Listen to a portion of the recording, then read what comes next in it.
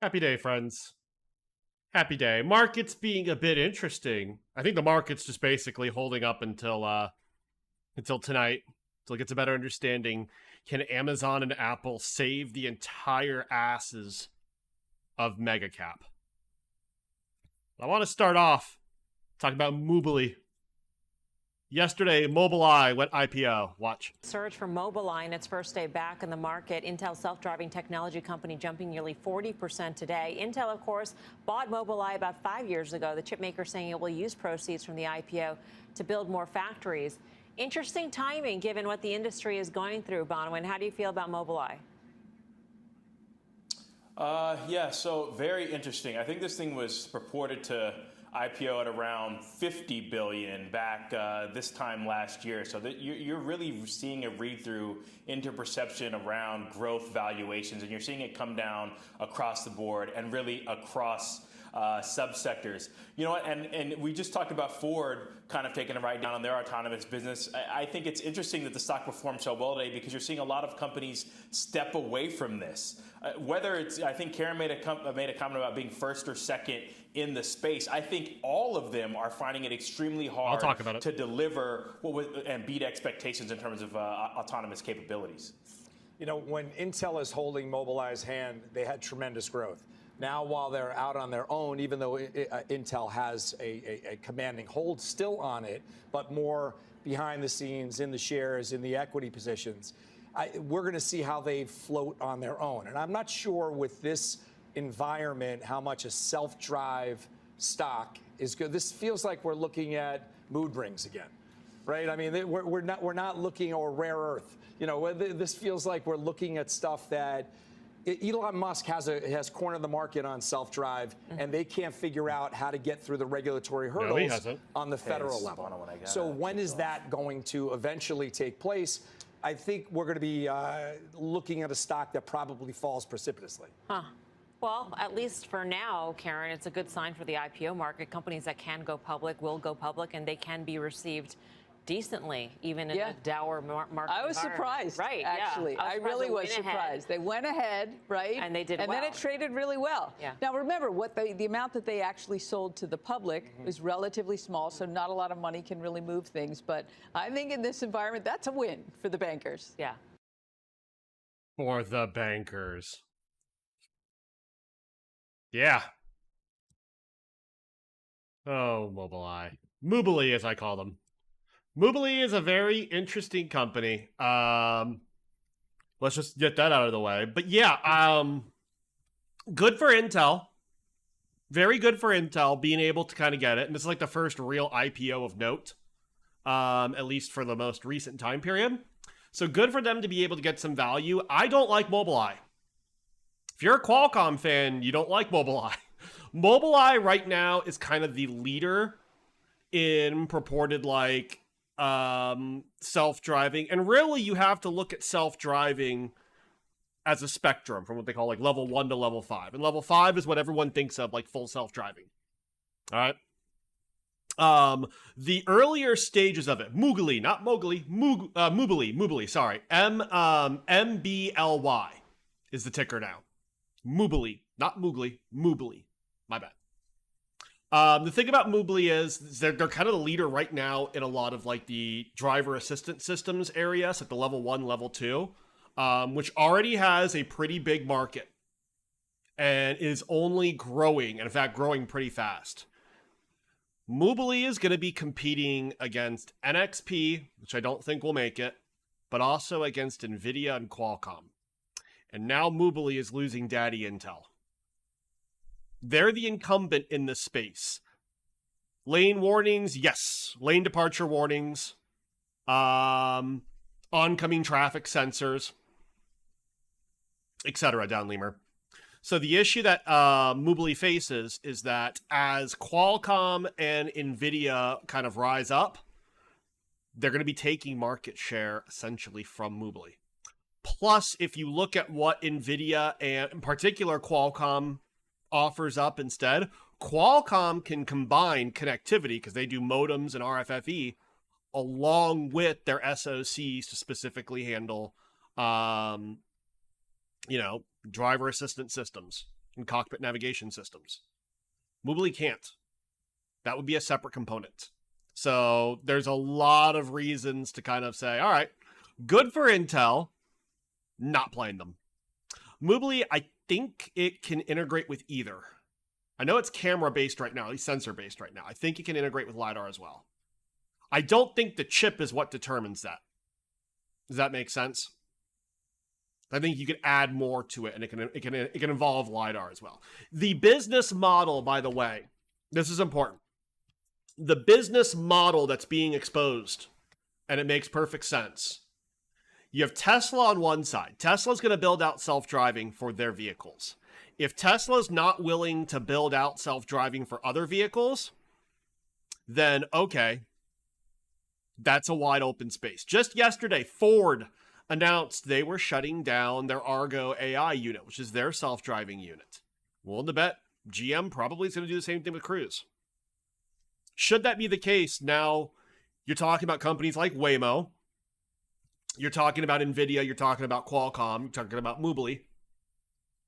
These are the companies that will be competing for the non-Tesla automotive space. So a company like Qualcomm can step in, or a company like NVIDIA can step in and sell it as a subscription service to the automaker, get that subscription revenue, and at the same time, not have to worry about building the rest of the car. And the car companies don't have to worry about becoming good at both silicon design and, more importantly, software. 404 server not found. Moobly is overpriced. Stiff competition in the current auto space from Bosch. Does Bosch do driver assistance systems? I know they do. They do a lot of auto chips. I know that. I don't think they play in this space, do they? I'm happy to be wrong. I know NXP stepping into the space. Fig, I'm old. Haha. Any thoughts on AbbVie earnings? No, I have no thoughts right now. Hey, Yamini, how you doing, my friend? Still in Apple calls? Yes, nothing's changed. Yep. This morning I bought and then sold some IWM calls really quickly. I only took like a 5% gain because it started doing exactly what you're seeing right now. And I don't fucking trust this market. I don't think there's gonna be a lot of movement. I bought just a couple more Apple calls. It's not a particularly big position. I sold all but one of my Twitter shares. Sold all but one of my Twitter shares. Right now for Apple, I have the November 18th 155s. So I've sold all but one of my Twitter calls. I'm now like 70 to 80% cash because of that. So yeah, I'm just watching the show. I did buy some Wolfspeed calls, November 18th, $95 calls, just to play the potential bounce. I did not have good timing. Okay. I probably bought somewhere around like here, but we'll see. Up here's Bosch's stuff. Thank you for this 404 server. Yeah. Bosch supports partially automated driver. Automated the driver. That's bad English.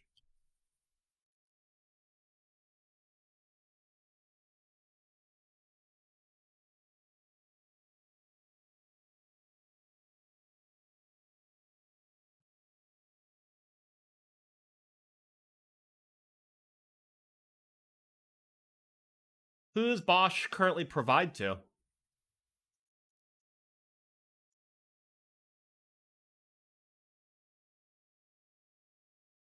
They have a multi-purpose camera, ESP module,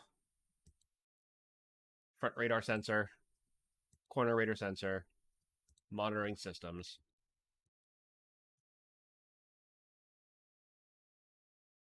Are they doing the brains? I don't see the equivalency of the SoC of the CPU.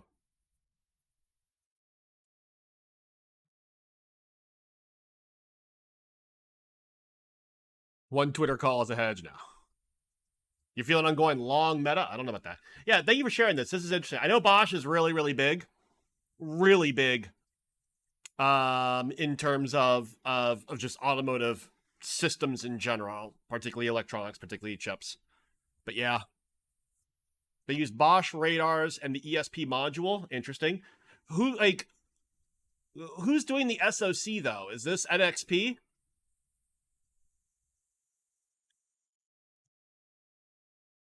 Yeah, Bosch will not sell a modem, but can add a brake part or interior design. Sounds about right. Rekka, no, it's my fuck around account. It's my fuck around account. God, look at this brutally. All right, so a lot of questions about onsemi. The best way to answer it is Wolfspeed. This is exactly why onsemi is down. It's because Wolfspeed, which onsemi trades in a pretty tight kind of relationship with. Wolfspeed, should it be down 20%? It's a good question. Wolfspeed is the most overvalued semiconductor stock. And the reason why is because you are buying a growth story here. You're buying silicon carbide.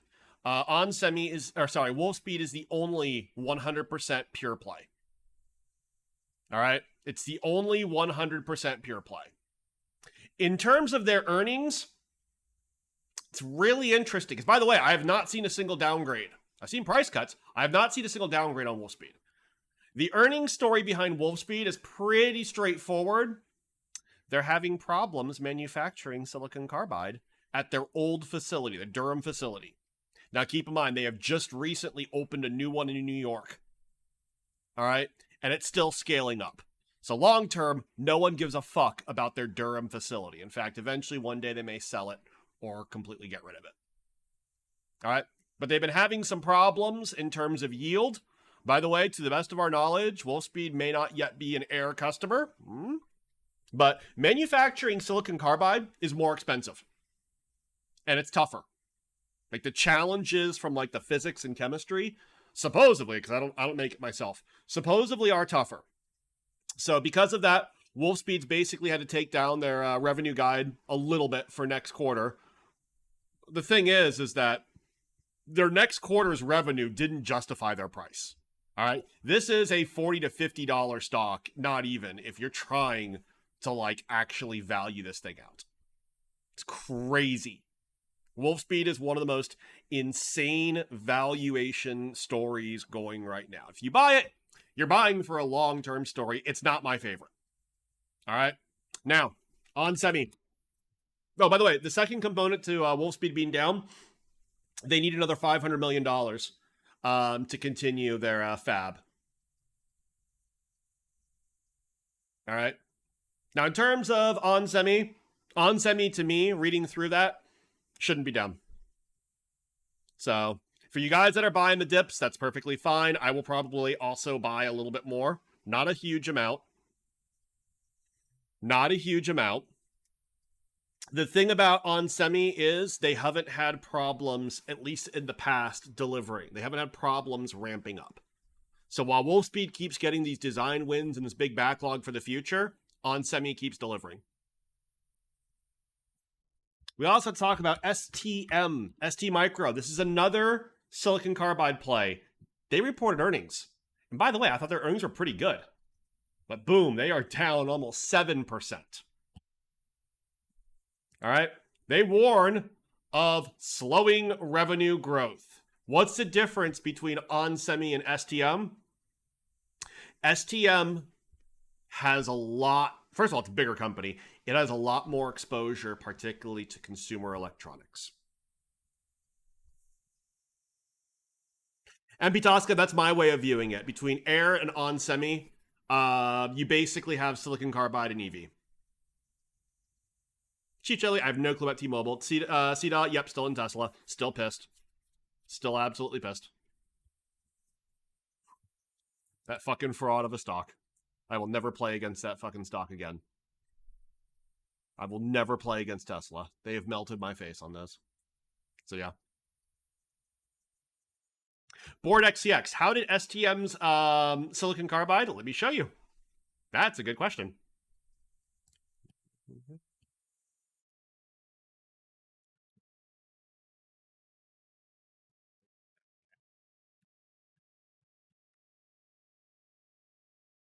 Well, my sources covered it this morning. No.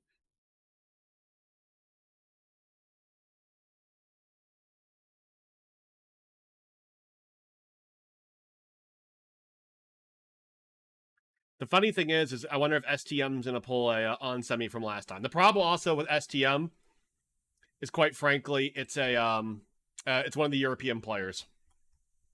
European, especially European chip companies, tend to trade at a pretty big discount, which is, I know, not fair. And I know, I'm not saying it is fair. It's just kind of how it is. Where's my boy? Hold on. Someone specifically, and I thought I liked it so I could pull it up. Apparently I didn't, so I have to find it again. Called out STM. I should just do ST Micro.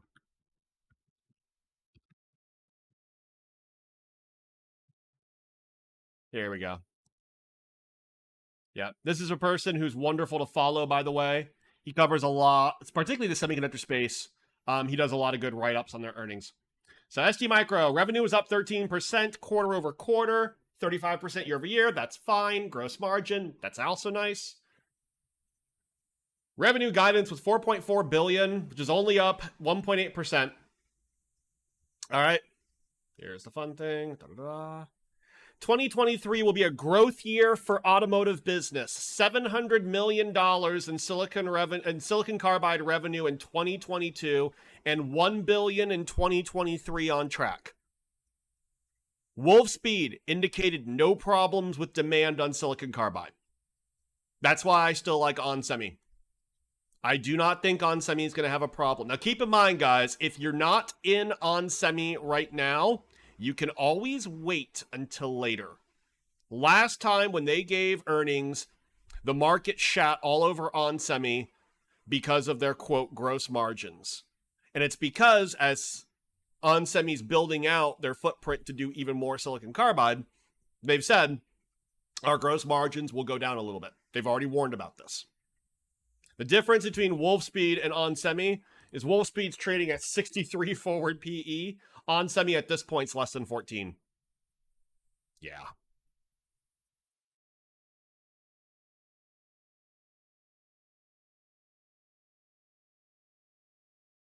Hey, while I'm making, do I think the market is reading too much into non-US central bank reactions to proxy for what the Fed will do?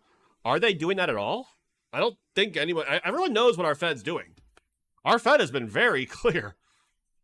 But all of these dovish hikes have happened because something broke in their domestic markets. Did Canadian mortgages actually break? I know there should. But anyway, still don't see the Fed backing off with unemployment so low and presumably inflation continues to be hot. All right, let's chat. Let's chat. While I'm making, even though I'm talking to you, this is not directed at you. All right. You think until unemployment hits 4% plus, like in the FOMC, talks about a Fed pivot is premature. No one's talking about a pivot. No one's fucking talking about a pivot. The only people talking about a pivot are the people that are, quite frankly, looking for justification as to why to buy puts. If you're trying to buy puts, don't buy it on a pivot. Buy it for growth slowing down. That's a fair one. That's a fair one.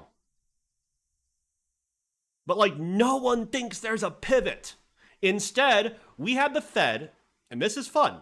We had the Fed last Friday through mouthpiece Nick Timros basically now formally float the idea of 50 basis points after the next meeting. Next meeting, 75. Nothing's changed. Markets price that in. 50 basis points, and the words paused were used. Now combine that with the fact that all last week, all the speakers from Meister, Evans, Bostic, Bullard, all of them has made reference to now risks of over tightening and that at some point it would be appropriate to pause. Not the word pivot has not been used fucking once. The only people who continually say pivot are really bears, which is fine. And I don't think the bear case should be pivot or not pivot. I think the bear case should all be about growth. Growth will slow down. To be fair, you think it's more about Fed pause? Yeah, okay, fair enough. Fed pause. But literally, while I'm making two things I think we need to be understanding is, first of all, they floated the idea on Friday. I mean, literally, they floated it right before blackout period starts. Now, I made a comment the other week, actually it was earlier this week, and I didn't know how true it was, but now I'm doubling down to think it was right. I was wondering if the fact that the Fed seemed very coordinated in presenting some of the more dovish scenarios last week, combined with the Nick Timros leak right before blackout period, I was wondering if they knew what the PCE data was going to show this week. Do you know what the PCE data showed? PCE inflation's going down. What was it, 4.6? We were at 6% recently. PCE came in at expectations. Expectations showed a decrease. Yeah. At this point, I don't know what causes inflation to go back up. I don't know what causes inflation to go back up. I know people keep saying, well, if the dollar gets weaker, all of a sudden we're going to see, we're going to see energy go up. And sorry, guys, I don't know if that's fully true. It could cause it. The more interesting thing is there's the energy report coming out that's showing demand is still strong for energy. Demand is still strong, which then plays into the idea that if you're going to play towards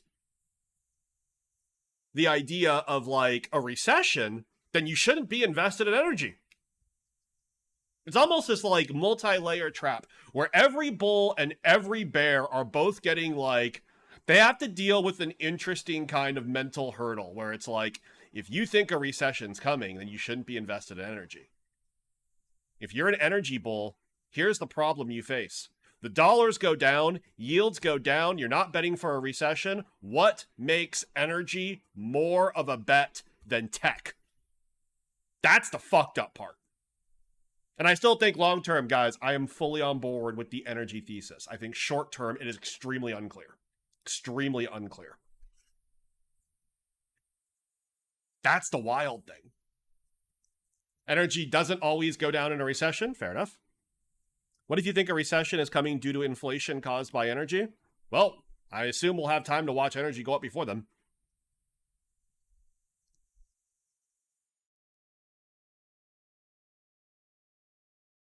Yep, a new war in the Middle East. Will it be in the Middle East? I think pipelines are more important.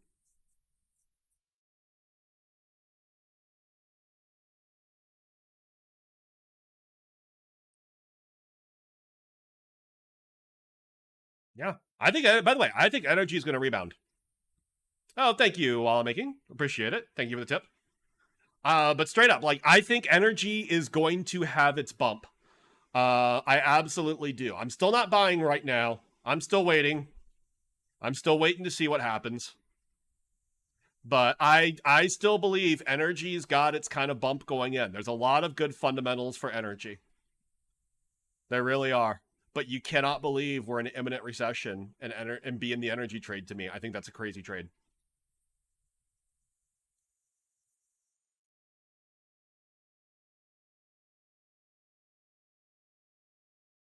Rad, it's an interesting one. Hey, Mr. Burnsy, do I publicly share my trades? Most of the time, yeah.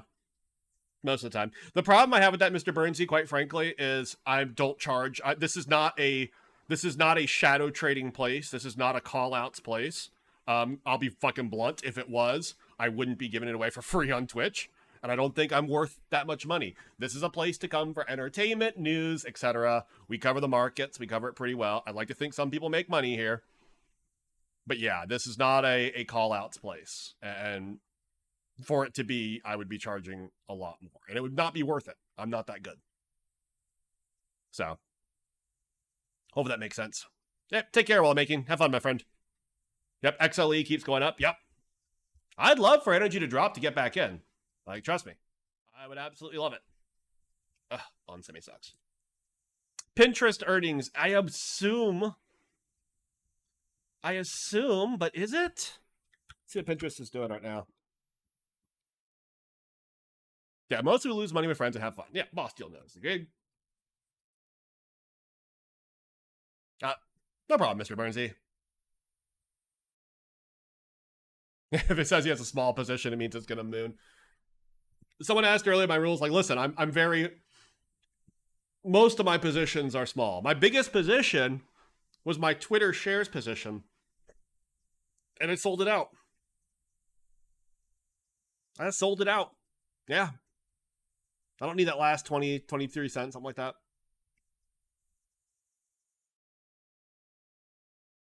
Yeah, Pinterest is a weird one. What's the good valuation for this? First of all, is Pinterest specifically based on advertising revenue? Because my God, like, there's no fucking way Google misses on ad revenue. Meta misses on ad revenue. By the way, did Meta actually miss on revenue? I don't think Meta missed on revenue. We'll cover them later. But then how does Pinterest do well? Ooh.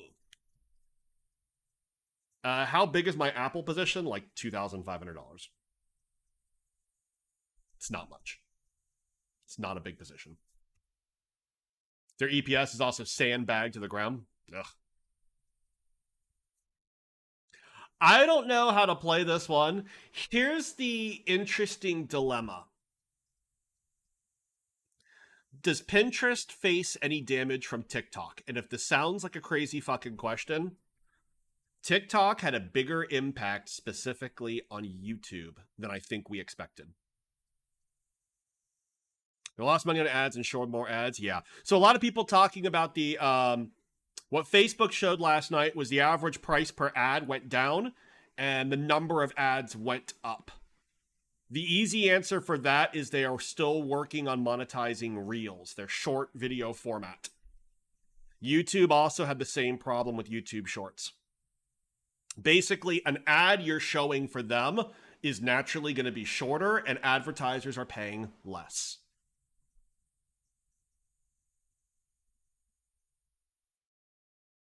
You keep hearing that younger generations use TikTok, Instagram, and Twitter as search engines. Sounds about right.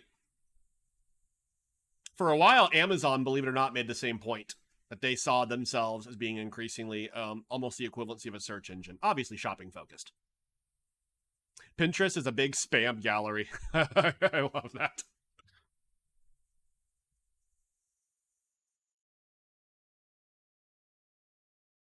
Funny thing is I don't have any AMD or NVIDIA exposure right now.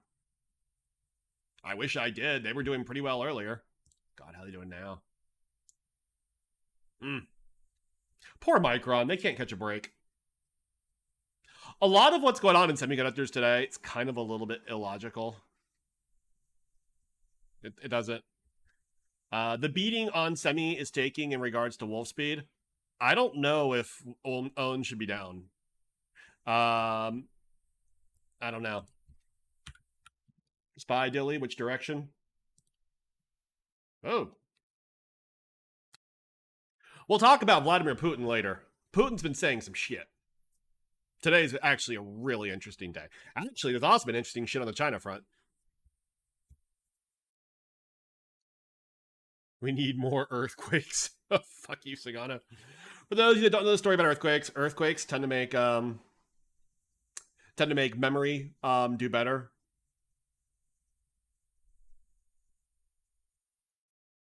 But yeah, in terms of Pinterest, I don't know. The stock is pretty much a dead body. How dependent are they on advertising numbers or advertising revenue? I think is a really good question. I'm not sure I'd play them. BlackRock pump? What's BlackRock doing? Any story here or what?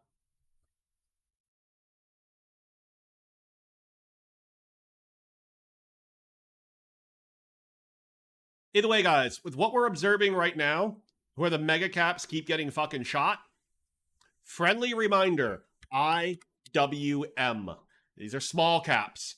Look at their daily chart. Okay? Look at their weekly. Okay? A lot of dead bodies to be found here. Small caps. Twitch stream, somebody expect pivot? Pivot or pause? We have to be explicit.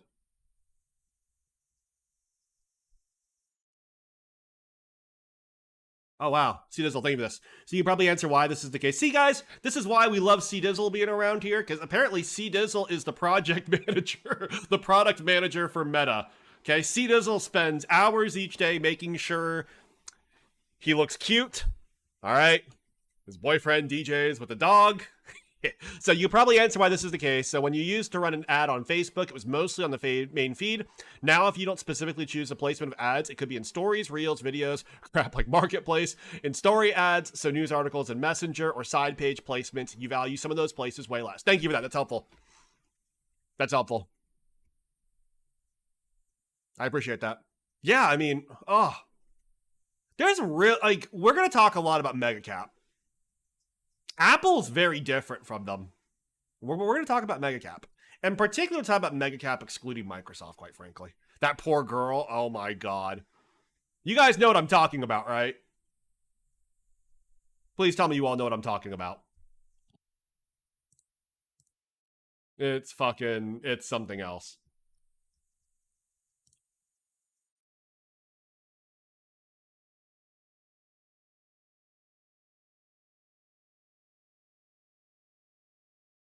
No, you don't? All right, I'll show you. Y'all gonna hate me for showing you, by the way. Oh, was that it? Yeah.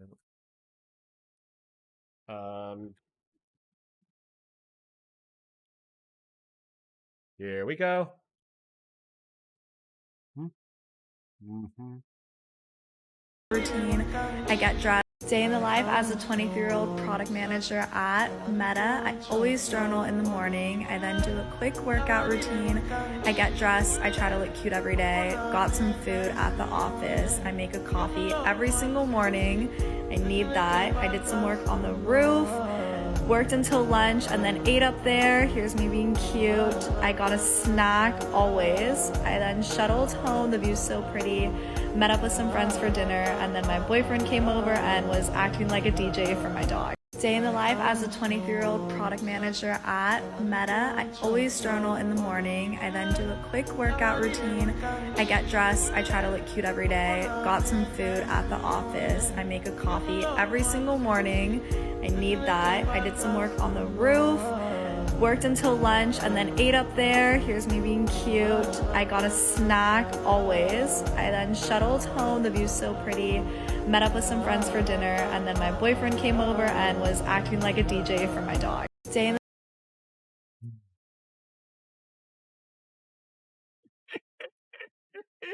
That's the story. Yeah, that's C-Dizzle, by the way.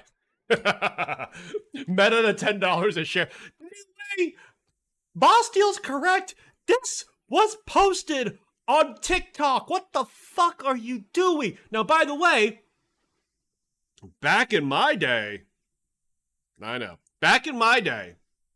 there were stories of Google employees who lived basically in trailers on the parking lot because if the servers went down, it was like a $50 million cost per minute.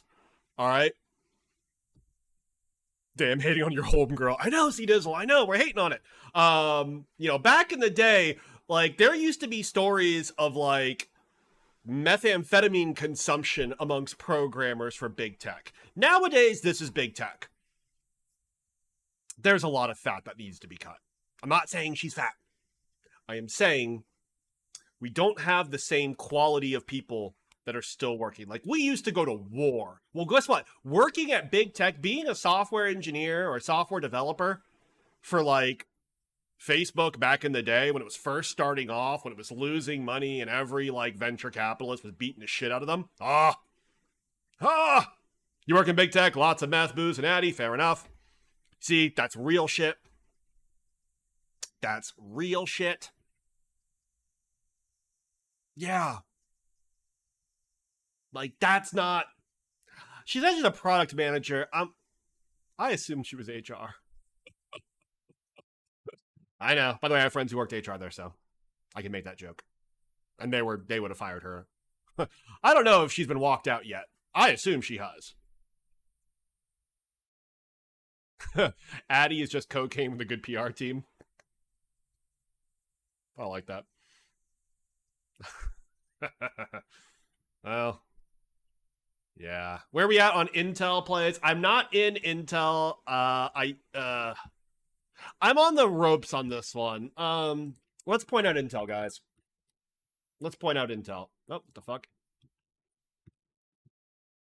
All right. Look at it. Already down 1.6.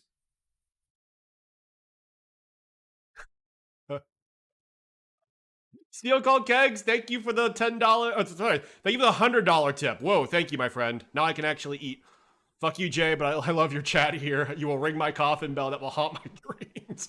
There are many others in the medical profession here and have serious questions regarding CCU and ICU. Fair enough. Please reach out. Yes. Yeah. Intel is a weird one, guys. Is it priced in? Their earnings should be terrible. Their earnings should be horrific. Okay? There's no fucking way you have Seagate pull the shit they pulled. Western Digital, which reported this morning. By the way, Western Digital is getting lucky here. They guided down, like, they gave the Micron. All right? Miss, guide down, inventory correction, PC market looks like shit. Seagate, by the way, may have been down so much because they're now accused of basically violating the US sanctions against Huawei and selling them hard drives. That's not good. That's not good. I don't know if Intel's dead. By the way, the impact of Mobileye, all right? Mobileye has lower gross margins than the rest of Intel. It actually improves their margins. Their margins will still look like shit. I'm probably not going to play Intel because I'm so scared. Like, first of all, do not play weeklies on Intel. There's the base case is Theta kills you. I assume there's no way you make money on that. What's SPY doing? It's trying to be a boss, but very, very slightly. It's not working hard. CDAW, does Intel own any Mobileye shares? Mobileye? Yes, they do. They own actually still a majority of it, my understanding is. Augustus, I think you are correct. Be cautious about being an AMD tonight, because, man, it's going to be unfair. Rekka, if Intel cut its dividend, would you consider investing in them? Actually, yes. Yes, I would. I think it's irresponsible of Intel to keep giving dividends. Put it this way. Intel is selling off Mobileye, which is a good asset. And they're basically forming that deal with Brookfield Asset Management, where they're basically getting rid of half of their Arizona fab complex just to maintain their dividend.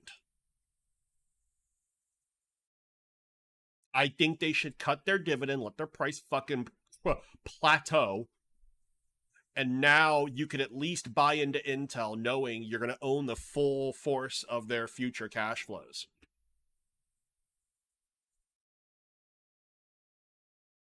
See that, dude? Would they dump to raise capital? Yes. Now they can. Now that Mobileye is its own entity. Now they actually can. That's what I would expect them. Two originals. Sorry you missed the combo. Intel puts. I'm not playing Intel puts.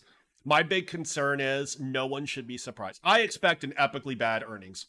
Guys, they're going to shit the bed to the degree that we have. I mean, they're going to make Amber Heard look like a neat freak. All right?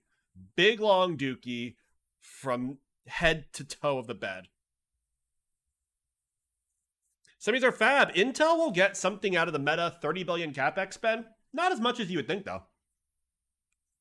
Augustus, how fair is it that there's so little differentiation between AMD and Intel? You know the answer to that. It's not fair at all. Yeah, you're laughing at that imagery. You guys don't come for, a PG-13 stream. You come here for bussy talk and occasionally some decent financial narratives. Yeah. When puts then, I think most of the puts, that most of the juice has been squoze.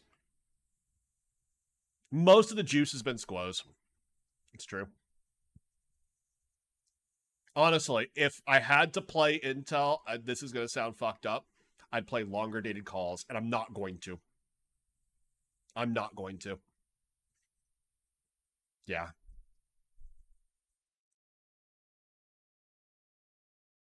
Yeah, Reddit swap. That's what they said about Meta a day ago. Oh, but man, did you catch those earnings, though?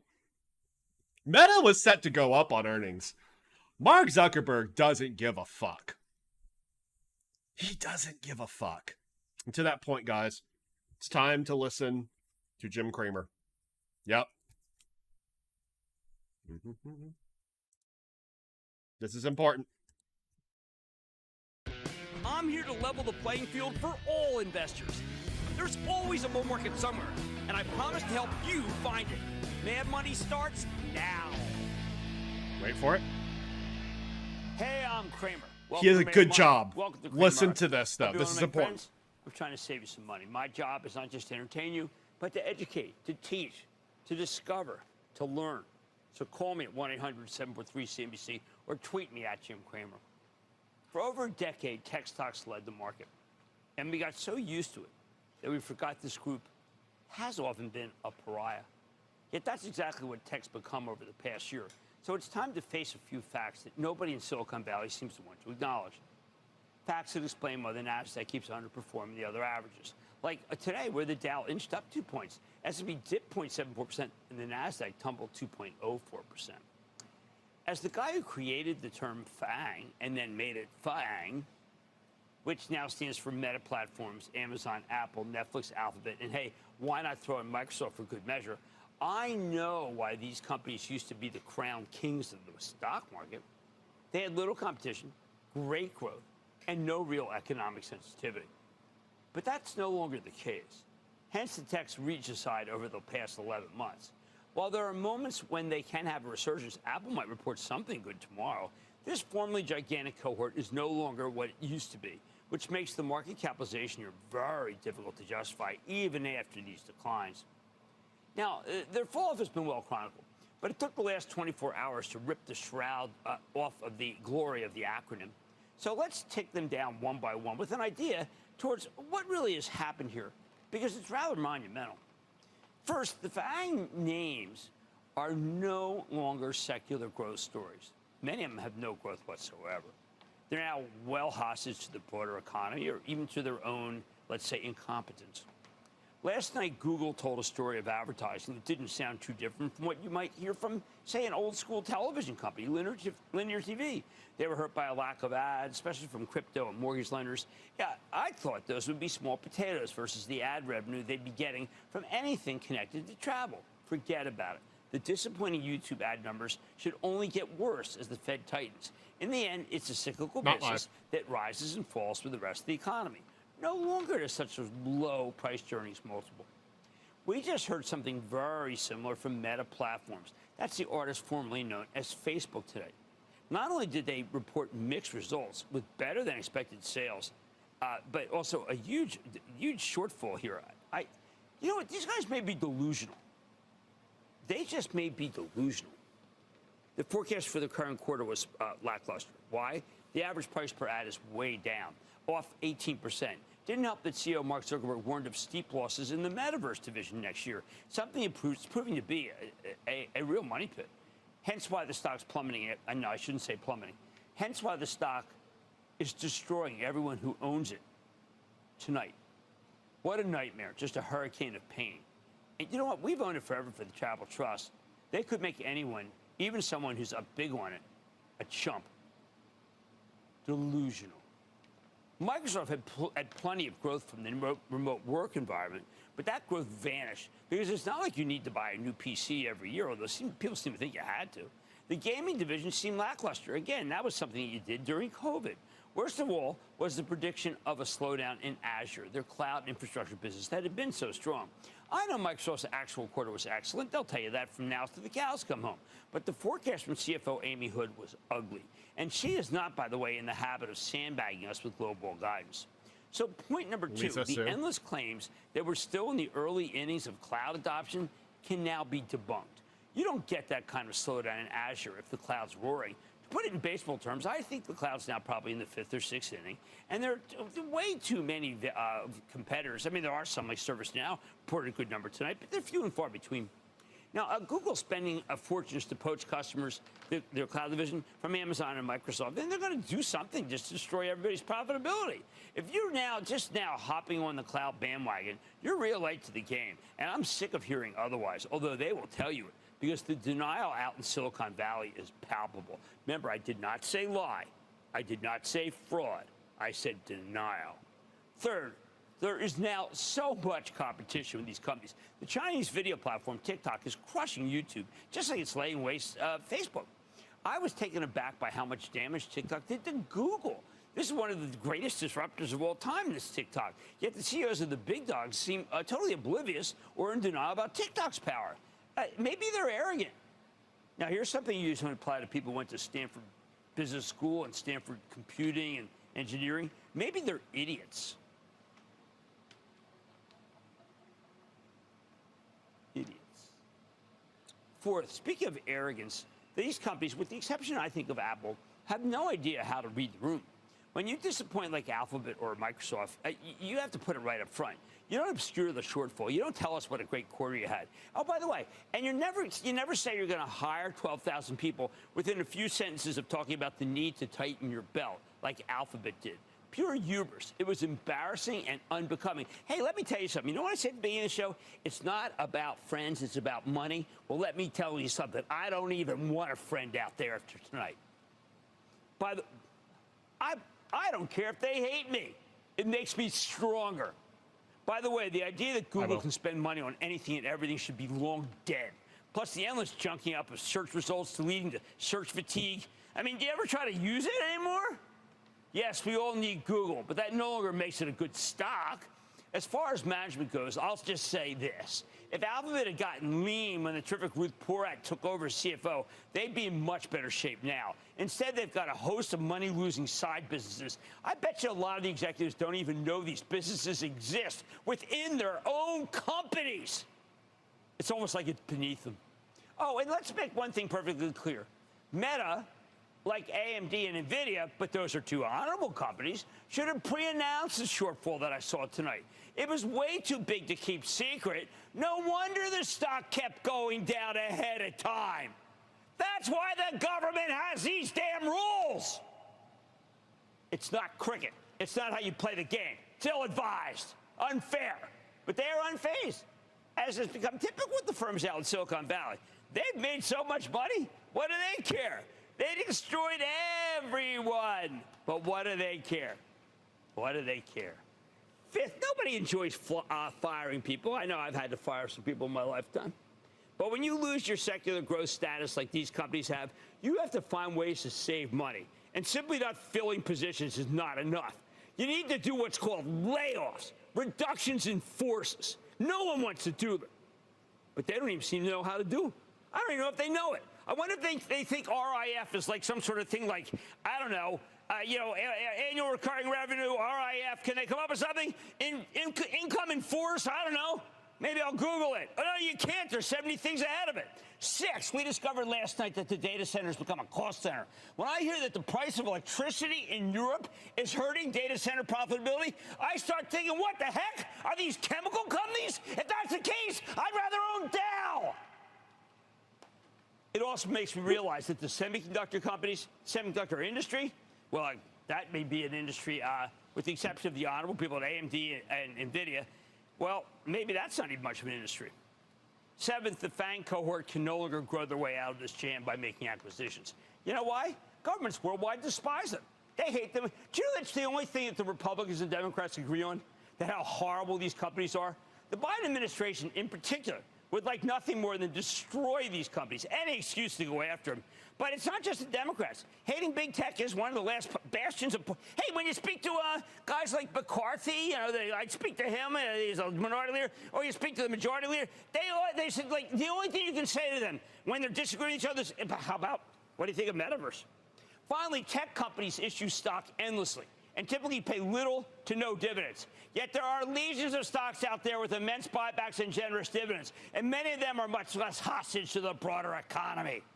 It's time to recognize that FANG names got too big. Can they turn things around? Sure, but they've really got to change the way they operate. Like we've seen Netflix rolling out ads to breathe new life to the business model. At least they're trying. I think Apple's trying. Now, some of these companies can be reset. Meta? I don't know. I think they have to change their name again. They really do. I mean, you can't be saying Meta. I don't know. How about Loser? How about Stuputa? I don't know. Anything, it doesn't even matter. I don't know if they can make a comeback. The facts have changed, and I have to change with it. I believed. I thought I'd be safe. I was wrong. Bottom line, forget being leaders. Big stocks are now followers in a post-COVID era, where we're learning that their earnings were far more inflated by the pandemic than we knew.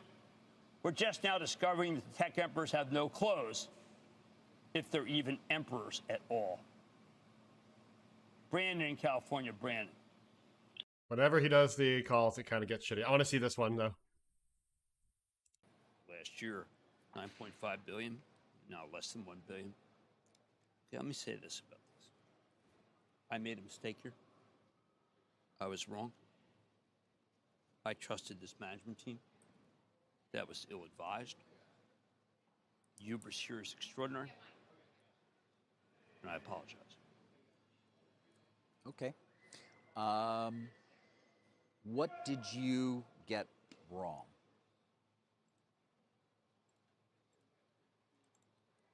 I had a belief that there was a recognition that there is a amount that you can't spend. Contrast that, for instance, with Jim Farley, who took a project that was his, Argo, and closed it because it was not ready. It was not near enough. This situation is almost a rogue situation. I had thought there would be an understanding that you just can't spend and spend right through your free cash flow. That there had to be some level of discipline, and I didn't get it. But David, what did I get wrong? I trusted them, not myself. For that, I regret. Okay. I've been in this business for 40 years, and I did a bad job. I'm not proud. You're not alone. Not proud. You're not alone, Jim. Morgan Stanley today downgrades it for the first time ever to equal weight, target of 105. They call it thesis changing. What happened last night? I think that's fair. When I discussed this with my wife, Lisa, because this is all I talked about last night, and how disappointed I was, not in them, but myself. I think that's true, was thesis changing. I did believe that there would be some discipline. I emphasized to them, actually, that I expected discipline. This is after the last But I video. wanna go This back is this again. morning. I made a mistake, and I was wrong. I trusted this management team, and that was ill-advised, and I own that. It happens. I appreciate that. You know, but you I don't have like it when it relationships with people that extend over long periods of time, and you believe what they tell you to some extent. Now, that But said, it was horrifying. Altimeter was right, and I chose to not overlook what Altimeter said. that was just this week. That was just Monday, Well, right? Yeah. okay, you're right. It's very easy, I think, and Morgan Stanley was right to do that. But I come out here and I try to help people every day, and I failed to help people, and I own that. And was I too close to the company? I did not think the company would be as ill-advised as to spend through what they had, Well, without any discipline whatsoever. As Carl said, you're not alone in being surprised by that. Many are, and that's. But why I the don't stock really is gonna care be low. about them. I I get it. screwed up. Savage. Oh, was she?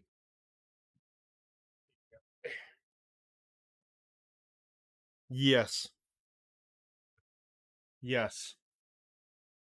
That's the story, guys, of Meta. That's why Meta's down, and they deserve it. Do you know what the big difference? Hold that thought, MP Tosca. You know you're correct.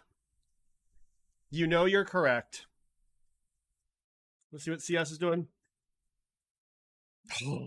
Oh, they have to issue new capital. They basically admitted that. Yeah. So let's chat. Mega cap. What happened? There's different stories here. All right. And by the way, when Kramer was going completely off on all these companies, I'm going to disagree with parts of it. Microsoft, the cloud is slowing down to 38% growth year over year. Jesus. that's still pretty impressive. You have a lot of companies who now, quite frankly, may have more options in terms of who they can go with for a cloud provider. I'm not sure I'd be that like worried. The bigger issue for Microsoft, it's twofold really. I mentioned yesterday it was that whole growth rate on Azure. They're dealing with the PC market being shit. Hold that thought, chat cat. Yep. But the other thing that's kind of coming up to me, I would point this out yesterday, is they are actively working essentially to steal overall enterprise market share. I think Microsoft you have to look at differently. Microsoft is an enterprise play that can sell many, many different products. They eventually want to become the one-stop shop for the enterprise. So if they have to take a few growth hits, revenue hits now, they'll do it. I'm a lot more bullish on Microsoft than Meta. For you guys buying the dip on Meta, by the way, this is going to sound fucked up. Meta, I think this same time last year had what? $8 billion worth of cash flow, free cash flow. They had what this year? Way less than $1 billion in free cash flow. Because Meta is spending so much goddamn money on the metaverse. They could have cut that spend in half, and they would have added $5 billion. $5 billion to free cash flow. Yeah. And by the way, for all of us shitting on metaverse spend, they spent what? $30 billion on stock buybacks at an average price of around $300 a share. All right. Meta right now is $100 a share. They threw away more money on their stock buybacks than they did investing in the metaverse.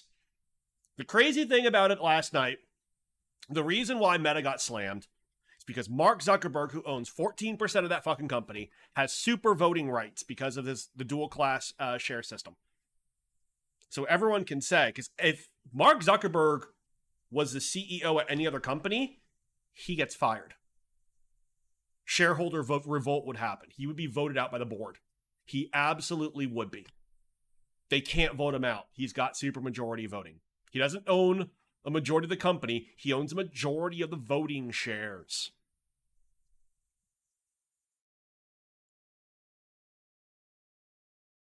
Soren Q like, does Microsoft and Google make sense to buy the dip? Yep.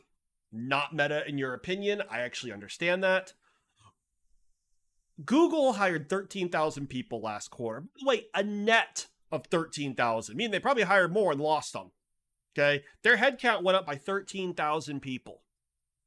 My God. What the fuck? Why? Why? Yeah, Player 01, there were 13,000 people just in the last 3 months. Who here would talk about hiring freezes at Google, hiring freezes at Meta, hiring freezes at Microsoft? Because every fucking one of them grew headcount. Every single one of them grew headcount this last quarter. None of them had a shortfall of spending. Zirconium, hold that thought, because my answer is going to be yes. I'm looking at it. Spencer says, you mean the story is megacaps are still spending irresponsibly? Yes.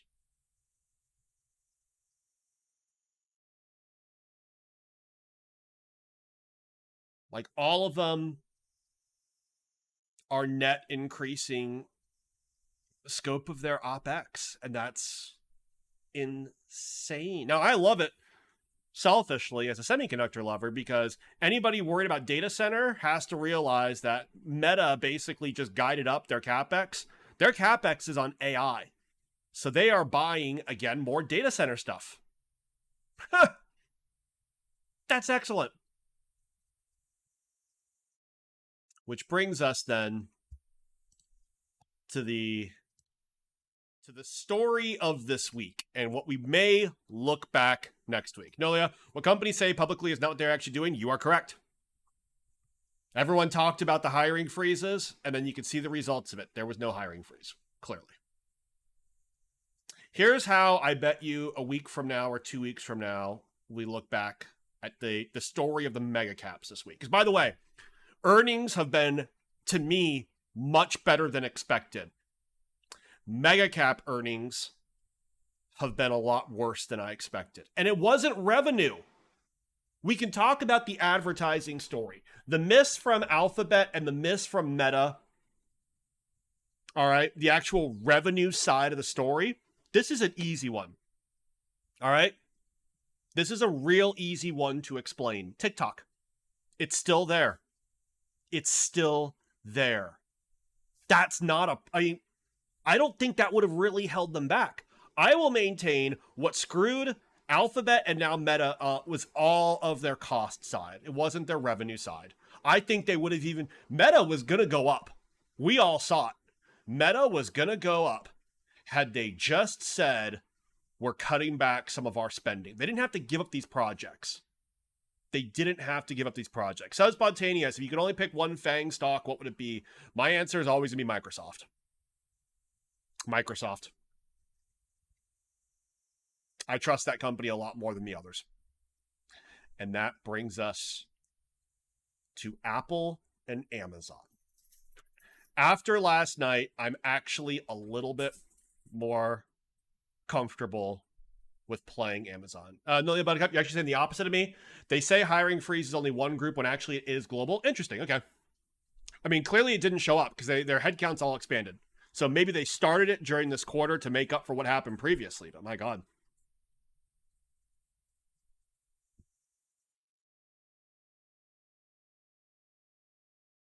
Prometheum, you think irresponsible is a bit harsh? Bad for shareholders right now, but it's in line with long-term business goals. These aren't coal companies that harvest cash flow and return to shareholders. I actually agree. I think a lot of the people need to understand if Meta doesn't find a new way to make money, eventually social networking is going to be a declining asset, particularly for ad revenue. There's just going to be more competition. So with that being the case, like, I get it. Like, if you invest in them, despite the fact that from a pure valuation standpoint, it's a very attractive company, you're not going to be seeing a lot of that money anytime soon. And you're basically betting on them executing for the metaverse. And I'm sorry, but against the metaverse, I think they're going to find a more difficult opponent, quite frankly, in Apple.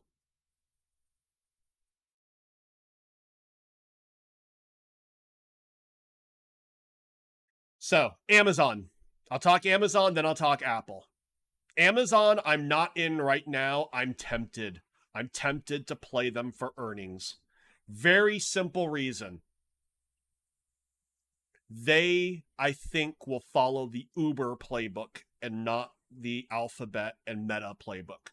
Uber, we played Uber a few weeks ago for earnings, and it was a pretty comfortable play, and I think we all did well in it. The easy answer was there was a letter released by the CEO of Uber back in the spring where they basically said the investing world has changed. We get it. We hear you. We're going to contain costs and we're going to focus on EBITDA and free cash flow. They said it early. They cut headcount quickly. They raised prices, and a lot of you guys are pointing out, my Uber's got more expensive. Yeah, that's why. That's what happened. That made Uber more trustworthy, and Wall Street loved their results. Amazon has hinted in the past they were going to start cutting back on a lot of their distribution centers. They're going to sell the distribution centers. All right? If you're playing Amazon, you actually are not playing their earnings tonight. What you are actually playing is what their guide is going to be for CapEx. Presume Amazon misses, top and bottom line. Last year, Amazon spent, $60 billion in CapEx. And they tell you, and by the way, $35 billion of that was for their fulfillment centers. And they tell you they're going to dramatically cut their CapEx. They can keep all of their CapEx on AWS and give back legitimately about $20 billion to free cash flow in the next year. I think if they say that, no one gives a fuck about their earnings tonight. They moon. I think they moon.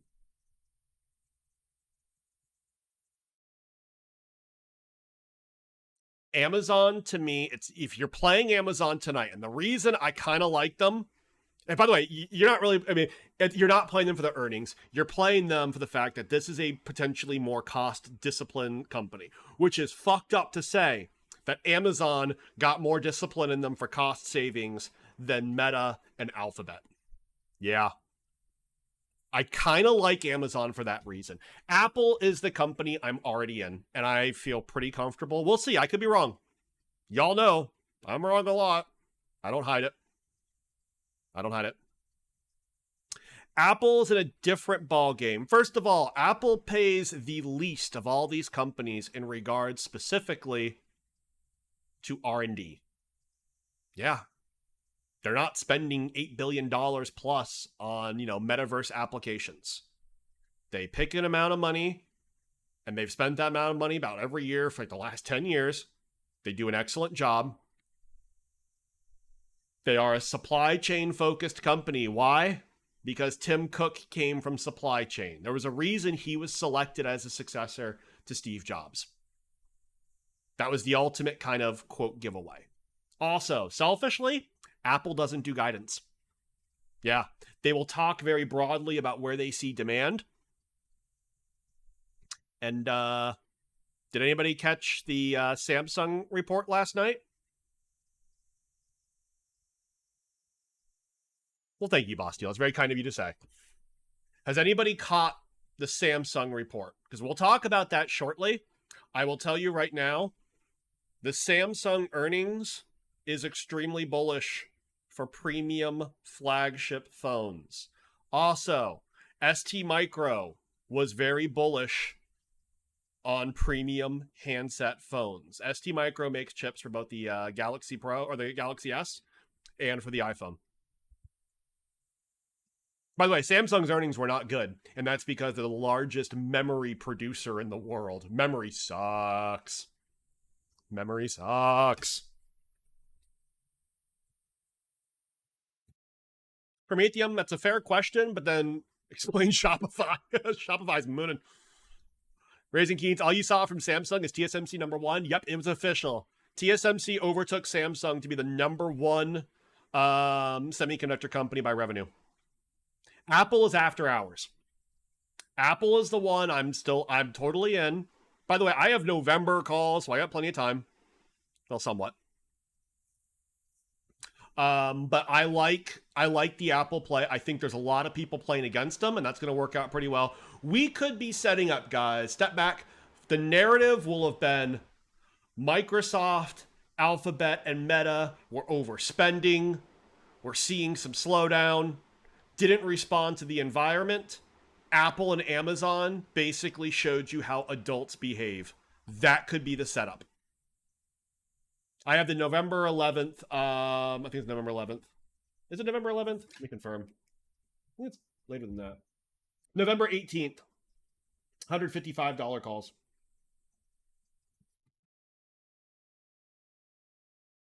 But yeah, I'm pretty comfortable with Apple. We'll see. By the way, it's not a large position. All right. It's not a large position. If it loses, I still more than covered it with Twitter. Thank God. But yeah, it's bigger than my puts position against Tesla was.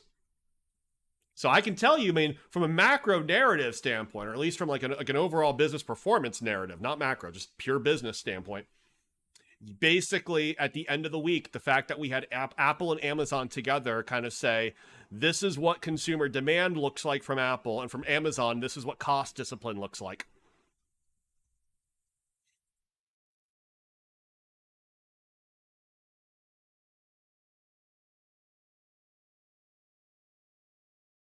You keep coming back to their buybacks. Like, even if Buffett stops buying Apple, they're going to keep buying themselves. Yep.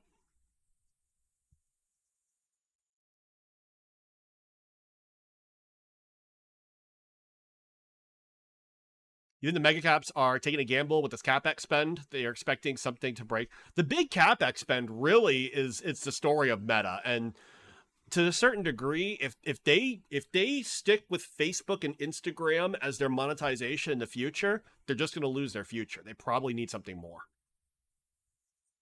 Zirconium, I've not heard anything new about TikTok being banned. It's just sad to think the majority of equity gains these past 2 years is solely due to QE and rates. Partially. But it's hard to say if that's really true.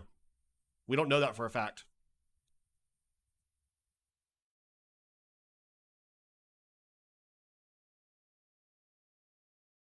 I think from the overall market, you can probably say that. But from like individual companies within, no, some of these companies actually did good strategic shit.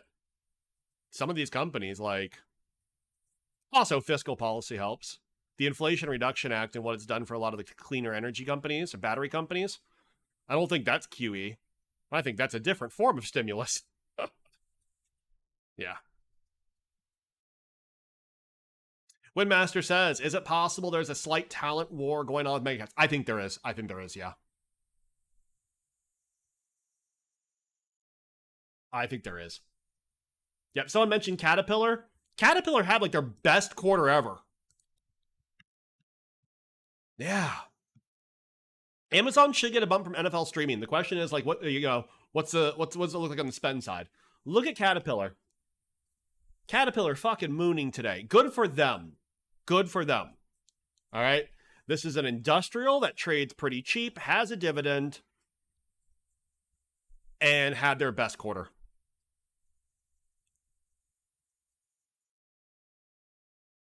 You take my lunch money next time? Fair enough, Santos. I agree with that.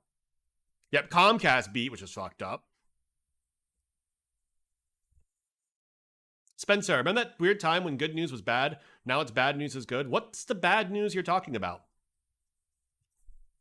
Yesterday, the report came out that, Atlanta's GDP Now forecast was going to be over 3%, and the market died. That made no sense. That was good news. And by the way, Atlanta GDP was wrong pretty big.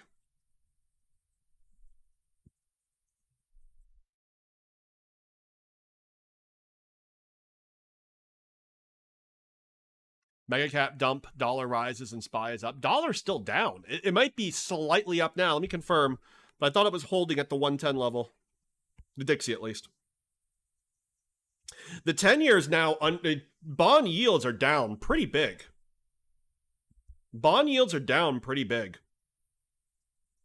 And while mega caps themselves may have sucked, I mean, Microsoft beat. All right. Despite their currency headwinds, despite the PC market being the obvious candidate of benefiting from COVID pull forward, they still beat. Yeah, I see Dixie's up, but it is still like, compare the Dixie on the monthly chart, and Dixie is slightly up from the bottom. We were at 114, 3 weeks ago? And just last week, we were at 113, and we're now just above 110. Why bond yields down? I don't know. Someone say money? I don't know when the next PC market is. It could be next summer. I don't know.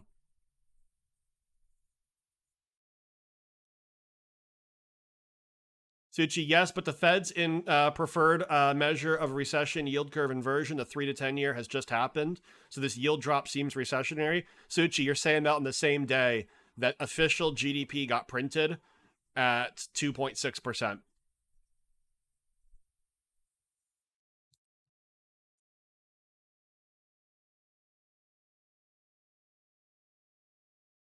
Ronap, tell me you didn't buy Metacalls. No, I did not. Volume on CLF March 2023 puts. Interesting. Swinmaster. Bond yields down. Could be foreigners buying because the EU is hella regarded. Yeah. Yeah.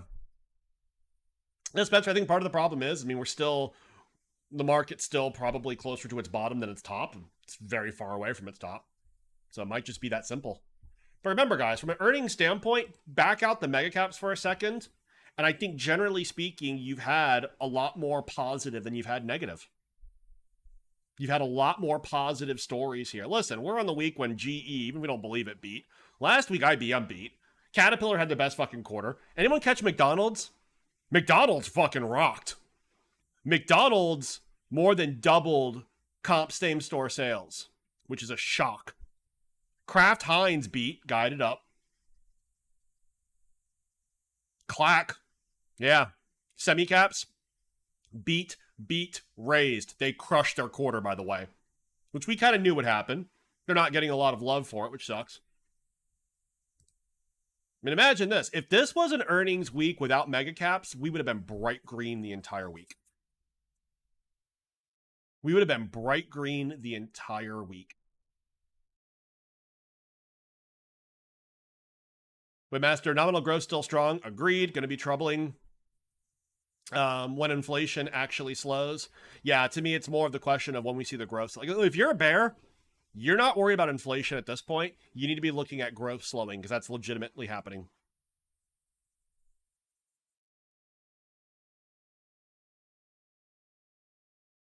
Spencer, you seem like the market is holding blinders to bad news. I think the market's been a little bit more logical. I mean, look.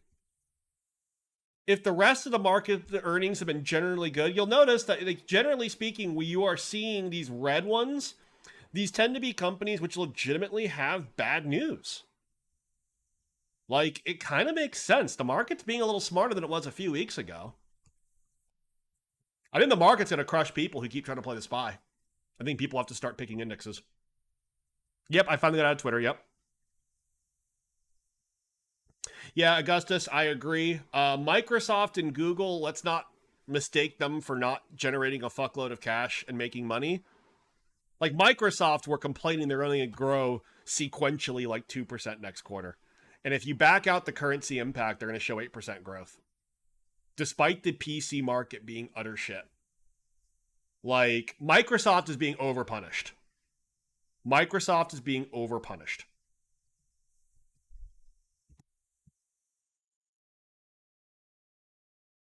Hot take, McDonald's being up equals recession-ish.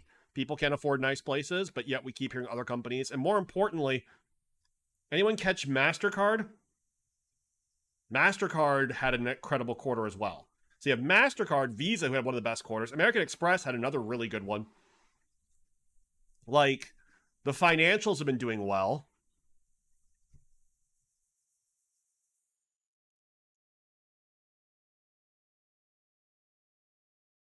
Yeah. Credit Suisse. Estimated loss, 500 million. Actual loss, 4 billion. Holy shit, that's a shitco.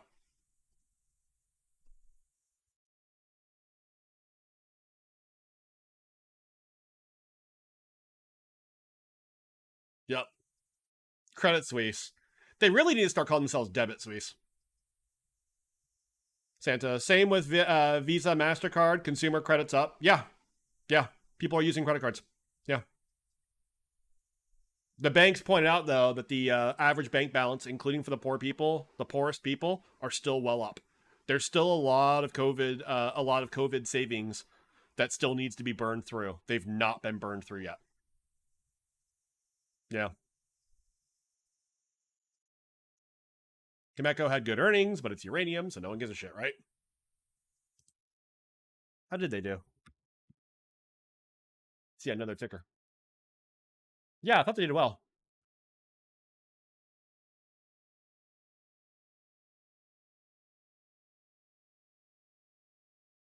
Merck seems to have done well. Look at this. This is a fucking chart. Drugs are the safe place to play if you're worried about recessions.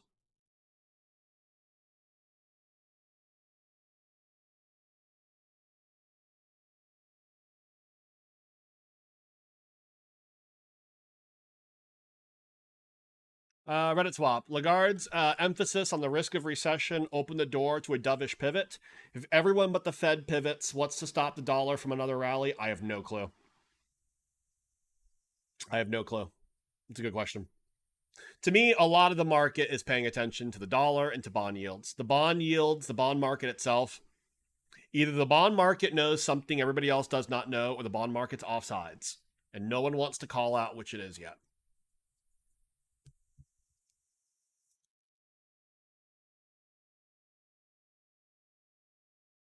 Yeah, the fact that the 10-year dipped, believe, 4. It's pretty interesting.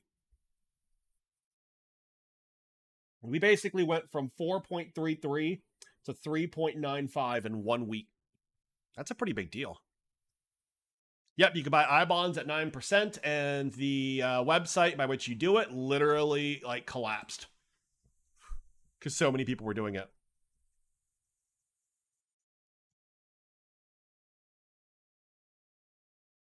I'm with ChemLife. By definition, everyone else pivots first.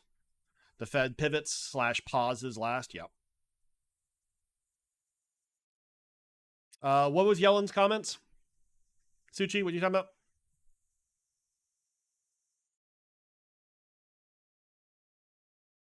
Soaring Kiwi. Couldn't the bond market just be behaving normally as buyers? Now it is. Now you can make that argument. But before, when no one was buying bonds and you're pushing the 10-year to 4.5, you're like, okay, that's getting pretty interesting. I thought it was kind of a gift to boomers. Boomers could buy a 30-year maturity for what? What was the yield on the 30-year? The 30-year right now is 4.1. Imagine, like, boomers are getting another gift.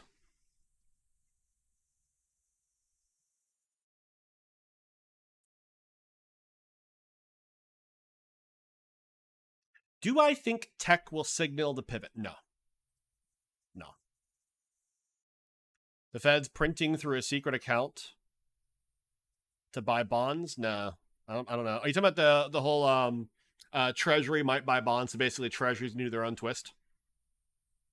It's an interesting concept. I don't know if it's happening or not.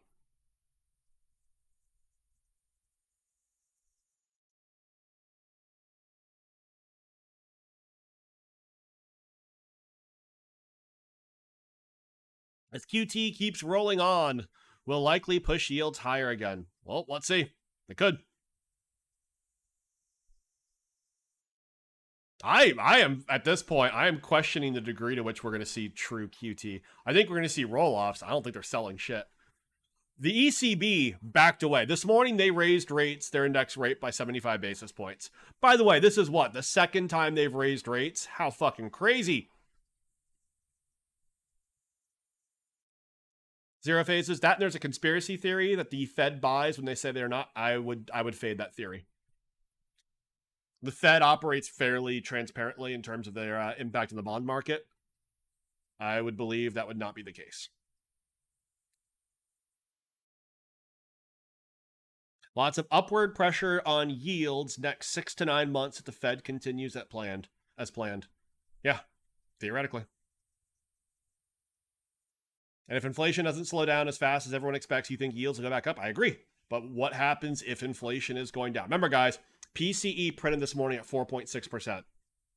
That's important.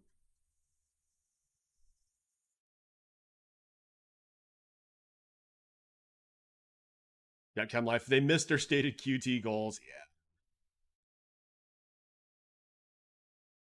Down Lemur, that's my bet. And I think at some point, I'm almost questioning their ability to continue, particularly if every other country basically gives up on trying to fight inflation. By the way, because some of these countries are already seeing inflation come down, which actually lends credence to the whole transitory argument, the supply chain related argument. So if that's the case and all these other countries keep going through with that, then the U.S. all of a sudden, do they keep pushing forth with at least the stated goals of QT? They just hold off. Don't do anything on the QT side.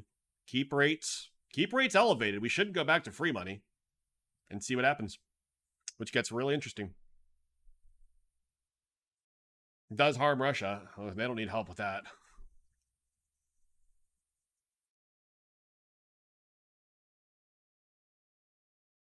Aren't the ways they calculate PCE, CPI, etc. horseshit? Everyone complains about them. Everyone complains about them, yeah. I mean, they left out a bunch of categories that they used to measure. I think they change around the,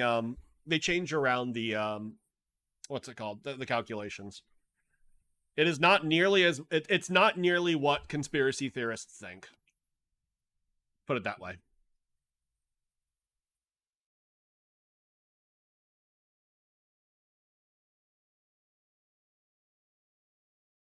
Yep, Suchi, you know BlackRock published a paper on how the Fed will have to backstop in the future in case of downturn before Corona, and the Fed followed? Yeah. Yeah, the Fed did very... I mean, you guys realize in March in 2020, like, we had one of the fastest downturns basically ever. Like, wild. Wild.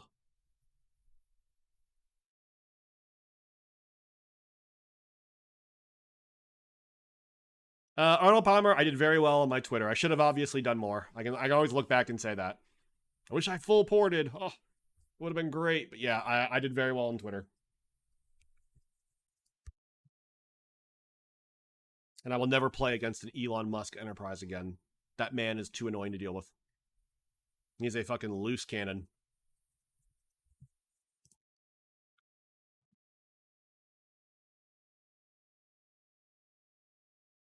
It's still fun, like, even up until, like, last week, there were so many people who continually felt Elon was going to pay $1 billion and walk away from the bill. And it's like, no, if he could, he would have done it.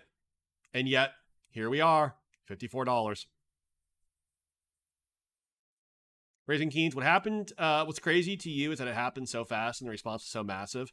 We just barely met the requirements for a recession, even though GDP fell off a cliff. We didn't. What do you think the definition of a recession was again? Because we didn't meet it. NBER called it a recession, despite the fact we did not have 2 quarters of GDP contraction. We didn't have 2 quarters. The NBER still called it a recession. Yeah.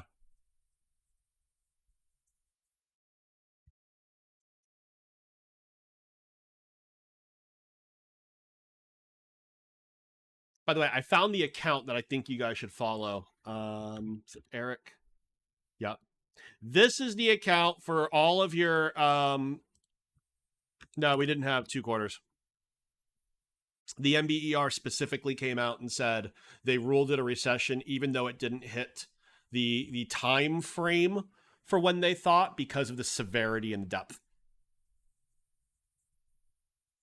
This is the account you should follow. It's a really good account. He posts basically the kind of the stuff that the NBER looks at when trying to determine if we're in a recession or not. He does it in real time. He says the same thing that I've been basically telling you guys for months now. The previous 2 quarters of negative GDP growth were driven by import-export balances and inventory buildup. It was not real. We shouldn't have had negative prints. So when you look at today's plus 2.6% print, our economy is not that strong. 2.6 is actually over impacted by the last 2 months, the inventory buildups. The real recession still comes next year, but he points out the different things that are looked at. So like real consumption plus investments, one of them, real residential, but there's like 6 dimensions. I know real consumption plus investments, one of them that the NBER looks at. And all of them, by the way, are generally speaking trending down or flat, but near the pivot point to where you would call it a recession. I think 2 of them are actually negative. So you can see we're actually closer to a recession, believe it or not, now than we were when the prints were negative. But everyone who keeps saying like, oh no, too negative, that's always the definition. No, it's fucking not. Those people are wrong. The real definition of a recession has always been NBER calls them out. Yeah. Raising Keens, you're right though. March of 2020 was the shortest recession ever because of just how amazingly bad and devastating it was. Yeah. Crazy. There's another post that I think I liked. Did I not? Have I been fucking up today? I think I've been fucking up today.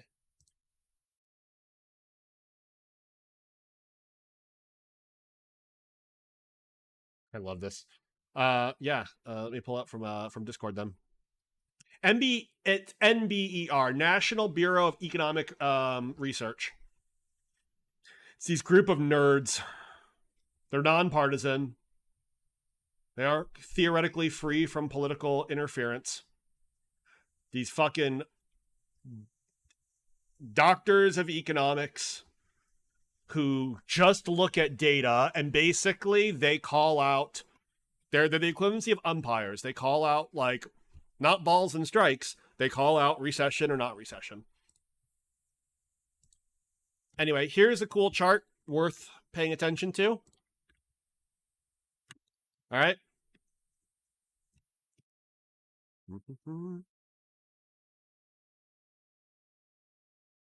Look at this. Components of final private domestic demand. This is looking at things in my preferred measure, which is chained dollars. So basically, you're not looking at a year-over-year percentage chart, which always does it looks scary as shit. All right. Look at how devastating COVID was. All right. Look at how devastating it was. In real, like in chained dollars, not looking at percentages. Okay. Basically, in 2020, domestic demand plummeted to under 2015 levels in absolute sense. Raising Kings like that. NBR is basically Puxatawny Phil, but for recession instead of winter.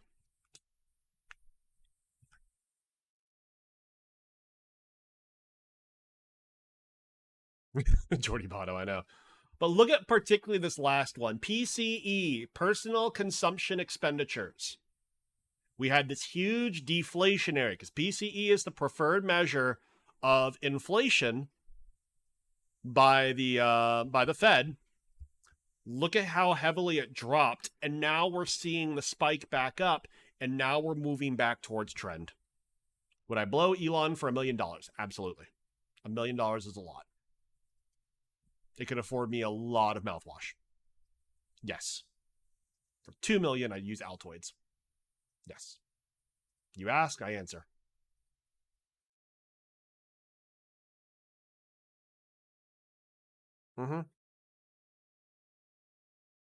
But this is kind of a cool chart where it just really shows you, I mean, everything that we're looking at, would I take a horse? Absolutely. Wait, is a horse is less than $1 million, right? No. $1 million. What if it gets taxed? No. I have respect. You take $1 million plus a horse. I like the way you're thinking. Either way, guys, look at these types of charts. The point that I really want to make to you guys is that a lot of what we're seeing right now is not some crazy, like, you know, financial doom or, quite frankly, a magical boom period. We're just seeing an adjustment to normality post-COVID. COVID was destructive. I mean, look, in real terms, domestic demand drops 2015 levels. Personal, like, you know, PCE, inflation basically dropped, you know, under what, 2016 levels? Ooh. New low of day of the QQQ? Damn. They're taking it. They're not happy. They need some milk. Yeah. SPY's only down this much. Apple is down 3.4%. Oh. Oh, Farmer Jim's for full appreciation. You closed air covered calls this morning for 13%. Well played.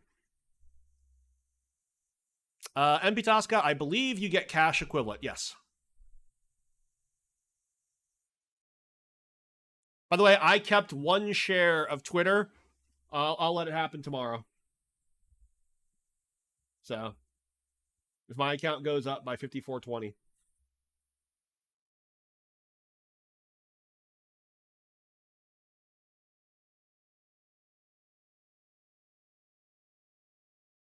Look at this. The mega caps are just drilling the Qs. Healthcare is not doing particularly well.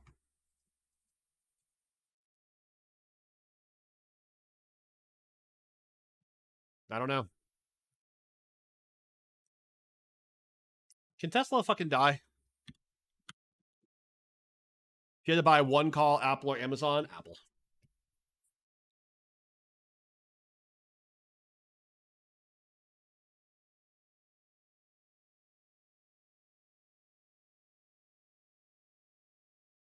Windmaster, you're partially concerned that tweet you sent had a 10-year average GDP growth rate of 2.1%, but that was an era of very low government borrowing rates. What was our GDP growth rate in the prior decade?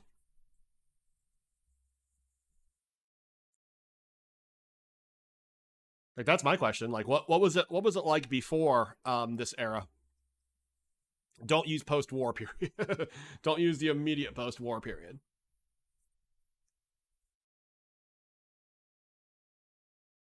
I had always associated the U.S. with a 2.5% growth rate. Maybe that was wrong.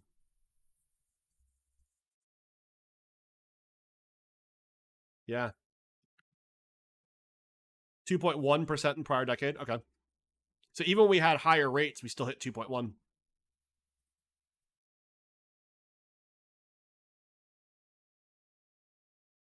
Apple's about to hit its 20-day.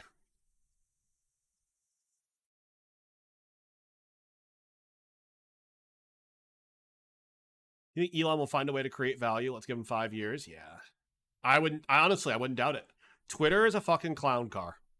I think Elon will end up making Twitter more successful. I really do.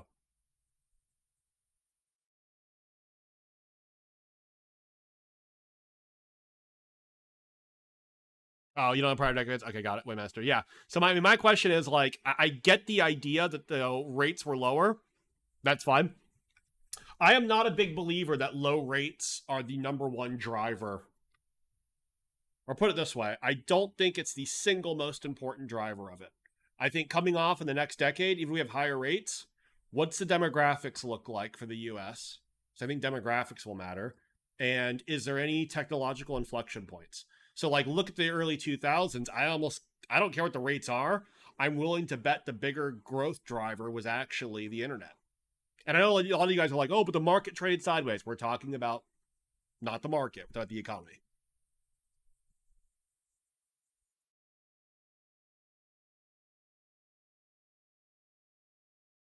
$152.5 on Apple here. Yeah, you don't have to go for the 155s. Yeah, you can go cheaper. It's probably a smarter call, yeah.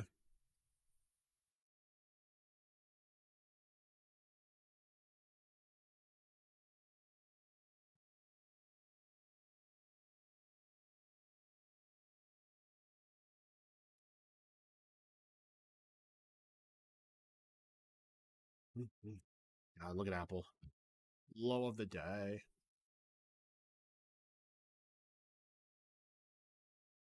You're just worried about a potential Japan, but obviously we have better demographics, so we probably land somewhere in the middle. Yeah, I mean, it's weird when you look at, I mean, a lot of companies are still bullish.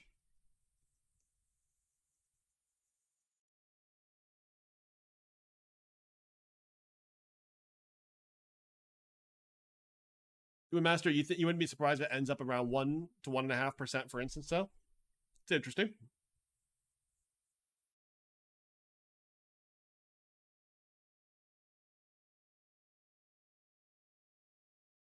Raising Keens, do you think growth dictates rates? That's the weird one. Generally speaking, like basically ever since like 2008, the lesson that was kind of learned is that, and we've seen it beforehand, was rates you use to spur demand, i.e. push growth. That's why when growth gets too high, as measured obviously by inflation, people look to raise rates to basically lower it.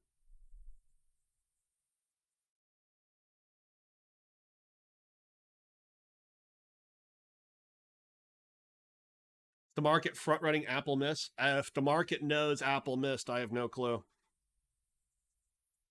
What do I think about Airbnb earnings next week? I have no clue. Does anyone have a chart for next week's earnings? I'd love to see it. By the way, I'm going to shit on oil for a second. Not oil, especially not you guys. You guys are smart ones. It should be a national scandal that Biden is emptying out our entire strategic petroleum reserve just so he can inflect gasoline prices to win short-term favor with voters ahead of midterm elections. How dare a politician do something to lower prices felt by Americans during inflationary time periods just so he can win votes? That's literally the definition of democracy. Yeah. And separately, I'll point out Biden's used up about a third of the national petroleum reserve. He hasn't used it all. He hasn't drained it. Yeah. It's such a bad take. I know.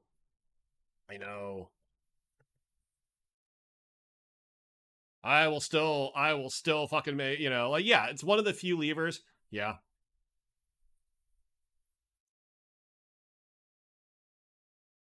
It's the idea that Biden should have spoken nicely about oil execs 2 years ago, but no, he can't go ahead and actually release the Strategic Petroleum Reserve. That's one of those arguments I find a little bit absurd.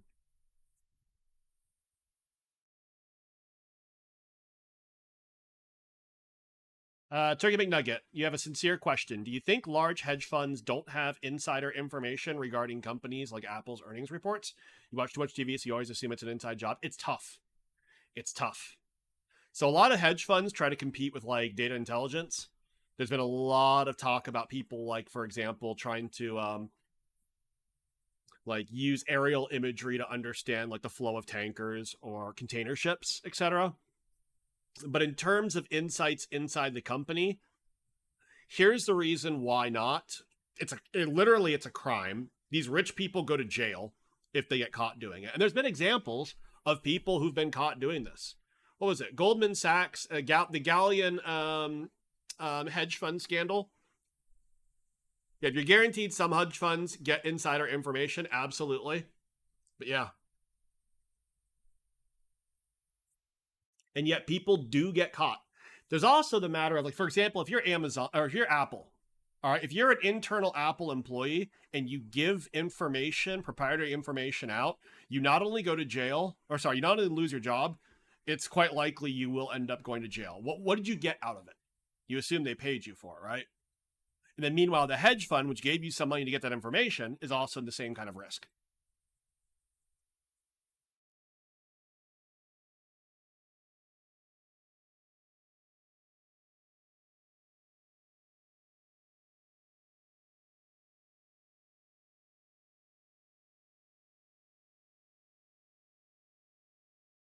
Next week's ER calendar. Thank you, Mr. Palmer.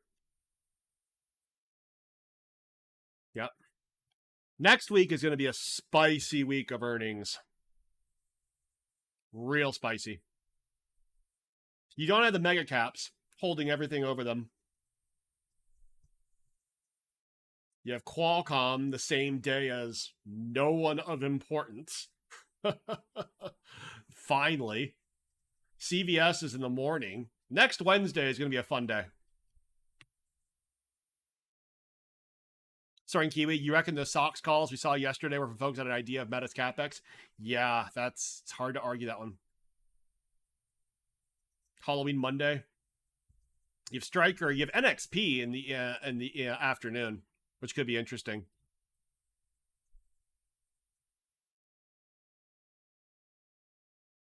But yeah, another, without the weighting of mega cap, again, with the consumer, how does Mondelez, how does Hershey's, how does Starbucks do? Starbucks also is a question of China. You got healthcare, which should be relatively steady. onsemi, you know, I love them. Arista Networks is interesting. Molson Coors, Uber's next week. Wow. Oh God, Match. I assume Bumble's up next week as well. I don't see them on here. Twink will bend us over. Yeah. It's the end of month rebalancing. Oh shit. Is the end of month rebalancing, does it specifically occur Monday or is it starting to occur tomorrow?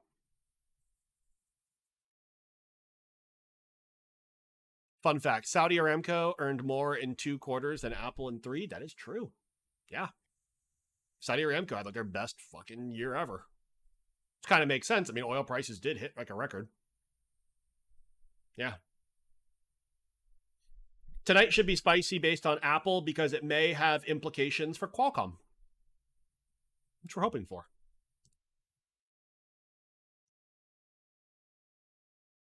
Where's Penny? Yeah, he's balls deep. I don't think he's balls deep in Twink anymore.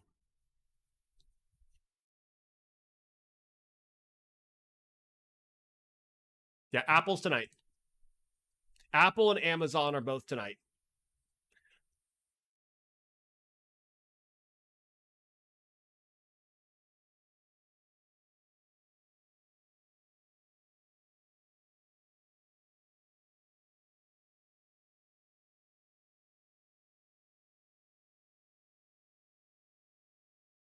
Putin, Russia is ready for talks on Ukraine. Talk to Ukraine. Talk to Ukraine. Oh, look at this CapEx. Oh my God. This is good for Nvidia and AMD and Marvell and Arista and Broadcom, but it's very bad for Meta.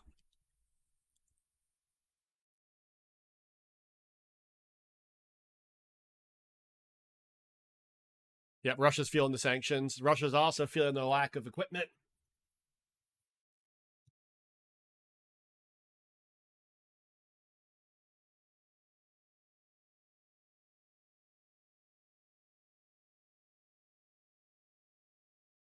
Ukraine and Russia too far apart. Talks aren't likely. Well, now, I mean, Russia's saying they want to have talks, so it's like, all right.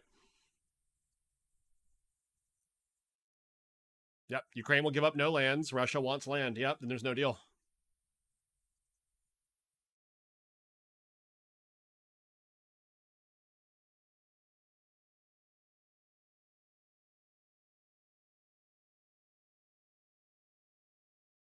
War ends, copper dubs. Oh, that'd be so good for copper.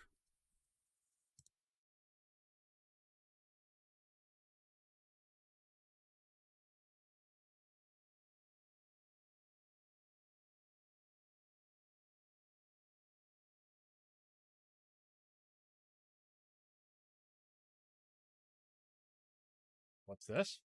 ECB wasn't unanimous on hike. Didn't want to signal future pace. Oh, God. Apparently 3 policymakers wanted a smaller half-point step. That would have been very bad for the market, even though the market's already dying.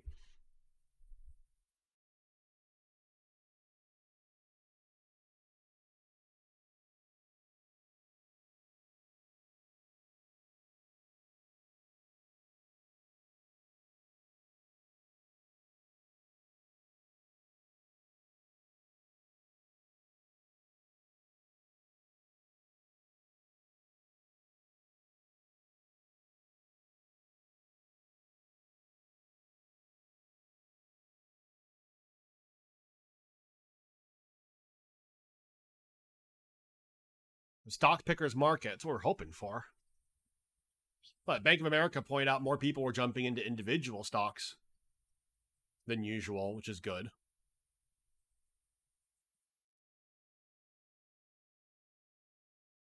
Jordy Botto, you wouldn't be surprised if Putin offered to leave all of the continental Ukraine in exchange for Crimea and fresh water. Yeah.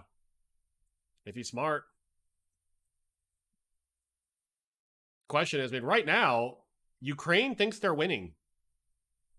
Ukraine thinks if this goes on, they'll chase Russia completely out of Crimea as well. So it's a weird one.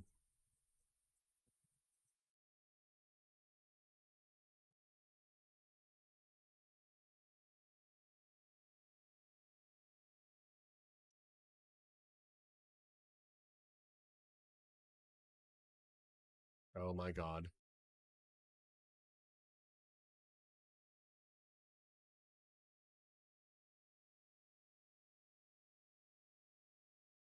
I like this. Apple senior VP hammering sells prior to earnings is never a good sign. Someone should be aware they can't do that unless they have a prearranged stock sales program. Yeah. The person sold, what? Less than 6% of their shares. Actually, sold a lot of them previously.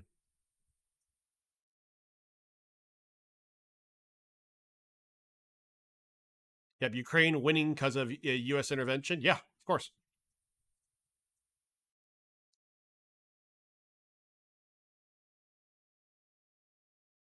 Did Ackman sell or double down?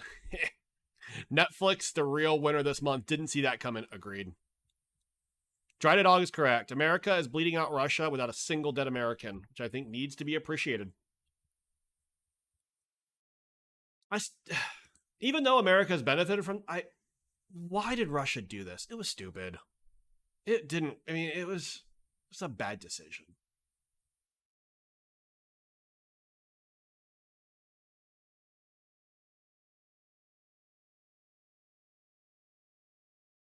Turkey McNugget. So Google, Microsoft, and Meta all shit the bed, and the market shrugs its shoulders. If Apple and Amazon, I think you need both of them to beat.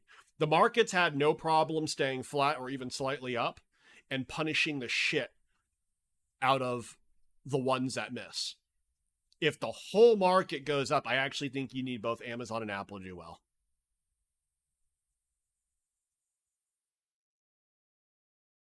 Kimbo, I like that statement. Yeah, Russia instigated the worst war at the worst possible moment. More importantly, they could have made so much money. Yeah. bad timing.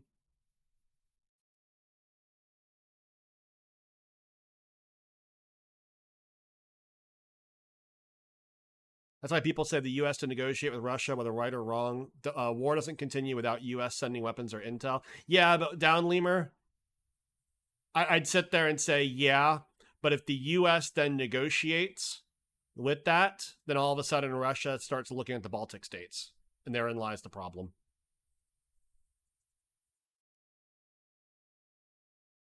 Remember, it's not for the U.S. to tell Ukraine what to give up or not. If we want to hold back weapons, that's fine. But a lot of other countries then all of a sudden are not going to exactly trust us. So, for all the people saying that the U.S. should negotiate with Russia, we're not in this war. If we were in this war, Russia would not be happy. So it's one of those like, all right, I get it, but like, it's not for us to tell Ukraine to give up territory.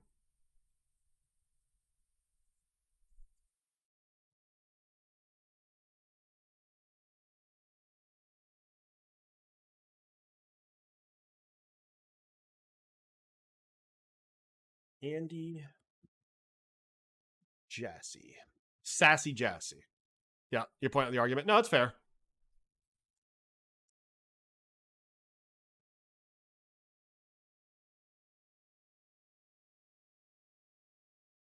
He violated labor laws.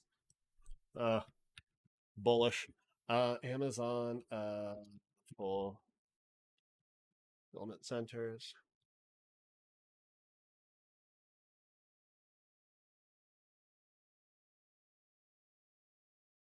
This map shows where Amazon is closing warehouses across the country. Is this the reason to jump into Amazon?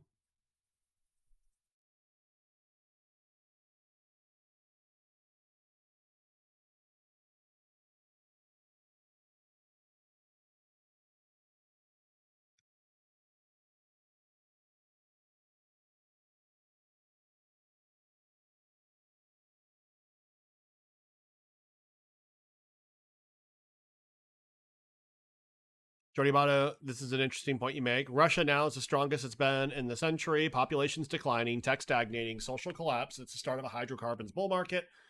And the strong leverage with the EU as renewables are not rolled out yet in mass. They will never be as strong as they were in Q1 of 2022. Yeah. Here's the link for Amazon. They just opened one in Tucson. Yeah, they're always opening them.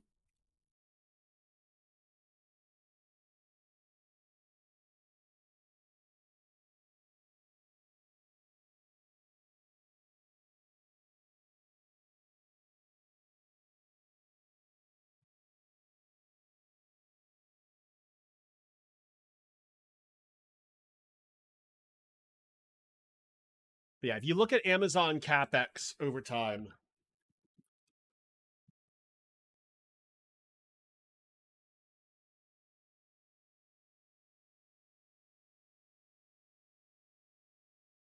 show it. Oh, fuck off.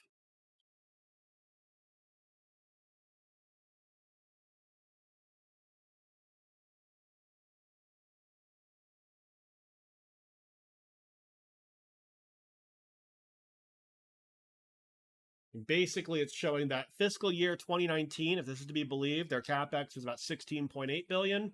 2020, 40 billion. 2021, 61 billion. And then supposedly halfway through this year, they're at 15 billion.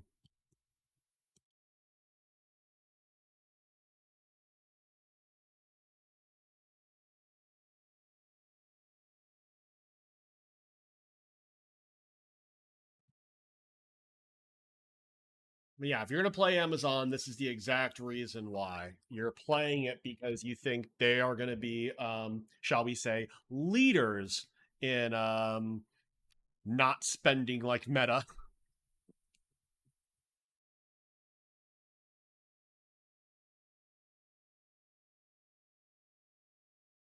The whole market's just been shitty today. Ironically, Snowflake's flat.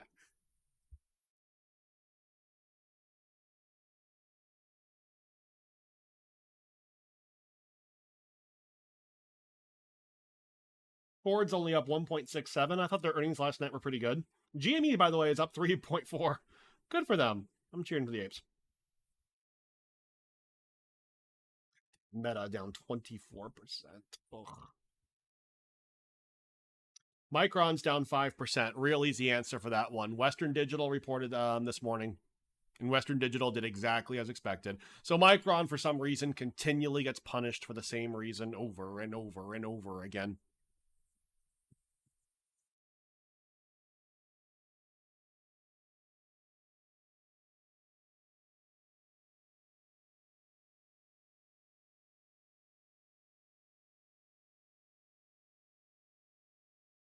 Yeah, Meta now lower than pre-COVID. They're spending so much, their free cash flows dropped.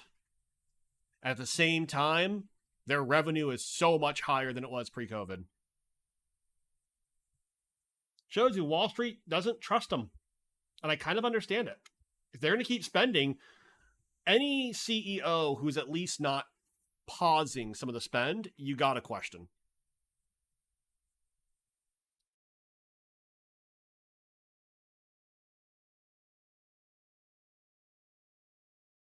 You know this, that Amazon info, out of date. The Greensboro was reverted. Okay. Interesting. All right. That was CNBC.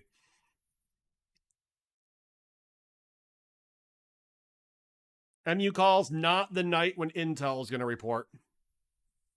Not the night Intel is going to report. Prometheum, where does STX Seagate operate in the memory market? Hard drives, specifically. So NAND. They do NAND. They're not in DRAM. NAND, of course, is uglier than DRAM right now.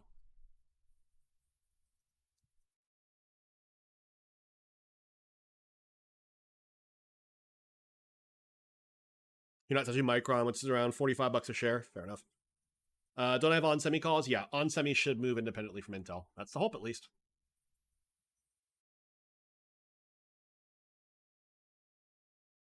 Zuck will either be broke or the first trillionaire. I kind of agree with that. Well, at least the trillionaire part. I don't think he'll be broke. Completely broke.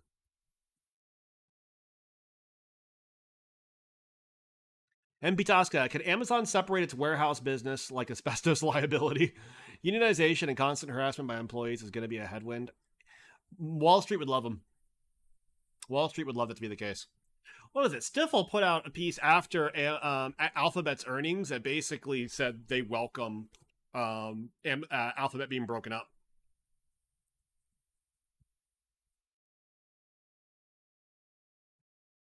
I believe you. I agree with you, Augustus. I agree with you. Watch Zuck take Meta private? Oh, I don't think you'd have the ability to. Who would fund that? Because basically, you have to find a group of investors who are like, I believe in the metaverse. Who would buy the warehouse business? They'd probably just separate it. They'd spin it off.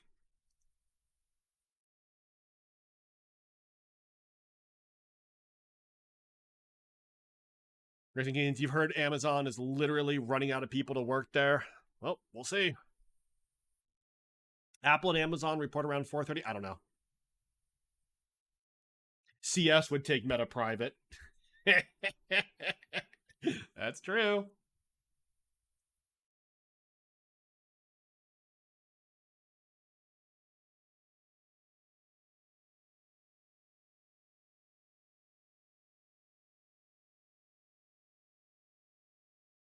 You know, on the earnings call yesterday, apparently, like Mark Zuckerberg was like basically telling the analysts, like, you guys don't see all that's already been accomplished.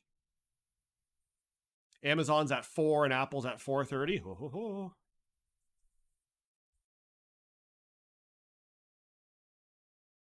Inverse head and shoulders. Wow. Legs in the metaverse. Wait till there's genitalia. Oh, God. Andreessen Horowitz, Suchi, apparently went really big into crypto and right at the wrong point. Your Amazon turnover is like 3% a week. Yeah, in the retail side, yeah, it's high. They know that. No, I didn't talk about ServiceNow. God damn. They had a really good quarter. And there was a lot of channel checks that suggested they were going to. ServiceNow is a really interesting company. I do have some exposure, or there's some experience with them, by the way. Basically, ServiceNow is a ticketing system, like a help desk system, like a platform that you can use independently of all of your other kind of like IT platforms. So if you're running SAP and Workday and, you know, Salesforce and Snowflake instances, you can have ServiceNow that basically integrates with all of them to track like how IT provides support for users through all those platforms. Yeah. It's a good business, apparently.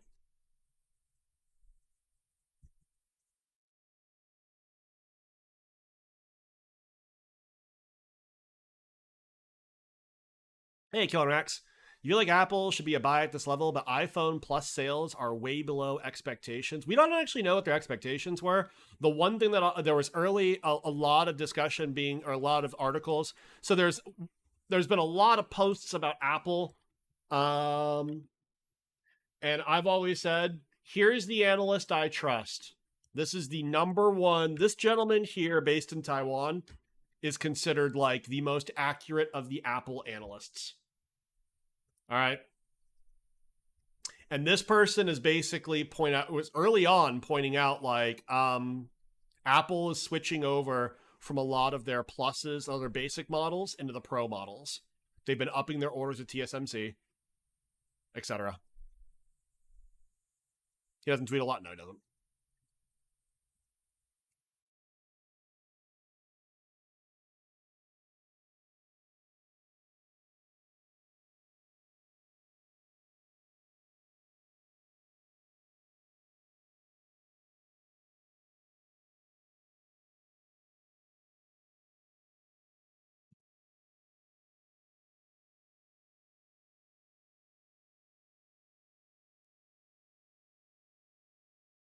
Yeah, so keep in mind, Apple could totally miss. It can happen.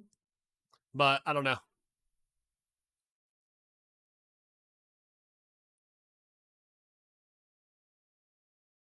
Meta getting absolutely dumpstered. Is it below 100? Yep. Back to 98. They were having a bit of a bounce earlier. Very, very slight. How's Wolfspeed doing? It's probably still a dumpster. Well, it's starting to peak up a little bit. By the way, I'm expecting a power hour. Yeah, Wolfspeed got dumpstered. Penny, I've sold all but one share. I have one share of Twitter left. Sold 799 of them. 200 of those, cost basis, $39. That worked out pretty nicely.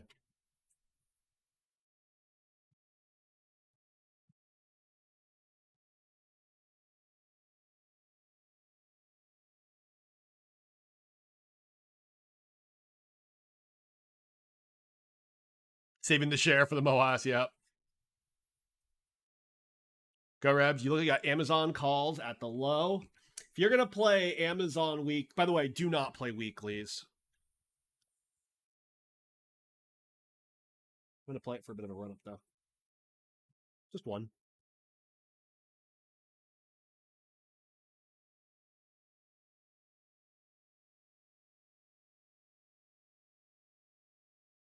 I bought one Amazon 111 weekly. I'm selling that before the earnings are done. Theta would murder you.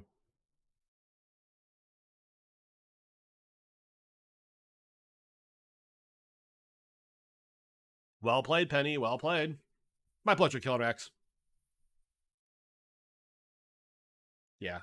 I want to play the idea that I think, like, Amazon hasn't reported yet, and we've already taken, what, 44 billion off this company?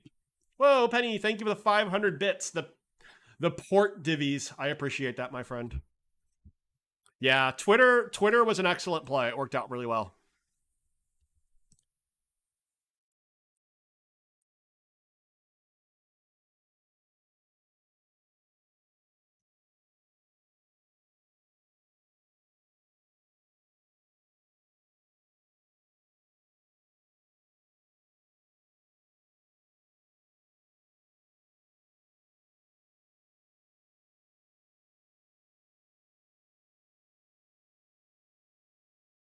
Reliance Steel apparently reported demand in non-residential construction, including infrastructure, Reliance's largest end market, remained at healthy levels and fairly consistent with second quarter of 2022.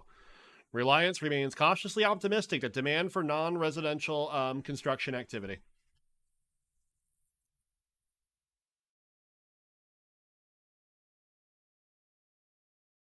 Benny, you don't think you would have gone in so hard without my confidence? Thank you. I appreciate it. Thank Chancellor Daily. Chancellery Daily. That Twitter account. There's a Twitter account that helped us feel comfortable about playing Twitter.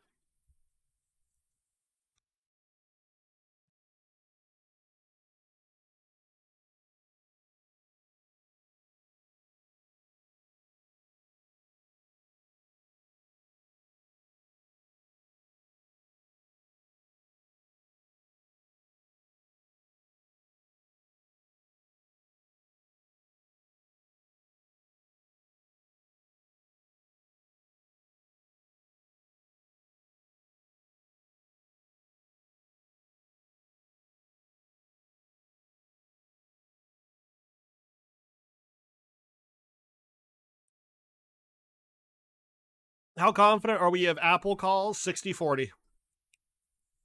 60% to 40%. Twitter was the most obvious free money play we might ever see, honestly.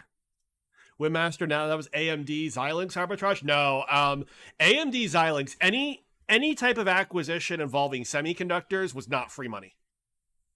It was not free money. We should have realized it was one of the lower risk ones because AMD in particular tends to have a really good relationship with other governments. It's not like they're Qualcomm. I think Twitter was a little bit more sane. I'm still pissed off that Bloomberg ran that piece. I legitimately think people should sue him over that. Rad, I agree with you, by the way. If the Ape versus AMC, I almost think that's the next free money play, playing Ape. Particularly going into AMC earnings. For those of you who don't know why, Ape is unique. It's a preferred equity for AMC that actually has voting rights. Believe it or not, there is not a lot of preferred shares that get like equal voting rank to standard shares. So Ape right now is not convertible to AMC, but at some point it is. They want to offer up a vote. So imagine this. There are more shares of Ape, because when Ape was originally issued, it was issued as a dividend, the equivalency of a split, where everybody who has an AMC share also got an Ape share. They're not convertible. At some point in the future, there's a vote, theoretically, that makes them convertible to AMC shares. And right now, AMC trades higher than Ape. So at some point, and I wonder if the earnings is when AMC raises the idea of a vote to make them convertible. If they become convertible, then as long as AMC trades higher than Ape, Ape is just about free money.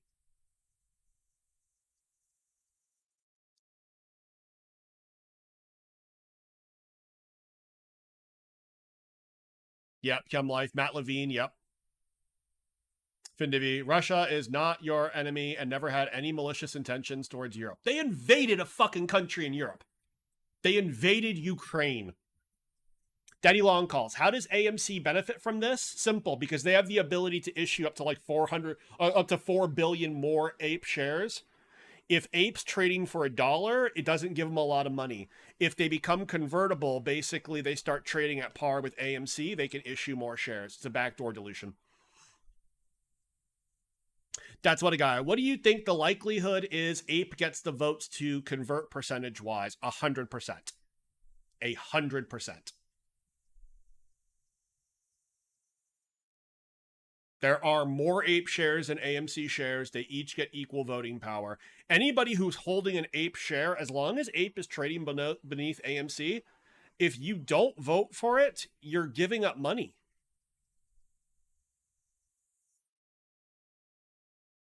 Webmaster, I'm holding one share. Uno share.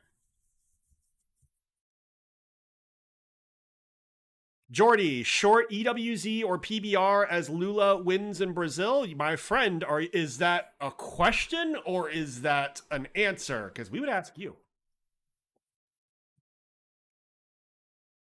What Apple calls do I got? I got the November 18th, $155 calls.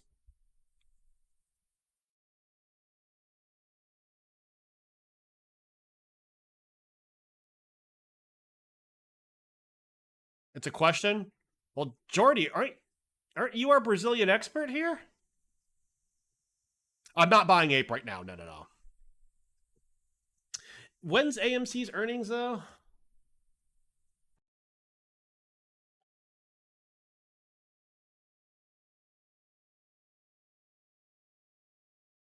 Wouldn't it devalue AMC shares? Yes. Yes, it would. But I assume that the first of all, I would prefer not to play puts against the meme stock again. It just sucks. I would rather just buy Ape shares. So yeah, Ape could be the next quote free money play, as crazy as it sounds. Free money. God, this equity has not done its. I feel bad for the real apes, the AMC apes. Don't get me wrong, a lot of them are paranoid, a lot of them are crazy, but at the same time, they saved that company. They don't deserve what's about to happen to them. Reddit swap. So you're saying Elon could short the hell out of AMC and buy just a bit over 50% of apes? I'm pretty sure if he got over 10% of them, he'd have to disclose that. I have caddy issues. How you doing? Amateur question. What happens to current Twitter shareholders when or if it goes private? When it goes private, so basically Friday gets delisted. Theoretically, your broker removes those shares from your account and pays you $54.20. That's the assumption. It's a cash equivalent, yeah.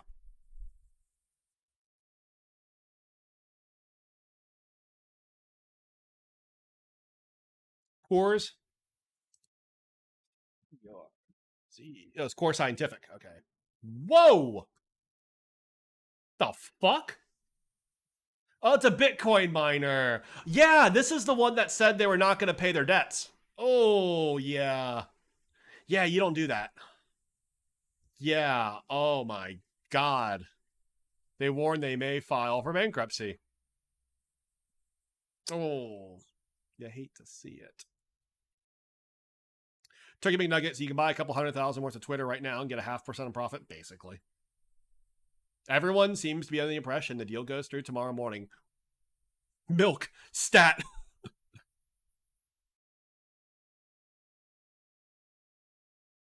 Isn't Shut up, Windmaster. Fuck you. Windmaster is trolling, but he's exactly right. Isn't bankruptcy supposed to be bullish? That's the lesson from Revlon, right? Will Twitter be delisted at market open? Yes, in pre-market. Supposedly. That's what people are saying. FinDivvy, Windmaster's talking about Revlon. When Revlon announced bankruptcy, people started trying to play a short squeeze on it.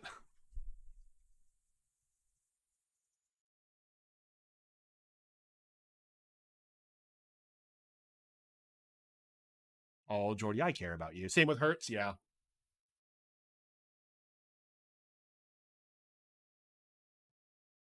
Right.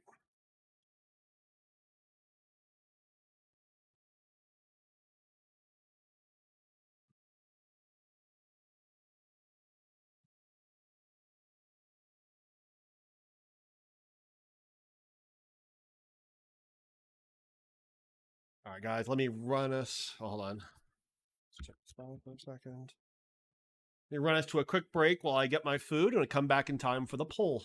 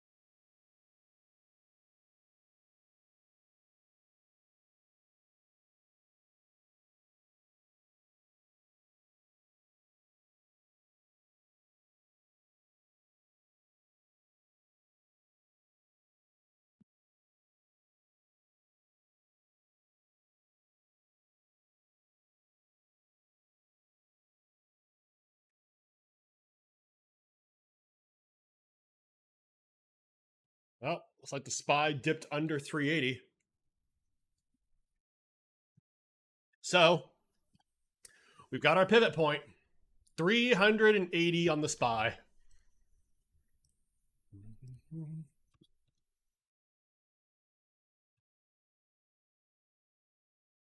Do you think the SPY ends today above or below 380? Place your bets, friends. If you cannot see the poll, please refresh. But yes, place your bets.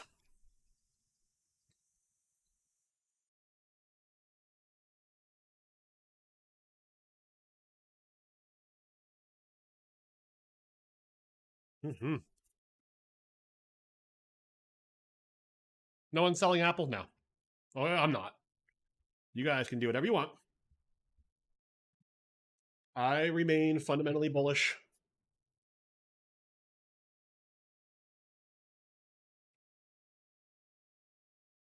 Wendy, you're seeing some interesting things in regards to the market maker VIX. They're not willing to take on big positions in the volatility market. Sounds about right. What a beautiful poll. Yeah. It's troublesome going into next year. Yeah. Downside of protection is not going to be doing well. Apple's holding well. I mean, they've basically lost, 60 some odd billion today? Why are Twitter 0 DTE $53 puts worth 20? I have no fucking clue.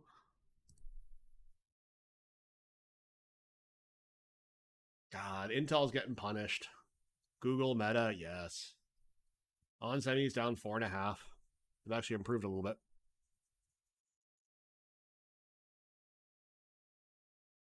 They're because they're not being able to hedge the change in volatility. Interesting.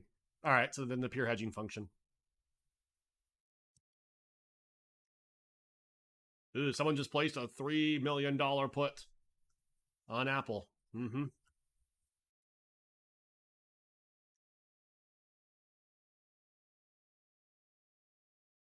The EU has reached an agreement that will prohibit the manufacture of new combustion engine vehicles beginning in 2035.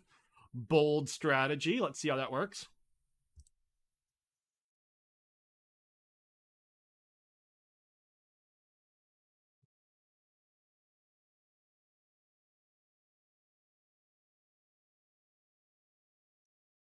I need to read this one later.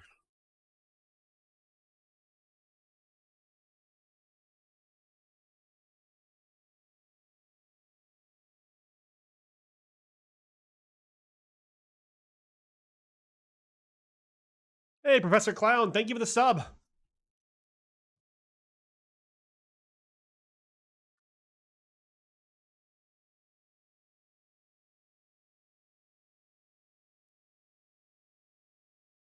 Great DM, do you think that'll be enough to keep the market up, even if the FOMC crushes the rate cuts that are being priced in on the FFR futures? Be an interesting one.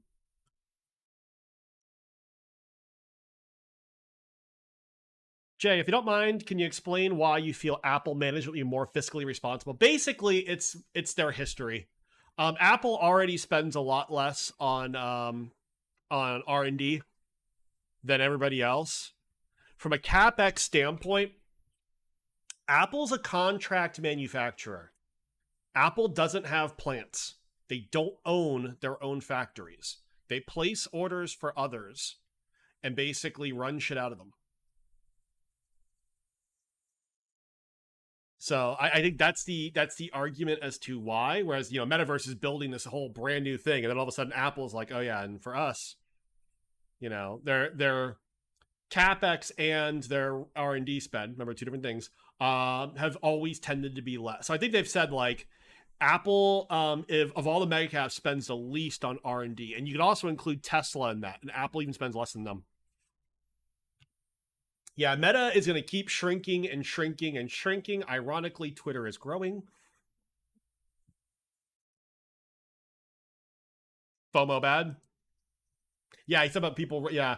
It's paid off since June to fade gains in popular SaaS stocks that get chased higher post-earnings. Yup. So basically, short Shopify and ServiceNow. Shopify apparently did really well. And yet, Yeah, Shopify's up 17%, and this is a fucking dead body. Their forward PE of 4,800. We're getting to the value territory, my friends. I know there's a lot of people who really like this company. I don't understand enough. I'm the wrong person to have an opinion.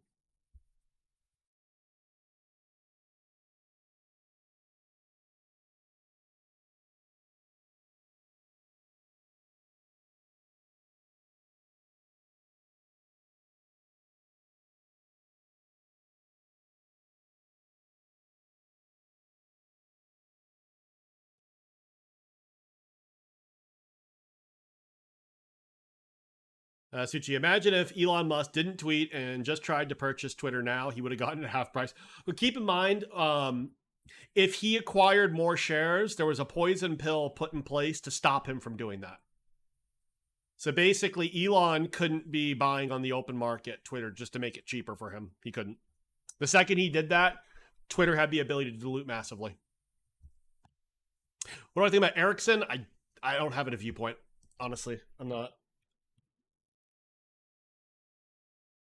sure.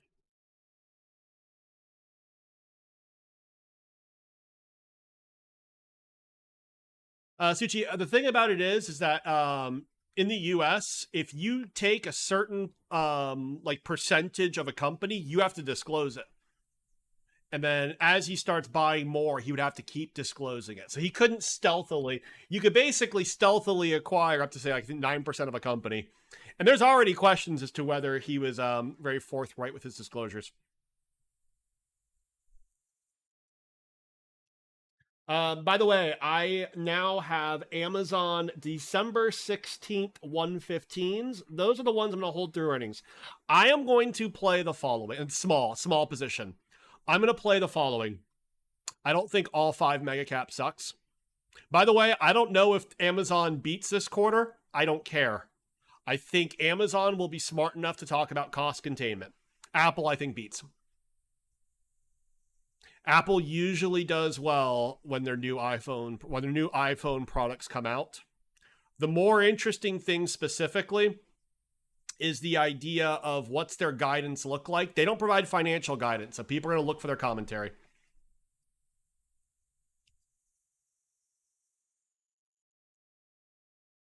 You think AWS crushes it? Well, keep in mind, Penny, Google Cloud did well. Azure Cloud technically guided very unimpressive, which is funny. It's like 38% year-over-year growth is unimpressive.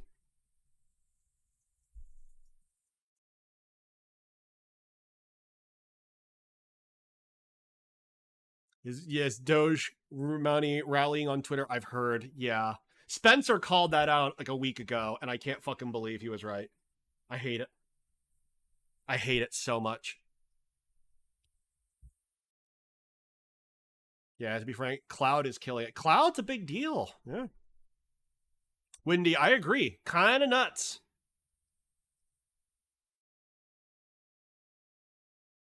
Augustus is also raising an important thing. If Apple thought they were going to fail, Apple pre-releases. Meta should have pre-released.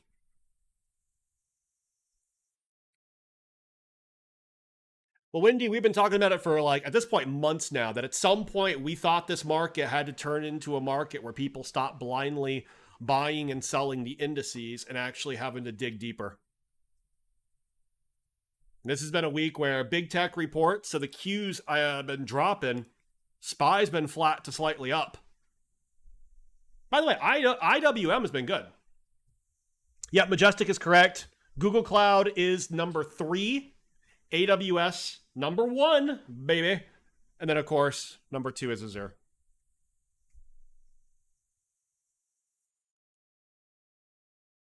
All right. Lawbad, does Apple have a history of pre-releasing? My understanding is yes, they pre-release. All right, be right back.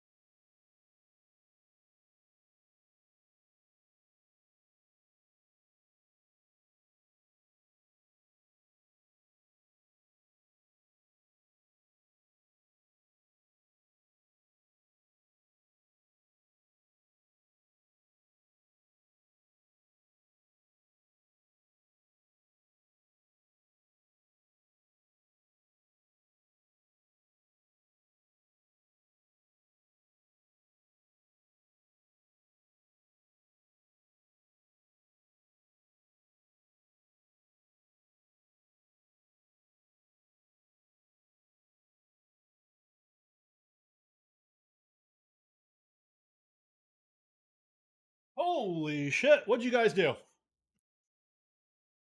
God, I walk away for a minute again to grab my beer. And look what you guys did. Stop touching yourselves.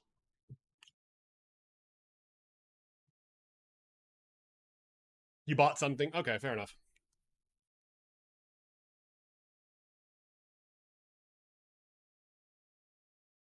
All right, well now I'm back. It'll go above. It'll go back above 380. Windy, you bought 600 shares of Twitter. What's Twitter trading at? Well, hold on. It says 53.94. You really chasing them pennies. See how DLR is doing. I have puts on these guys. They should be doing a lot worse. You know what this is? Apple going to be this bad, or is anyone scared of the Meta report? I mean, I think people are assuming we're getting a clean sweep of failure. The weird thing is Apple doesn't have that much in common with these companies. So, yeah.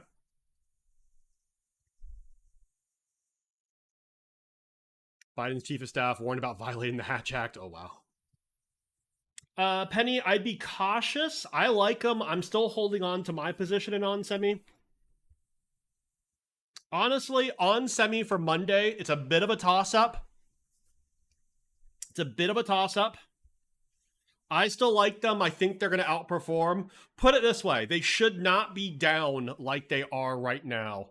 Wolfspeed's problem was actually manufacturing silicon carbide. We've had no indication that's been a problem with onsemi.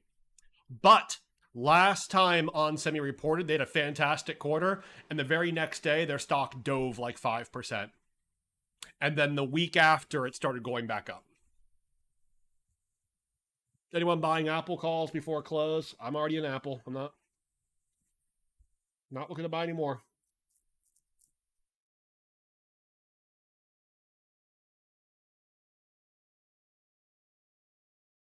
Yep. Wendy, I'm with you.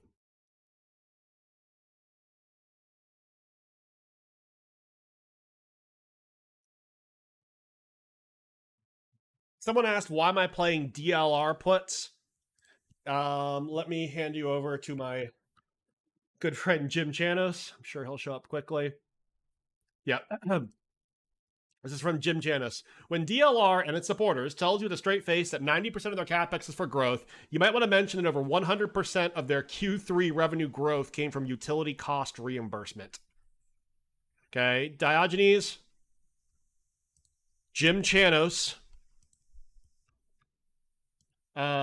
He is the one that has the very, very heavy negative viewpoint. It's a very, very small position of mine, but I just wanted something puts. Cloud won't kill independent data centers. Fight me. He's not saying they're going to kill independent data centers.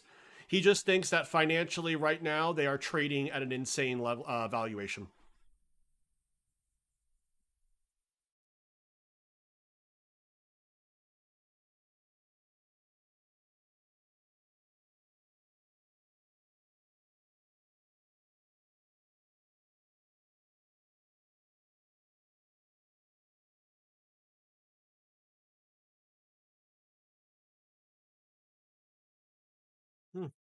What's going on here? Check this buy. Buy's back above 380. Of course, I'm sitting down. You're buying Pinterest puts. Kind of like it. If we had to go through today, what we're going to see, and this is a spicy, spicy time period. Apple, I think, beats. Amazon, I don't care if they beat or not. Instead, I think they're going to guide down their capex, and I think the market's going to like that. Intel, I think, is going to fail miserably. I think they're going to guide down again. The only reason I'm not playing puts is because, like Micron, it didn't matter, and I don't think it matters this time. Arthur G. Gallon, no. Pinterest, I like the idea of puts. I'm probably not playing it. It almost feels, shall we say, too obvious. But, hey, could work. U.S. Steel, I do not like. Problem is, they've already guided.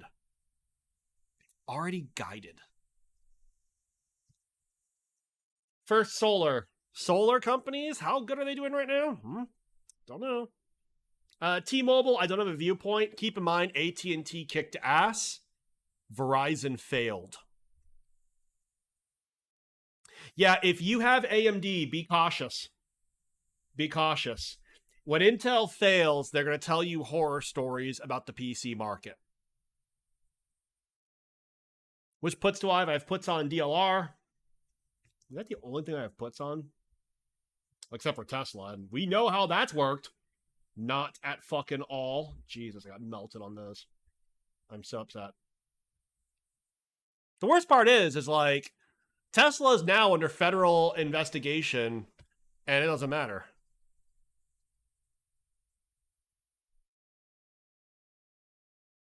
Yeah, DLR selling assets. Equix says the one says thanks, we'll buy. Yeah. Do I ever do index options? Yeah.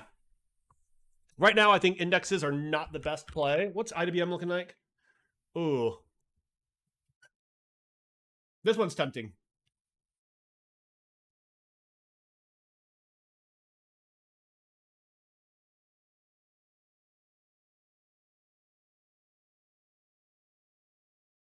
This one's interesting. I actually really like IWM. Dashiki. Do I ever do index? Yeah, you have to do index options. Yeah, thank you. Yeah. What's the chart looking like on this one? Nah. I'll wait till tomorrow. I've been playing interdays on IWM. IWM is the small caps. Okay, it's the Russell 5000. Basically, it's your non-mega caps. So you can basically look at a map like this and ignore all the big boxes. What do I think about MasterCard? MasterCard apparently had a really good earnings report. I'm shocked AXP's down. Our homies were doing so well.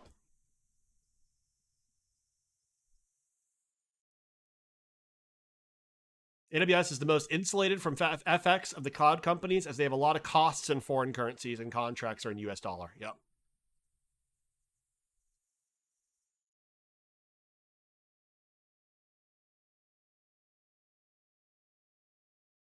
Sonny Hopkins, you saying you think hold on.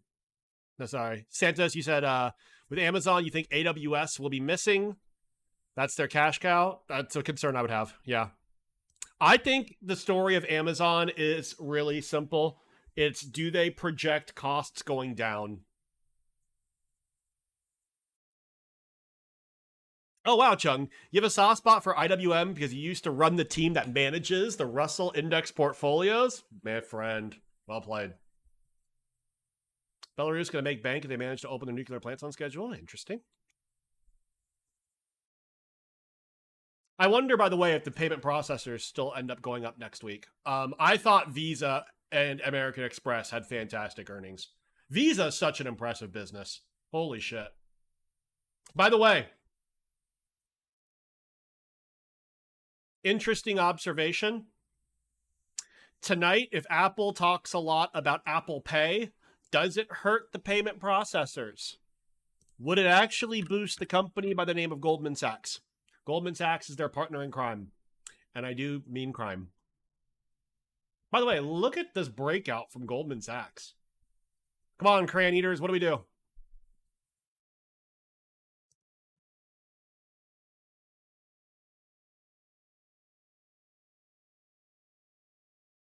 I would not like to be in AMD's shoes right now. I think they get fucked over.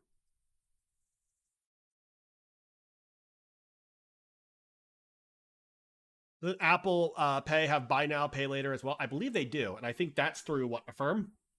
Or is that Amazon? I think Amazon's through Affirm.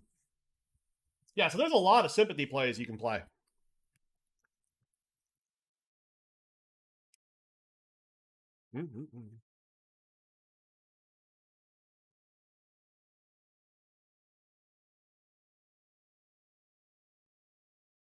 Penny, are you fucking asking my chat if we use Pinterest? I don't think we're the target audience of Pinterest, my friend. Dynamo Dust, it absolutely is. But every time Patty G has failed, he has always wrapped it around the general market dynamics and has always punished AMD. It is completely unfair. It is completely unfair. You're hodling AMD? Well, it's cheap, right?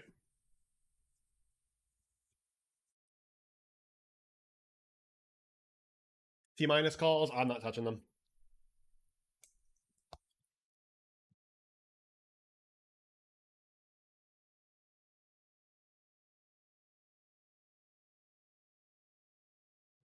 No one uses Pinterest. You're loading up on shorts. Well played.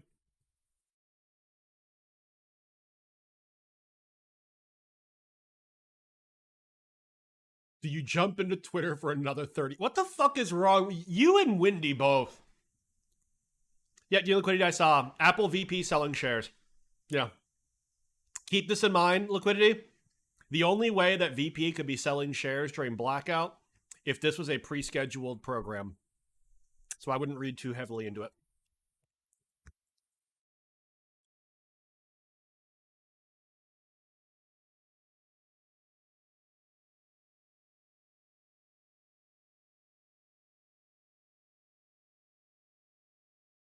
Yeah, Augustus, I know what you're talking about. Remember Lisa Sug went on Kramer, one of the last ERs. He set her up perfectly to call BS, and she wouldn't do it. Remember that. It pissed me off, too. Once I finish eating, we'll talk about KLAC's earnings. KLAC's earnings were really impressive. KLAC's earnings were exceptional.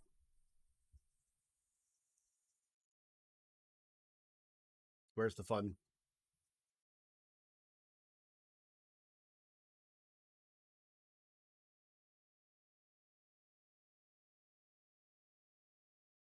Yep. Where did they specifically call it out? I think it was actually in their press release. KLAC basically paid back well over 100% of their free cash flow back to investors.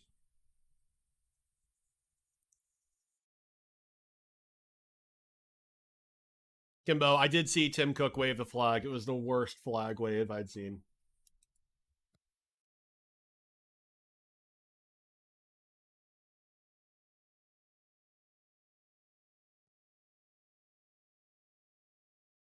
Apple rallying to close, is it? Come on, Apple.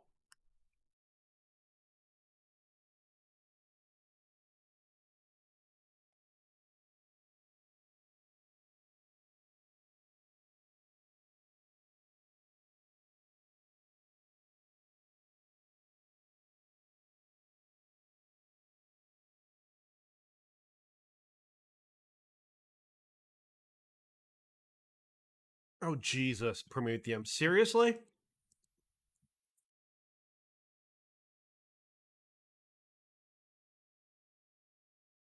going to read this thread later. But apparently, EU utilities cannot enter long-term LNG agreements due to future net zero requirements. Make spot LNG price. Oh my God. They can't buy contracts, essentially. What the fuck? That's on them. Yeah. I'm not blaming Greta for that. I'm blaming their own leaders for that.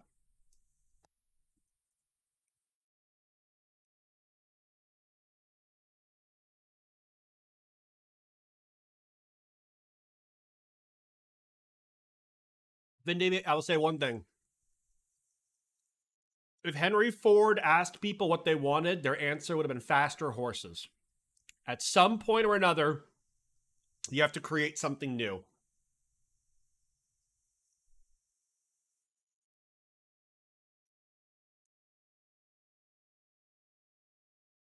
Worst and best cases from midterms for stocks. If you see any Republican victory, either they take the House or the Senate, then theoretically it's a positive for stocks. And I think that's probably what's going to happen.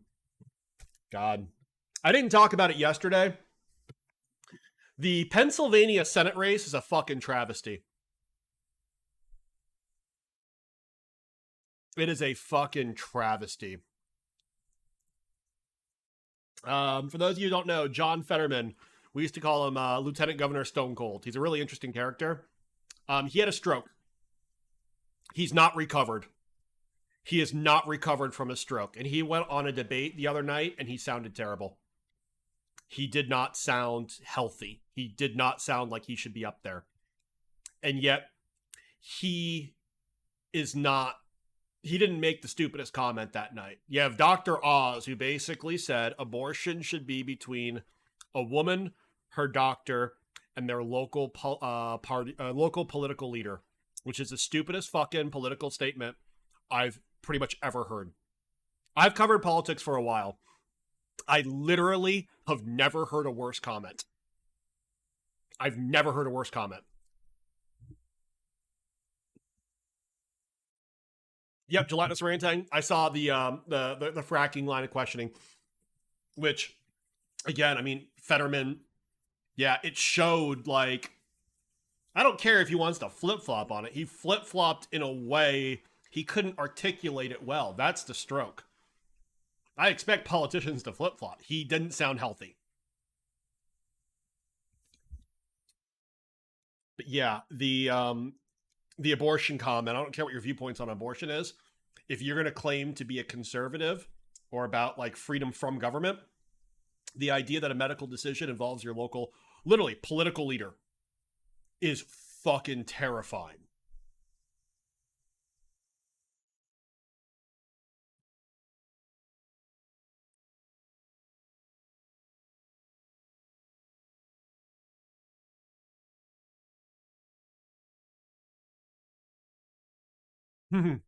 DV. Could have been worse. Could have wanted to involve the church. Yeah, no shit.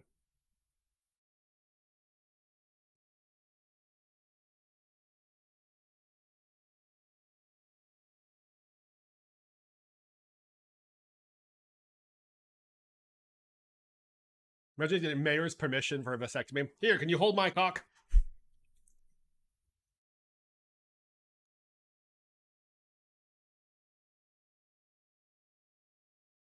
Down Lemur, exactly. If he just said fracking in PA is big and brings jobs, so I've changed my stance. Or, how about this?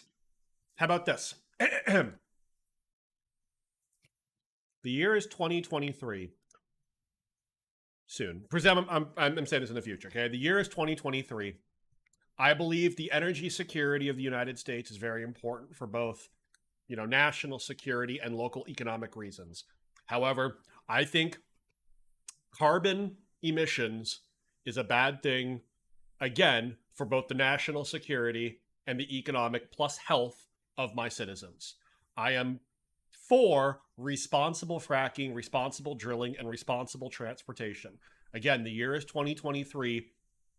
My administration seeks to open up these as venues, but at the same time, this will only be done in a very responsible way.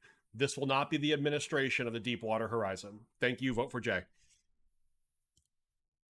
We need to be able to appreciate the fact that there's a large space in between, like, no drilling and, like, full drilling, and the world looks like shit. We could do something in between.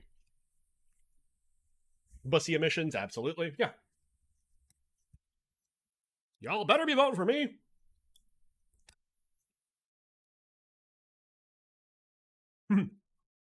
Filthy centrist. Listen, you got crazies fucking gluing themselves to artwork, throwing mashed potatoes against it. What the fuck? What the fuck? Okay. If a company can't refine, transport, or do exploration and production of oil and fracking in a responsible but economically effective manner, then we don't need them. We don't. Like, for all these companies that keep saying, like, we build more refineries and pipelines, if you would just give us exemptions from the Clean Air Act. I'm sure the Clean Air Act is quite onerous in certain cases, but no. That's been in place since what? Nixon in the 70s? I think it got upgraded in the 90s. Y'all know how to operate around it. It shouldn't be stopping you at this point. Benny, what happens if Elon waits until Monday? He's not. He's supposed to be closing tomorrow.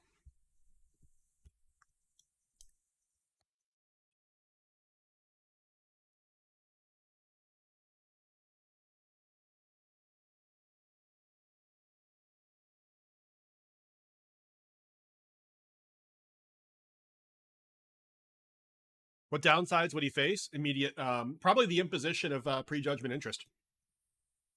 they'd probably say the transaction was supposed to close in what, September? And therefore, we're going to charge you interest at the going rate per day based on it as damages. That's what I assume would happen. I don't know, though.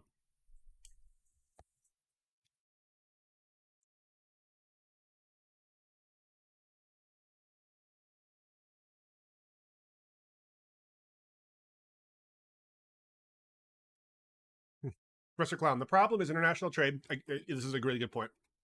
And enforcing emission caps. How can we do that to other countries without looking terrible? No, it's a.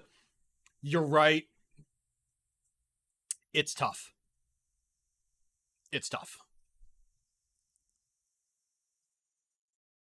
If Elon makes a ruckus and doesn't pay by Friday and Twitter drops again when I play it, yes, almost certainly. I don't know how many times I have to make money.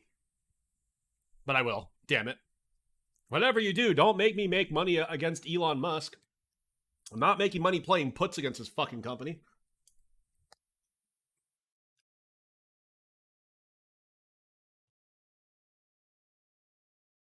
Wendy, I'm with you. I think Elon will be generally good for Twitter.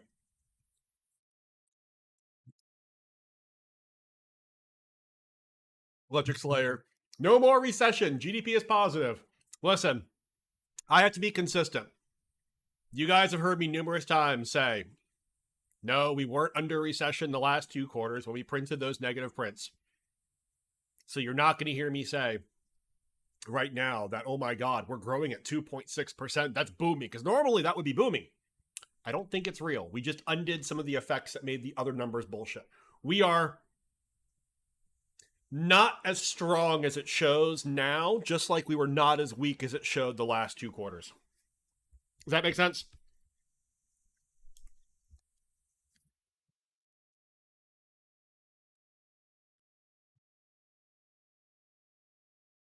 Mm-hmm.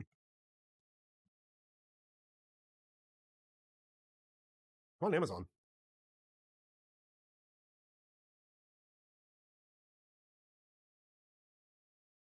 Yeah, anything 1DTE on Apple is going to get crushed.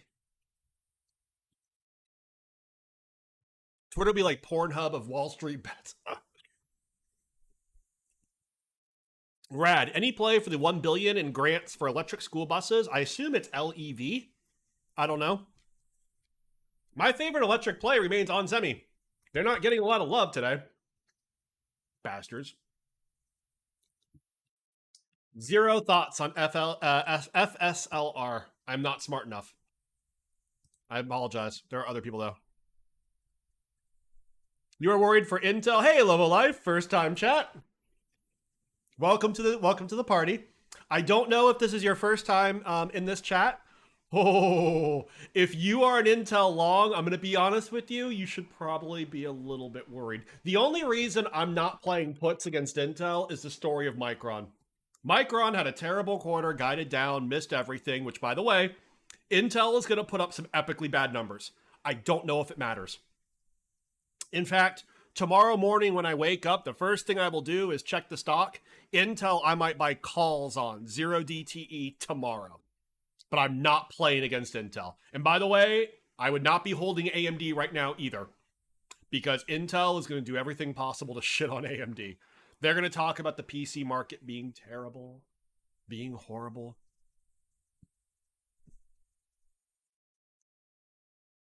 Intel is love. Ah!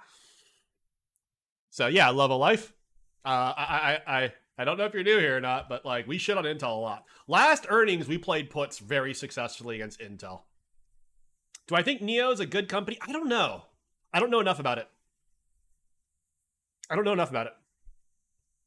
Is CHIPS Act related tailwind part of the Intel narrative these days? I assume it is. I'd hate to see what they'd be like if they didn't have CHIPS Act money. Their dividends should be gone then.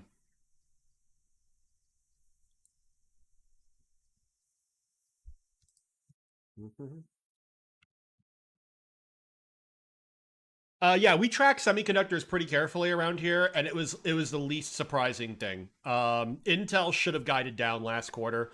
The PC market, here's what happened, Love of Life. During COVID, particularly with students working from home, everybody who needed a PC or a laptop got it early. So now we're seeing a slowdown just a slowdown in specifically PCs. And Intel plays heavily in PCs. Intel has a second problem, which is data centers, the sexy spot to be at right now. They've delayed Sapphire Rapids now till the end of next year. Meanwhile, next week, AMD is going to unveil their next data center chip. So AMD is going to beat Intel to the market. AMD has been slaughtering them in gaining market share. I'm staying on. I'm probably not for the earnings call. I don't think people just give a shit like about seeing me be like, yeah, wow. That kind of fucking sucks now, doesn't it? I don't think people like care about that, so I'm not sure I provide a lot of value.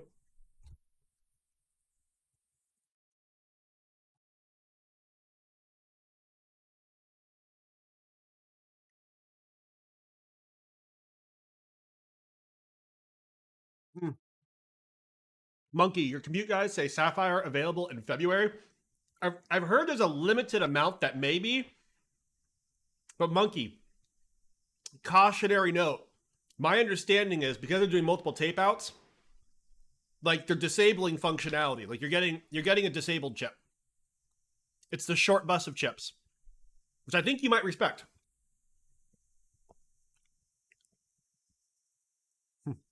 As far as Intel, you shadow traded me over 2 or 3 Intel events and you made over 50%. Stop shadow trading me. Hey, big Oscar guy. How you doing, my friend? So yeah, Monkey, my understanding is any Sapphire Rapids that becomes available, like it's a pre-taped version. By the way, guys, apparently taped, in this case, it's basically you have tape outs for chips. It's your designs when you're creating masks. Apparently, there's like 12 of them already. Like basically, like having a report or having a presentation. V1, 2, 3, 4, 5, where you're doing major changes to essentially architecture. Yeah, Sapphire Rapids had like 12 different tape outs. Can you put on your resume? Made 6-figure deal with me? Please do. Please do.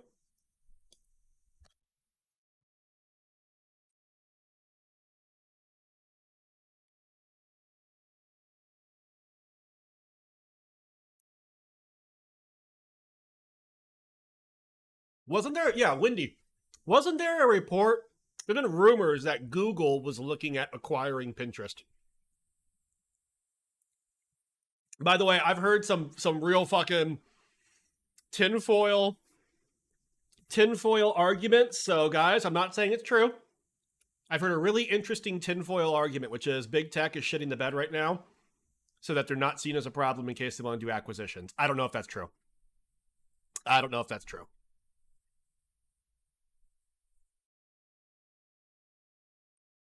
But, like, it's compelling for Meta, because Meta, like, Mark Zuckerberg knew. He had to have known going into it. The second he started speaking and basically like, oh, you want me to cut and rein in costs? Fuck you. I'm going to increase them. Is FedEx and UPS a duopoly? No, not anymore. There's a third player. Amazon. Amazon's a third player. There was talk of PayPal acquiring Pinterest before.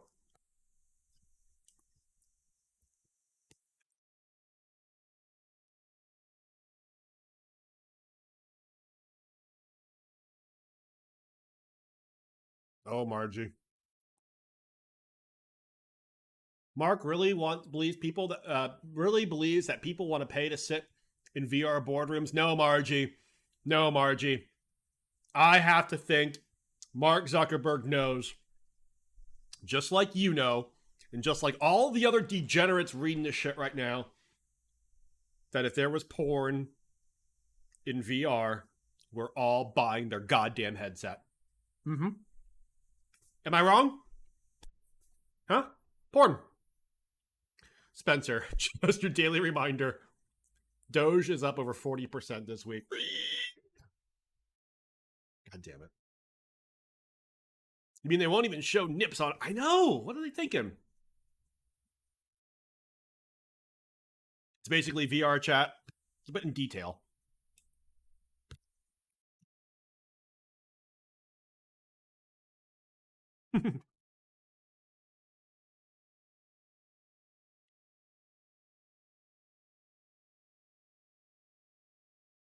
Why 3D TVs didn't work then? I assume they didn't have the technology. Do not underappreciate. I know we talk about it a lot. The most important technology, basically, in the last 10 years, excluding biology, so excluding like mRNA, protein particles, the most important technology to me that's going to lead for the next decade is EUV lithography.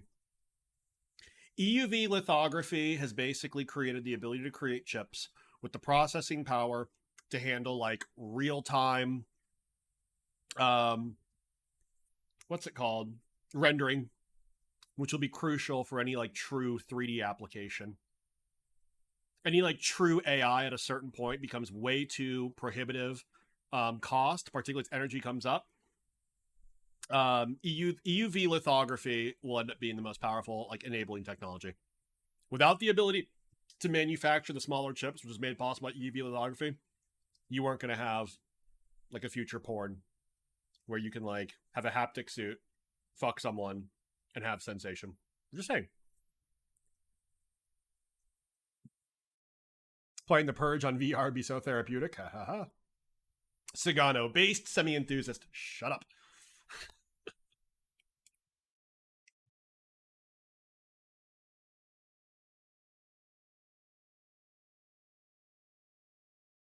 By the way, Sagano, you should do this. Because if you don't, I'm happy to do it on Twitter.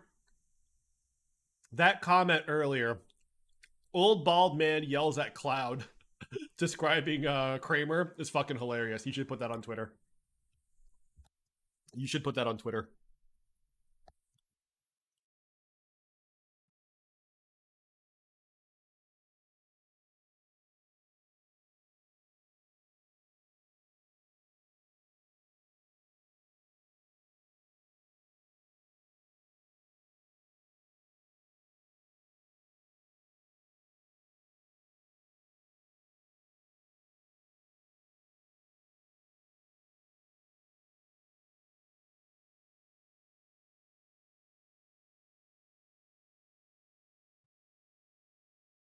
Dashinki, I remember that sex scene in Demolition Man? I do.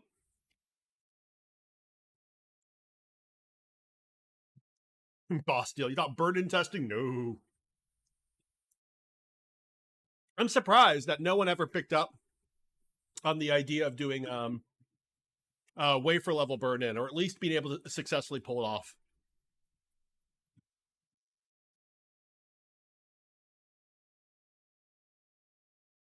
Yeah, by the IV ramp. I did with Amazon. It's not working out at the moment, but yeah.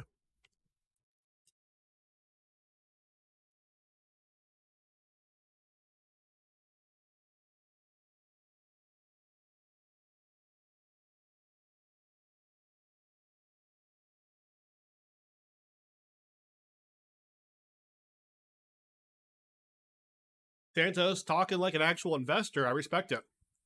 You started your Google position. You love that they hired. Getting new talent is hard to do. If they manage to do it, great. I don't think buying buying shares in some of the mega caps, in particular Google, I don't think is the worst call. Apple's after business, yeah.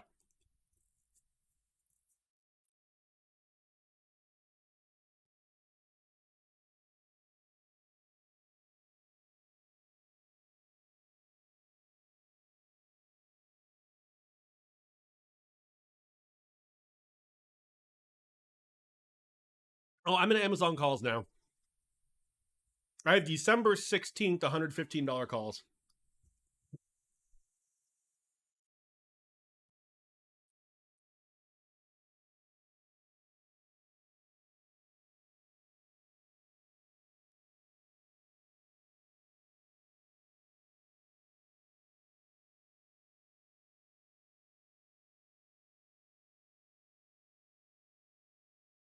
God damn. Someone bought $300 million worth of Meta today.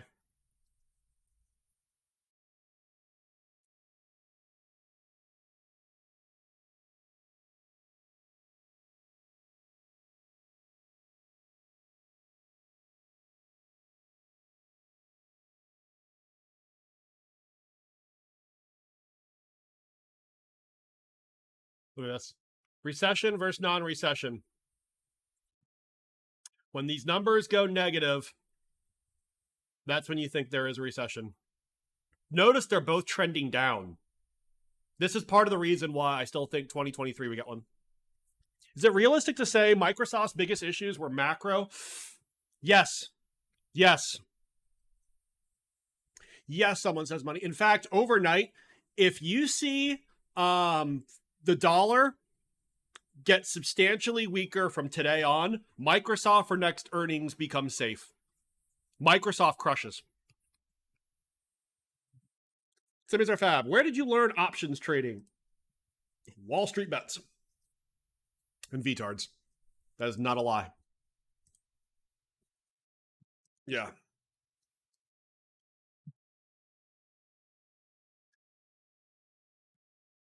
I know. Yeah, I spent over a decade in corporate America and all that stuff, but I was a passive investor. You know? One of us. One of us. Correct, yeah.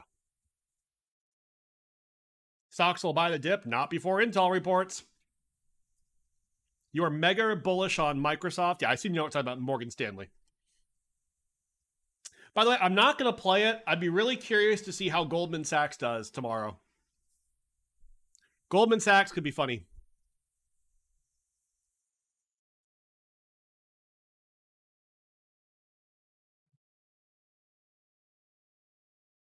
Wall Street Bets is so bearish on Apple. That's why I think that's one of the other reasons I think they're going to be.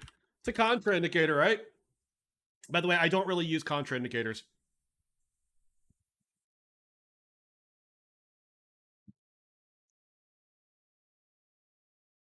See Goldman taking huge delinquencies from Apple's credit card. Goldman might be, but I don't think Apple is going to talk about Goldman's delinquencies. They'll talk about the usage, which will go to Goldman. So basically, you have all the positive aspects and then the negatives. Level Life, it's hard not to be bearish on anything right now. Depends on your time frame. Depends on your time frame, my friend. Long term, put it this way. 2 years ago, people were dying across the planet from a brand new virus. Shit was shut down. There was no service sector. Restaurants were closing down.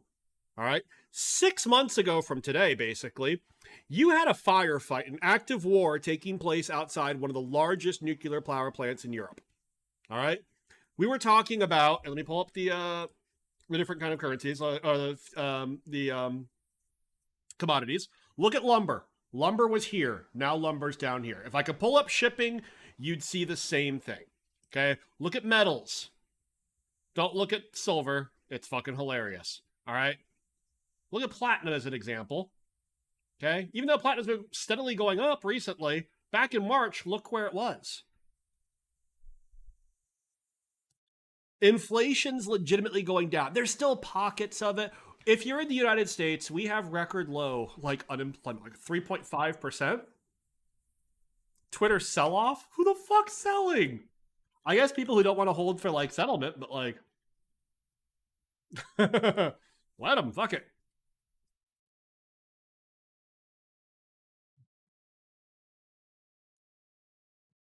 I guess everyone's just done holding. Yeah. They don't want a settlement. I'm holding my one share for settlement. So yeah, Level Life, I will say this much. You're going to hear a lot of perspectives, especially on the internet, that tells you like everything's either like 100% like daisies and blowjobs, or 100% we're all going to die. The answer is always somewhere in the middle. Very rarely is someone going to be predicting a true seismic shock, and it exactly works out that way. Remember, China was going to invade Taiwan. Nope, we are at less of a chance of Taiwan invading, or China invading Taiwan than at any point this year. All right, Russia going to use a nuke? Nope, not according to today. Russia's basically walked all that shit back. Remember, Europe was going to freeze to death. No, they're actually restarting industry and energy-intensive industries. Now, by the way, do not confuse this with us saying like, oh, we've definitely hit the bottom, so throw all money in. Not necessarily. First of all, we could still chop. We could still test the bottoms. And I still think we're getting a recession in 2023. Windy, you fucking degenerate. You bought another 1,000 Twitter shares. My God. Anyone holding Apple calls? I am. I have November 18th, 155s. Rad, you still think the next winter is when the EU has true energy industry issues? The world was a year early. Could be. I'm not sure the war is still going on. And Jesus Christ, if they still have that problem, my God. Like, they deserve what happens at that point. Someone say money, please tell me you're fucking kidding. I assume 1031 means you're kidding. Raising Keens, to be honest, don't reward them. Raising Keens, yeah, it's the opposite. Liquidity pointing out, 800 million to the buy side. You'll love to see it.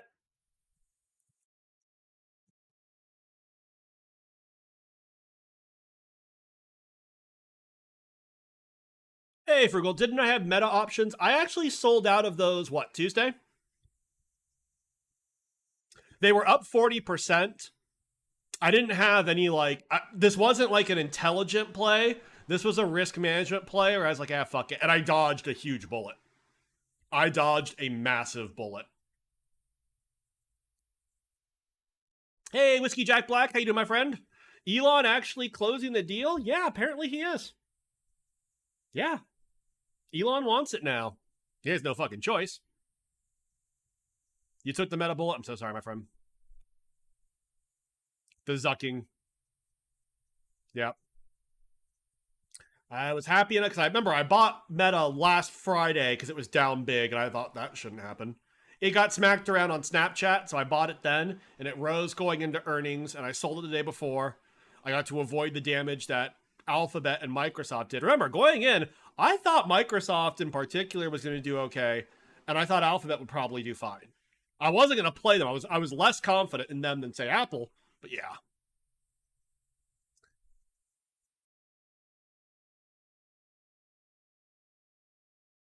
$400 for one button click. I can't believe people are still selling it. Jay Skelling, same logic for Pinterest. You can't be wrong a third time, yeah. Spencer, if Google Cloud and Azure disappointed, why are we optimistic about Amazon? Google Cloud did not disappoint. Google Cloud was actually their highlight. And with Amazon, I don't think it matters if they beat or miss. In fact, this is going to drive bears fucking nuts tomorrow. If this happens, if Amazon's up tonight after earnings, there is one reason. Because they talk about cost containment. They talk about cutting CapEx. I don't think their earnings even fucking matter. They can miss.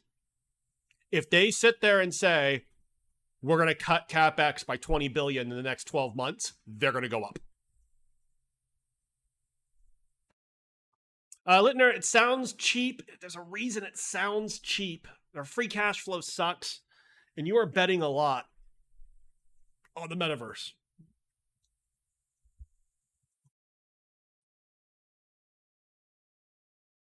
So essentially the bull case for Facebook without the Zuck factor. Yeah.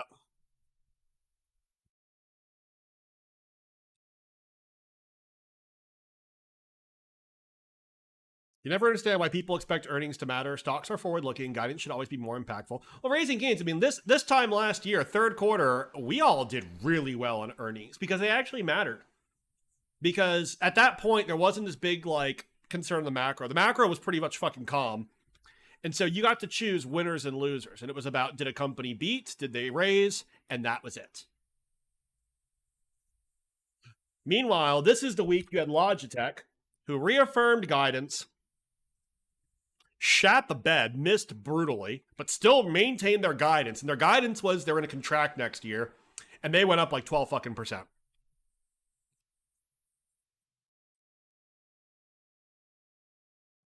Gamble, gamble.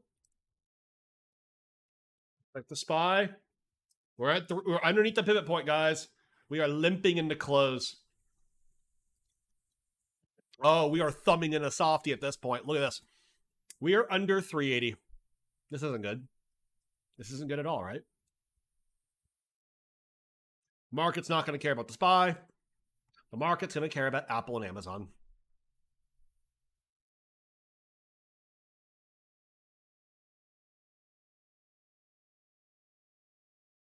Fucking hate Tesla. They have done me wrong.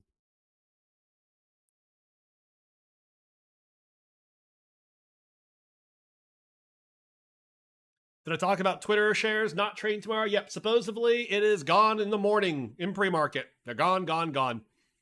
Yep, I have one share of Twitter I'm watching. I can't wait to watch it just disappear. Poof. I'm bullish on Apple. I'm bullish. By the way, can we please take a moment and appreciate Steve Jobs right now, bless his soul, is looking up right now and watching how Tim Cook in his spare time has managed to fuck over all of his competition. He would respect that. Steve Jobs, from a business standpoint and from a personal standpoint, was an asshole. He would respect being able to look up from his fiery abode and watching as Tim Cook, in his nice genteel fashion, destroyed his opponents. Yeah, you guys can keep that. I'm going to close my Amazon run up into earnings. Woohoo! 5%.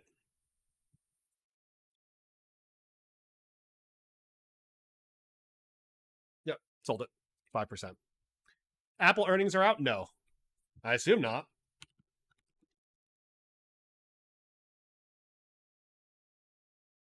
Have I been hearing that Apple plans to go to USB-C? You mean, yeah. Yeah, they had to. Europe was making them. So they're like, fine. So what's stopping someone from buying 53 Twitter? I don't know how it works. Yep, Amazon just dropped savagely. I'm long. I bought the December 16th $115 calls. Very, small. Glup, it's not about a price PE. It's not about valuation for Meta. Either they get a breakthrough that makes you think they're success, or they're going to be successful in the metaverse, or they say they're going to walk away from it and give back cash. But it's not like there's a valuation, because either you're thinking it's basically a zero, or it's a pure value trap, where it's putting up good earnings but not giving you any money. All of that money is being spent on avocado toast, ass, and fancy headsets. Although as a Qualcomm fan, I'm liking that, right? All right, less than a minute to go. I assume less than 20 seconds to go. If we don't get 20 cents on this, ding, ding, ding, ding, ding. Holy shit, what's the price you guys got? What do you guys got? Call it out. Call it out. What's the price? What's the price? Yes, Cubans do eat avocados. We have different types of avocados, though. What do you guys got on the SPY? Because I'm seeing 380.01. I'm seeing 380.01. Yeah. I'm so sorry, guys. I'm going to give it to the bulls. This is bullshit. Oh my god. I'm so sorry, guys. Fucking wild. I'm not going to delete it. I'm going to give it to the bulls. I'm sorry. But holy shit. That's the closest one we've had. And I do feel for you guys. I don't know what time Apple is. Amazon's supposed to be pretty immediate, though.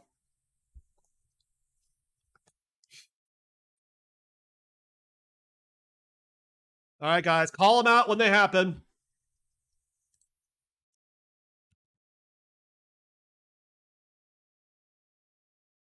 I feel like that's not a dump yet.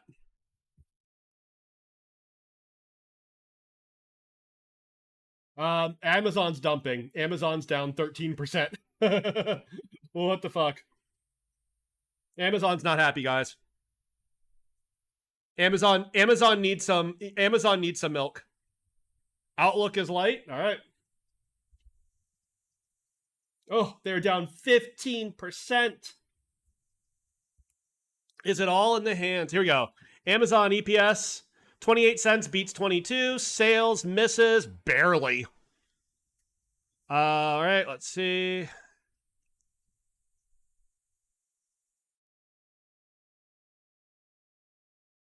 Intel dumping. Oh, we can't be really too shocked. Although at this point, why is anyone surprised?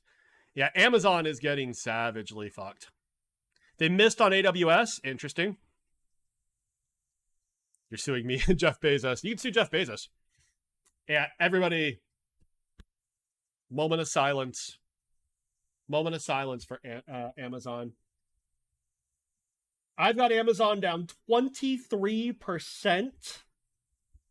Holy shit. Yeah. This isn't even accurate. I've got them down 22%, 23%.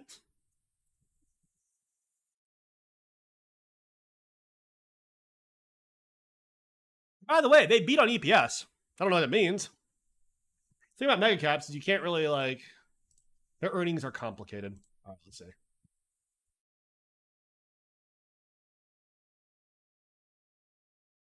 They beat on EPS.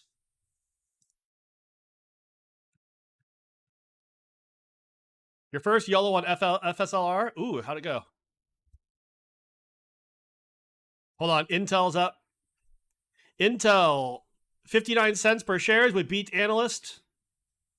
Where's the revenue? Where's the revenue? That may not be real.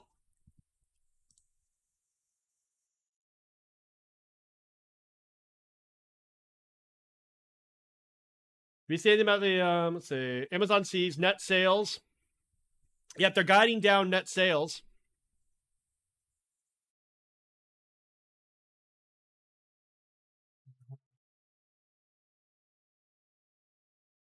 Yep, Amazon guided down. That's why they are eating shit. I got Amazon down 21%. It's gotta hurt. Everybody, everything is now in the hands of Tim Apple.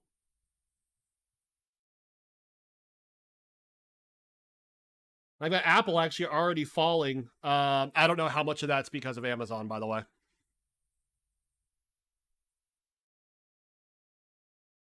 Yep. Intel revenue dump. Yep.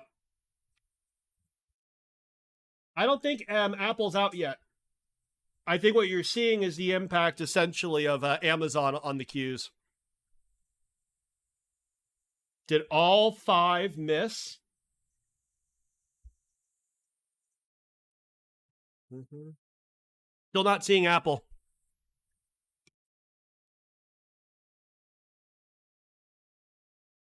Yeah, Apple's at 430. Let's see Intel for a second.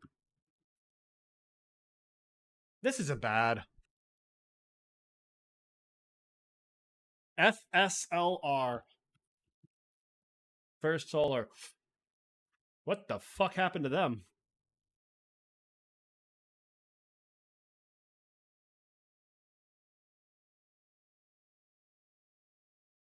T-Mobile raises guidance.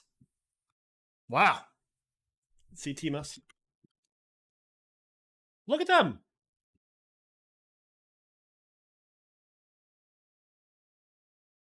Intel might just have found a bottom short term. That's what we're expecting. That's why we weren't playing them. At some point, let's chat, guys. This is going to sound fucked up. Semiconductor companies, at a certain point, they'll get bad news, and they're done going down. The reason why, like, price-wise, they've been going down this year is because people were starting to price that shit in. So you can't be too surprised, like Micron, when Micron had real shitty earnings, and the next day they went up. Intel's kind of what I'm anticipating at one of these points is going to be like that. Pinterest. Whoa. You sure? Hold on. See what the iPad has to say. Yes, my Apple products. Whoa, I got Pinterest up 9%. This is not right. Let's refresh this fucker. Let's go to the 1 minute. This is not right. I've got Pinterest up 12.5%. Never fuck with Becky, guys. Never fuck with Becky. We are the wrong audience to judge Becky. She don't want our shit.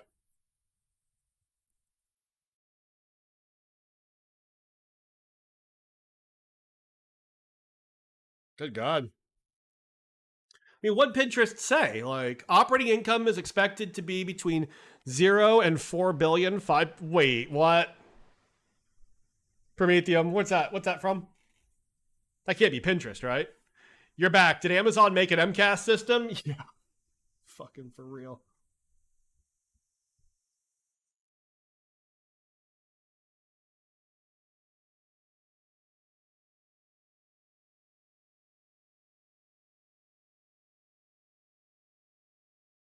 Oh, Amazon.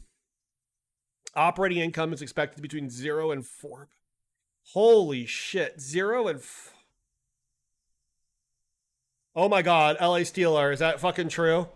Intel earned $0 from their data center chips with a revenue of 4.2 billion. Operating margins is now 0% on data center. AWS was only 28% year over year. I thought they wanted more.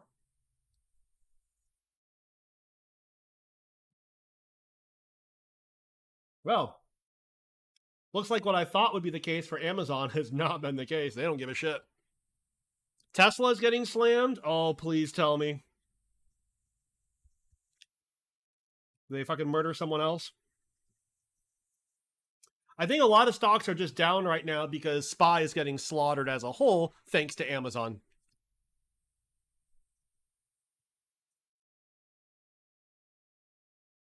Spencer, Apple right now is not reported yet.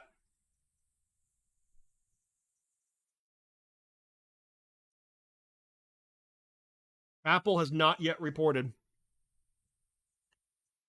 Intel's up 2%. That's why we didn't play it, guys. Amazon, the new meta. Don't fucking joke about that. Apparently, Andy Jassy and company said, you know what? I like that Mark Zuckerberg guy. Can I just find a better way to set money on fire? Okay, good. Let's do it.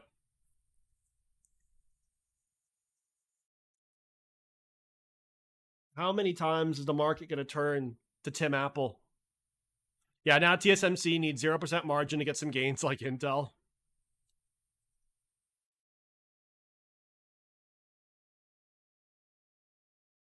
Holy shit. Santos is that fuck.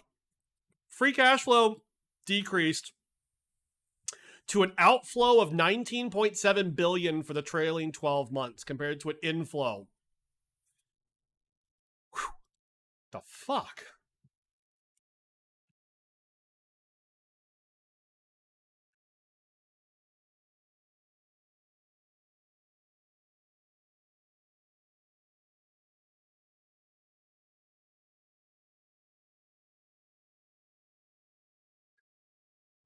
North America segment operating loss 0.4 billion. International segment operating loss 2.5 billion.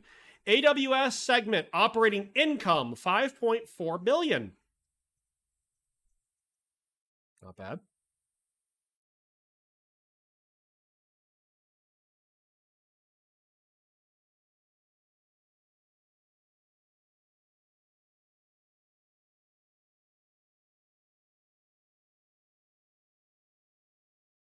In the past 4 months, employees across our blah, blah, blah.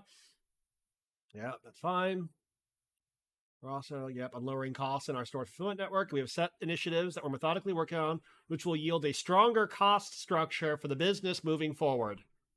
So they start talking about, there's obviously a lot happening in the macroeconomic environment, and we'll balance our investments to be more streamlined without compromising our key long-term strategic bets. All right.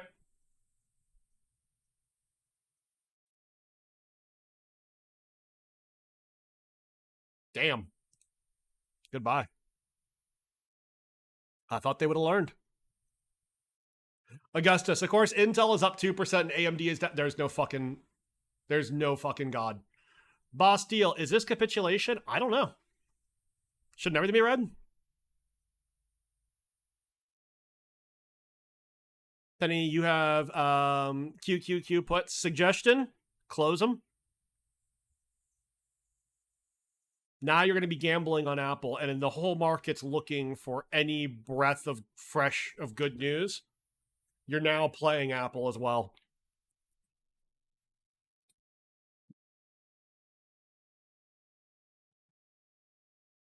ARK is up 15%. Let's give it to our Cole friends. Cole had a really good day.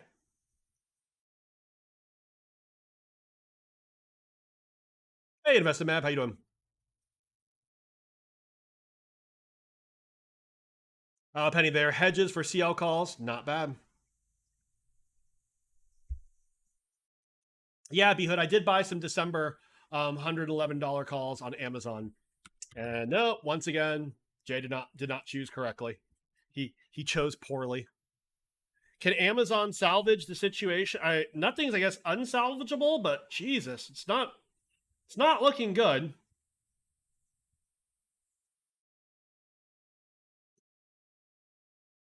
In the semiconductor side, Monolithic Power Systems reported.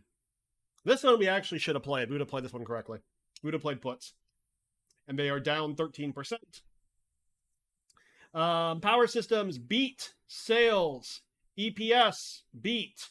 However, they are guiding down for next quarter, which makes sense. They make some of the most commoditized power system stuff. Intel is now up 5%. CDAW, dude. Welcome to J-America. Not Cray-America, J-America. Intel being 5% up is a joke. Yep. Especially if AMD is down. That's just insulting. What the fuck?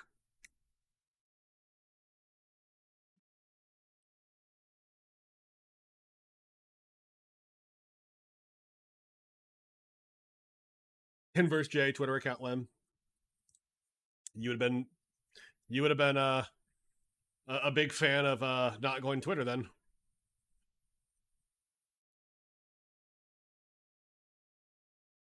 Yeah, Intel being up right now is a fucking joke. You got to be fucking kidding me. Shut up, GC Jim. No surprise with Intel being that they're world class and all.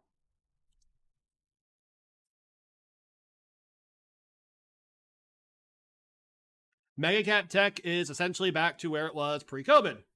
Intel's earnings releases tonight is awful, right? I would assume yes. But what has been priced into this stock while we're waiting for Apple? We got 15 minutes. All right, Intel.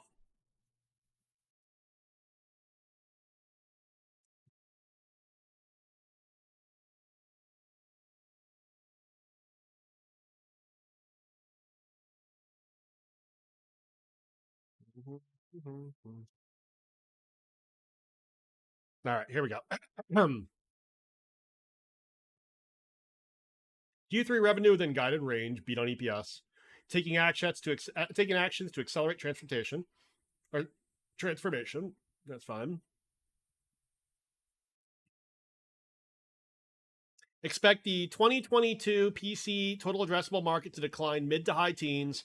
Customers working through elevated inventory. We know. Executing our strategy. I think they should be focused on the word execute and a little bit less on the word strategy, but okay.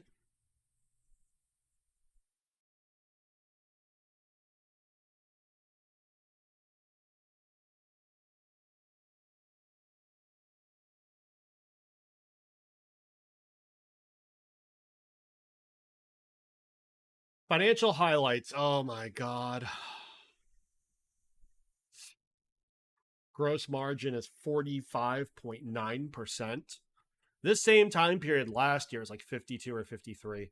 They had higher gross margins last year than both TSMC and AMD at this point. Intel actually had a negative 1.1% operating margin.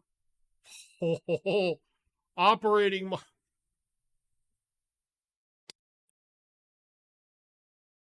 This is their PC group, by the way. They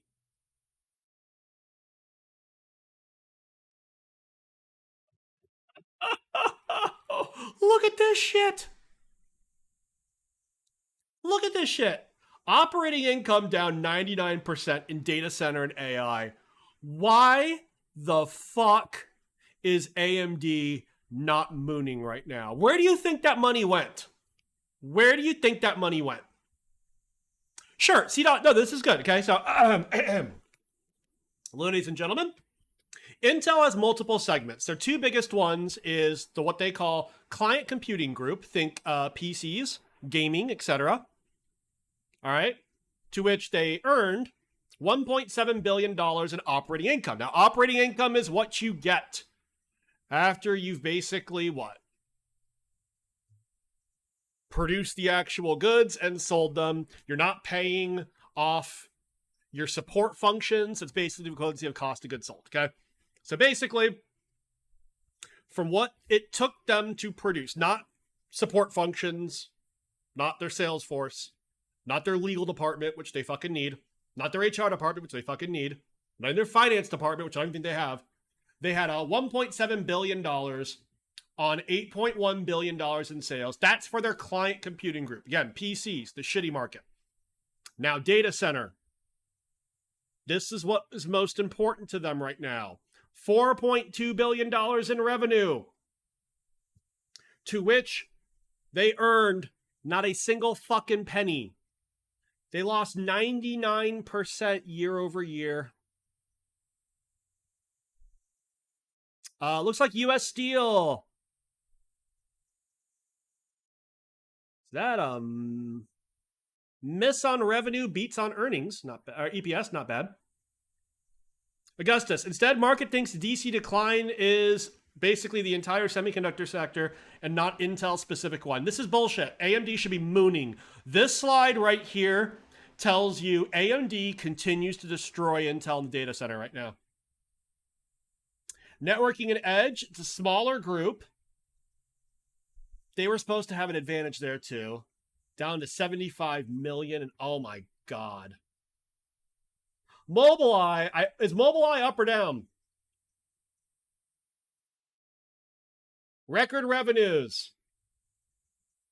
Not the best margins, but okay, fine. Foundry service, bleeding. Fine. Outlook. They're improving their gross margin. Good for them.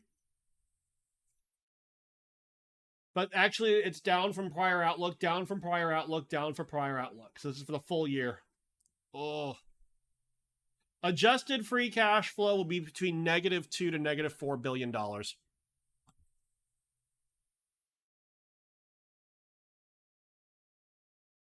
The year-over-year gap earnings.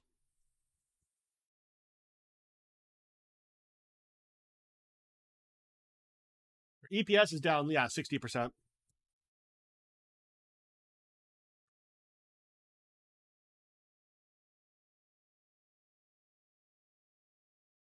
This is terrible. This is fucking oof. But to be fair, you're not buying Intel anything close to their 52-week high. So a lot of this should be priced in. Like, that's why we weren't playing puts against it. I mean, at some point, you know you're buying a turd.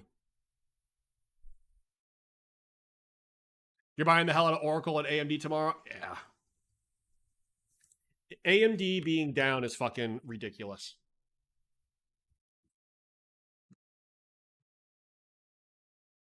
By the way, how's Micron doing? Micron has an interesting connection to Intel. Actually, not bad.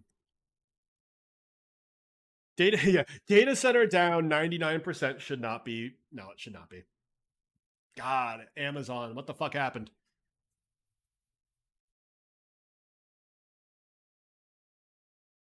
So am I buying Intel leaps tomorrow? Probably not.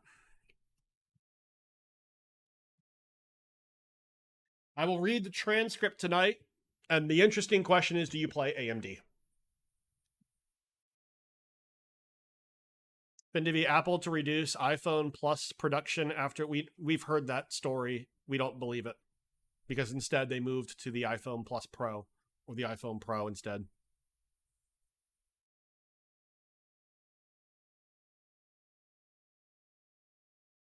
Yeah, either way, Apple's moving 10%. One direction or the other. Intel's up 8%. My God. Good night, Divi. Take care. You want to buy some shit, but it's going to go lower? You totally can.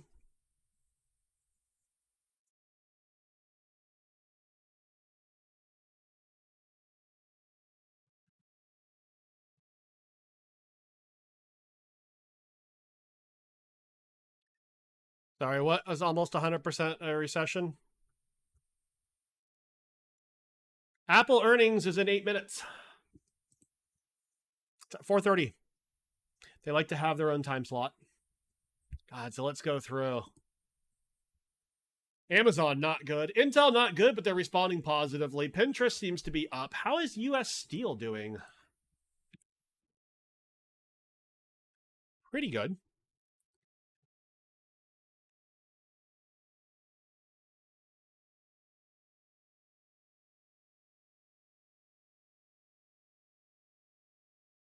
Site says 5. I assume 5 mean 5 o'clock, but the numbers get released earlier. Can Tim Apple do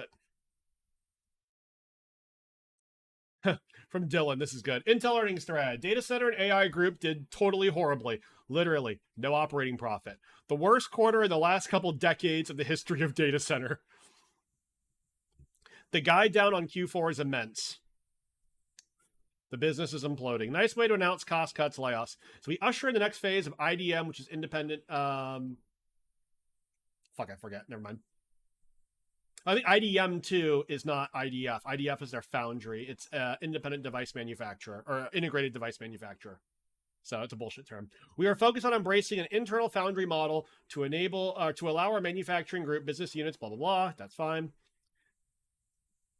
Intel went from 27 billion of net capital expenditures to 21 billion net capital expenditures and 25 billion gross. Intel is lying when they say they didn't cut gross capex. They need to cut, obviously. Oh.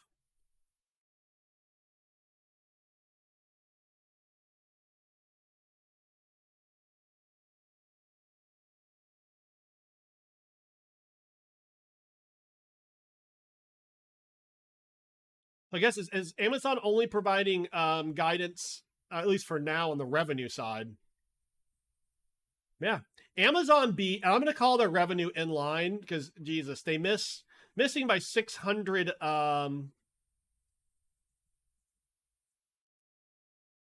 Yeah, missing by 600 million when you're selling 127 billion seems small, but my God, that guidance, that's a significant cut.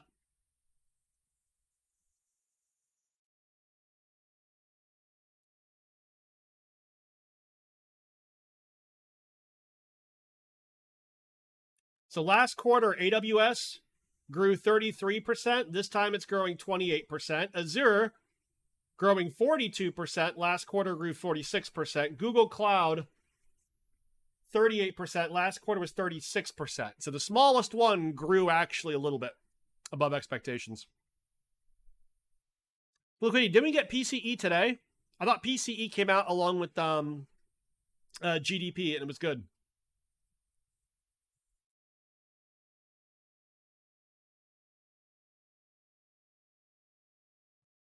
Oh, wow.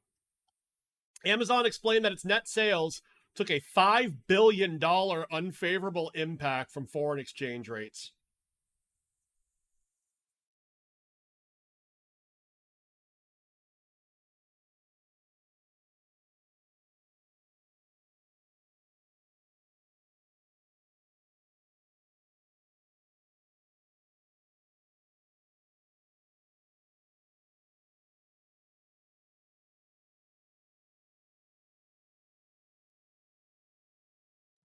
$5 billion, still less than Zuck spent on VR. Yeah, currency hurts them. Currency, though, should have been modeled in. That shouldn't be what hurts them.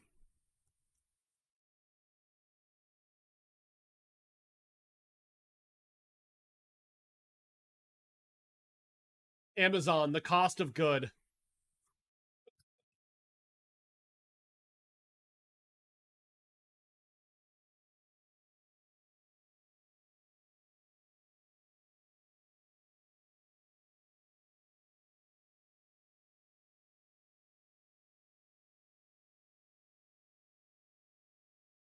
All right.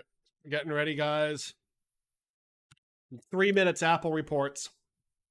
Yeah, down lemurs. If currency reverses, the earnings would go up. Absolutely, for next quarter. Can Apple do it all? That's the question, guys. Can Apple do it? Amazon, the cost of goods that didn't sell.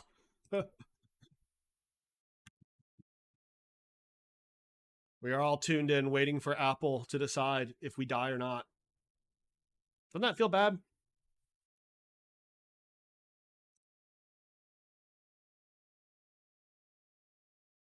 Could we go 0 for 5?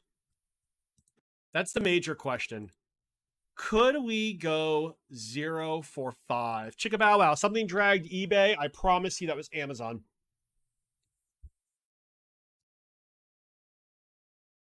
Yep, Microsoft beat. Yep. People didn't like their guide, which makes sense. Their guide was light. Come live. US Steel share count was down 13%. Excellent.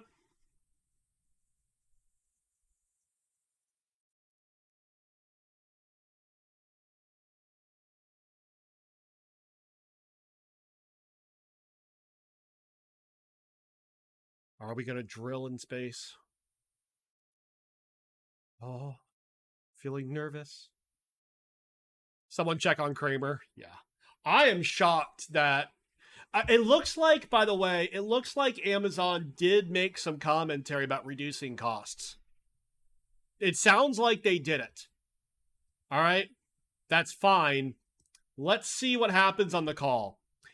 Amazon could, I don't think they're going to go green because they have a 20% hole. Amazon could go up if they put it this way. There's room for the conference call to potentially take back some of this. I don't know if they're going to.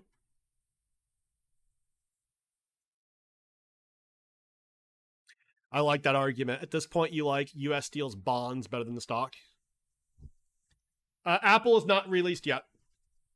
Nope. Apple is already down 2% because of Amazon taking down the indexes. I am still very much optimistic. Apple is the one I was most comfortable playing. Now I can be wrong. It happens. It happens a lot, particularly this last week or so.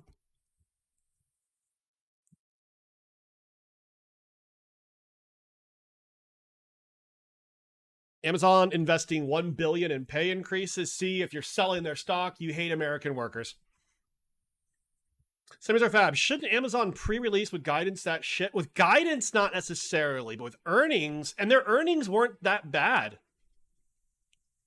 The earnings for them was actually not bad. It's kind of like Microsoft. What? Apple. What? Apple's bouncing. Now Apple's dropping. Uh-oh. It was going up for a while. Now Apple's at 138.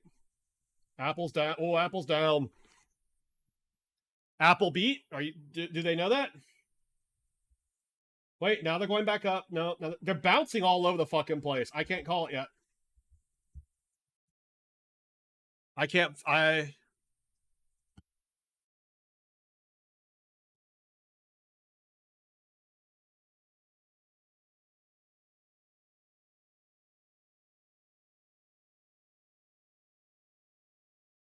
Algos are going nuts on Apple. Hold on. Apple beat, Boss Deal is saying.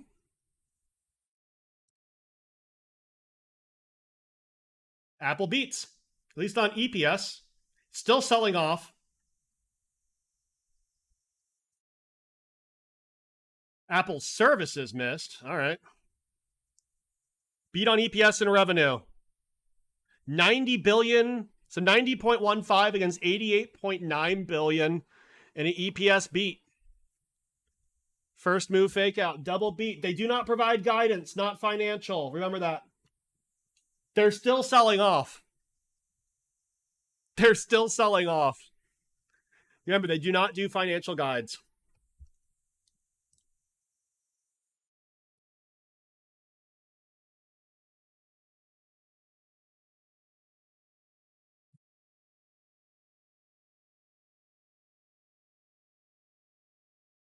Apple is down.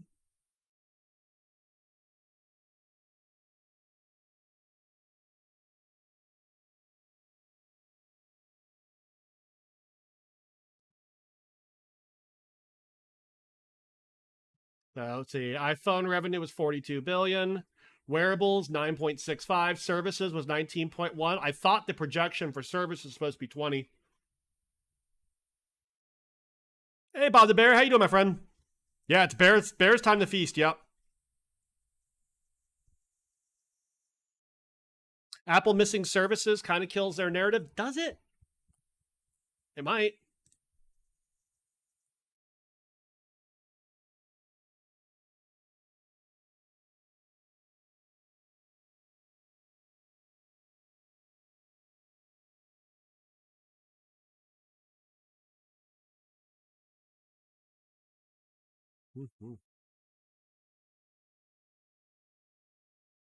Record revenue. Quarterly earnings were up. Keep in mind, they have a huge... Imagine if the strong dollar wasn't working against them.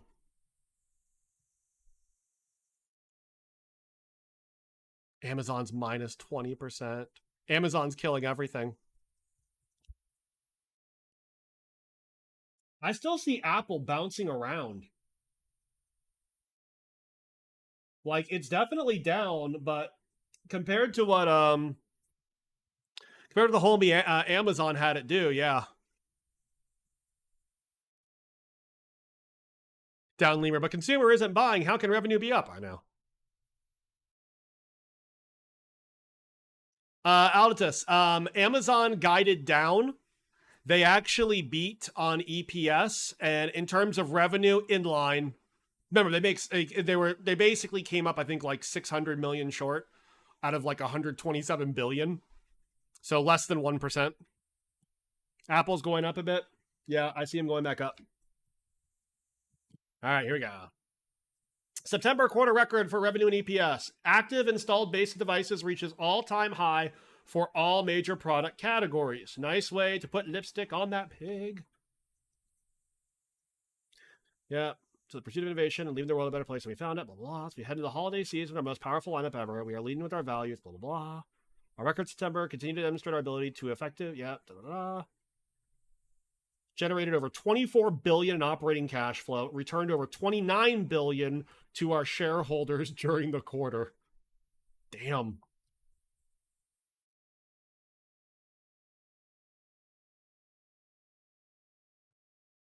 Operating cash flow was up 18 billion versus last year. Yeah. Did Apple always do a dividend? Apple's now going up. Apple is now going up.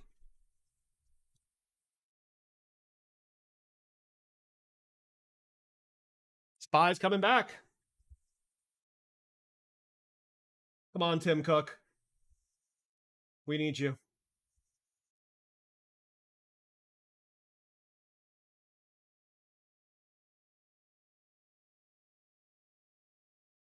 Anybody see something weird on Amazon's after hours?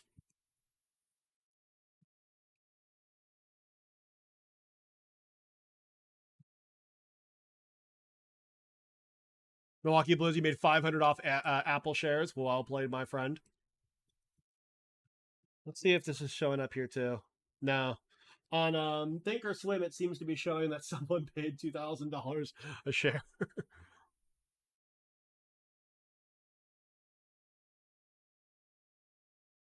Yeah, they've been doing a divvy, yeah. A lot of volume on Apple. Come on, Apple. More. Come on, Apple. Want to see more. Want to see you be respected. Remember, they don't do financial guidance. So all they have to do is get on that phone and talk a lot of platitudes. And they're going to be really good at talking about platitudes.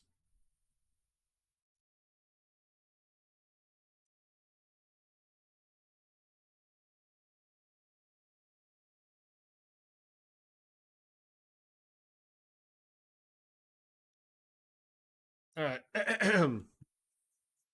T-Mobile's outlook improves after customer gains top rivals.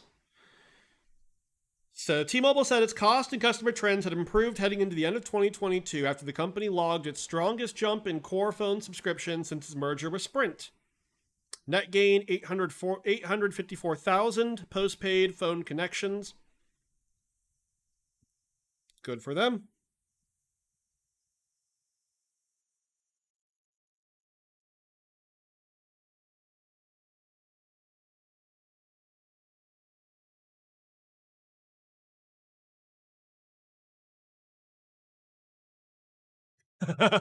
And Pitaska. So the play today was Intel calls. Yeah, apparently. Apple would be up if it wasn't for the Amazon drop. I'm not sure I disagree with that, but I don't know.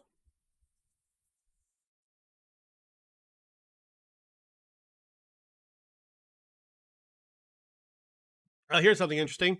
Apple says supply is constrained for iPhone 14 Pro models due to strong demand. Remember, demand was weak? No, they switched it over to the Pro model.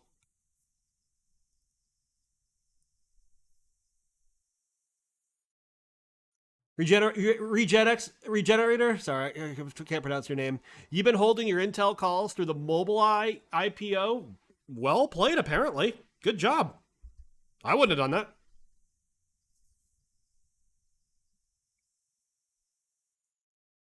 Reddit swap. We may see the fastest recovery tomorrow once the market digests Amazon.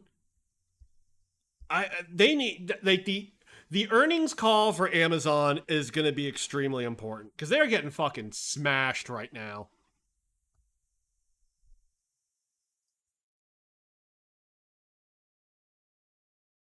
Apple and Amazon don't deserve their multiples. I'll disagree with Apple. I've had this conversation with many people before. Fine. Who is Apple's competition and what's their forward PE? It becomes difficult when you realize there actually is kind of no competition for them. The closest example people point to is Samsung. It's like, oh, you mean they're also the largest memory producer in the world? Samsung doesn't have like a pure electronics division with a services division that competes against Apple. Google, no, the hardware side of Apple is so much bigger than Google. Plus Google, you have all the advertising side. Like the problem with Apple is sitting there and saying, what's a fair forward PE given they don't have any real direct competitor?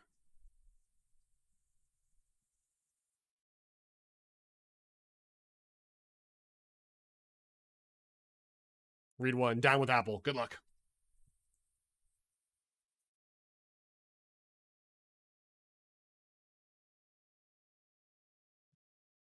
The one thing it seems like Apple really took to heart that both Amazon and more importantly Facebook did not do, free cash flow.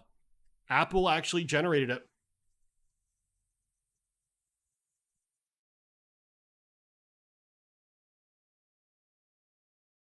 it. How much money will Apple lose not being able to sell billions of chargers? Oh, don't cry for them. I'm sure they'll find a way.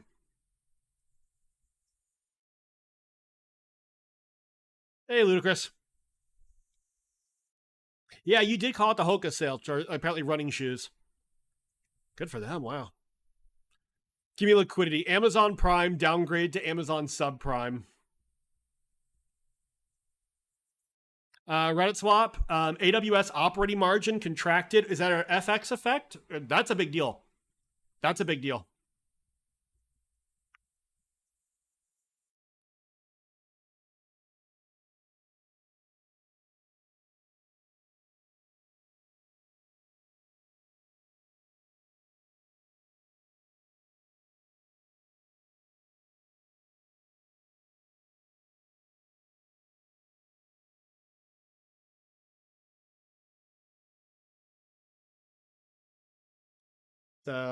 This is from basically Apple continues reports record revenue continuing pandemic streak.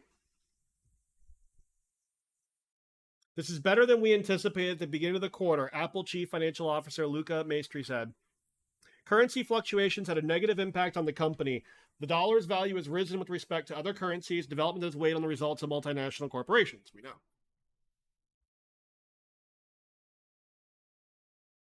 Here's the fucked up thing. What happens if the dollar strengthened? Apple blew it out of the water. And here it comes, Apple Green. Green and after hours. They have to make up more of the work that got taken away from them today. Hey, Repairman Man. How low will Amazon go? We're going to find out. You got to give them a chance to talk about it and be like, all right. Prometheum. Bank of America has Apple's 23 EPS at 587, so almost a 25 forward PE. Seems pretty expensive. Compared to Hershey's is what, 29? Lulu is what, 30-something, like, or 40? Costco is expensive. Chipotle is expensive. How does Apple not get a premium over those companies?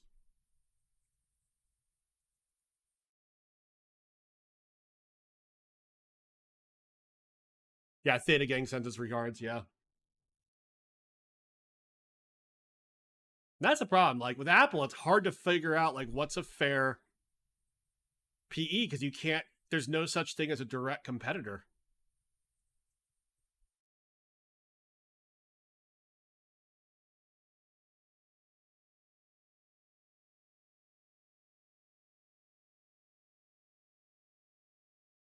Yeah. It's like the marginal buyer of Apple shares is every index in the world, Warren Buffett and Apple themselves. But hey, because how you doing, my friend? You might regret this. You closed out your SQQQ at a 10% gain today. Don't look back. Well done.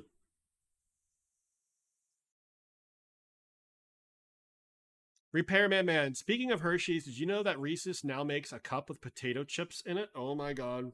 That's fucked up.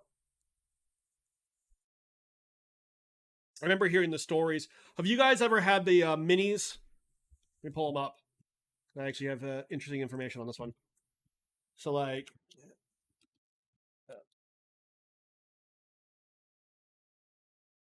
here we go. Has anyone ever seen these? Okay. Oh, fuck off. Has anyone ever seen these? These are absolutely delicious. They're absolutely delicious.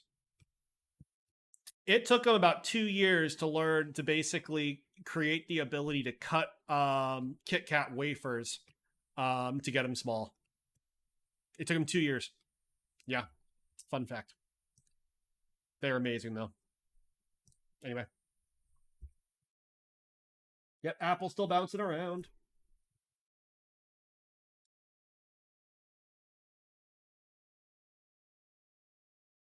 Cali Otter seems like another demand-supply story for Apple. Not enough premium line, and they only contain 8 days of new iPhone sales. Oh, wow. Yeah, wafer technology. Talk to ASML.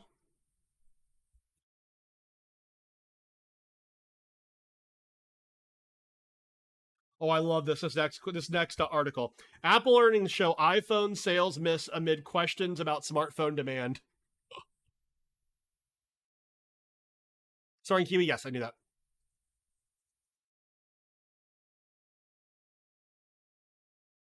Apple's net income for 2022 was at $99.8 billion, so close to $100 billion.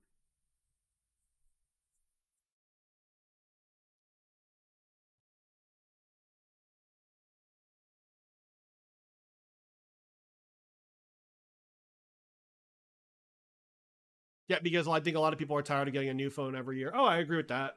People don't buy phones every year.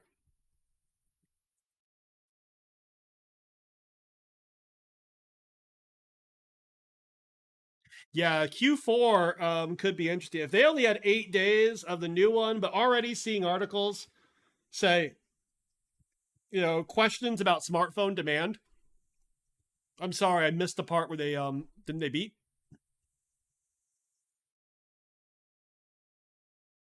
By the way, do understand there's this big strategy from Apple to really focus on India as a consumer of the iPhone. They have not been in India for that long.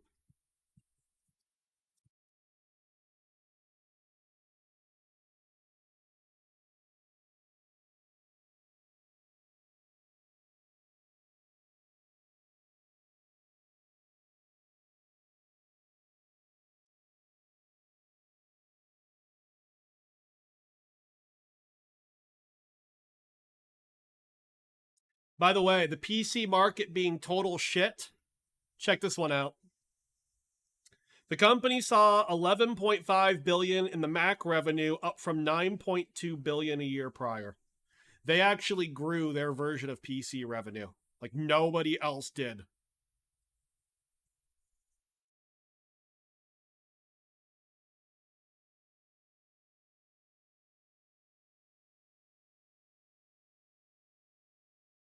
Amazon's slowly recovering. Their call could be interesting.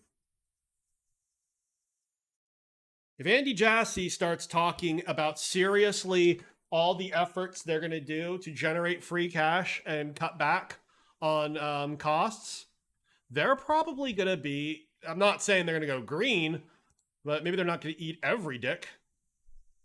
Right?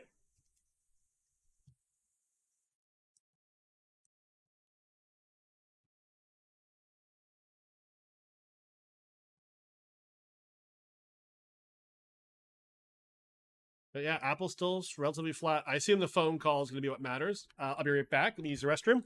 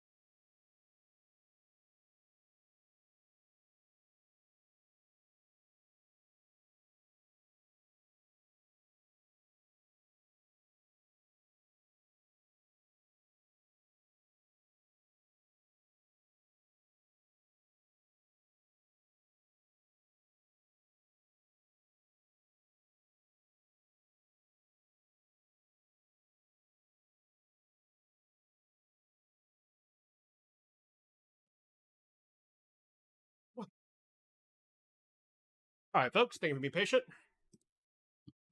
We're back, and Apple's still not green. What the fuck?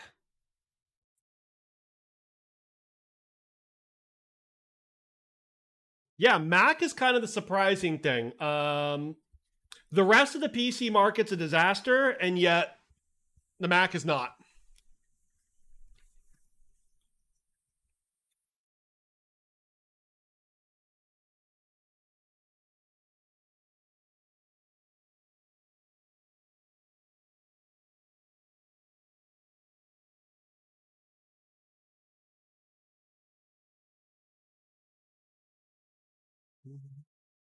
Apple's trying to drag the SPY by the horns. Is it? Still down. It's made up for the damage earlier, seemingly, but if Mac goes up, Broadcom goes burr. Broadcom is one of those semi stocks I do need to get into. Broadcom's number one piece of consumer-facing exposure, in fact, their only consumer exposure really, is the iPhone. Let's hope Tim Apple can pull an Amy Hood. Agreed. See how the VTARs are doing today.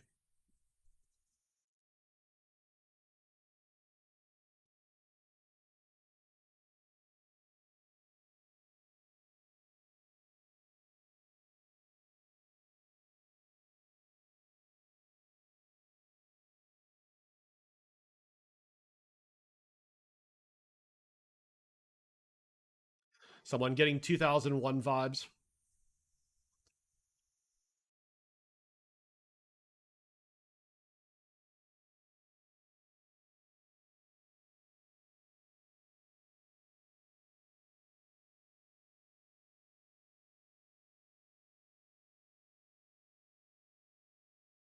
Apple privacy is so good it doesn't let algos in.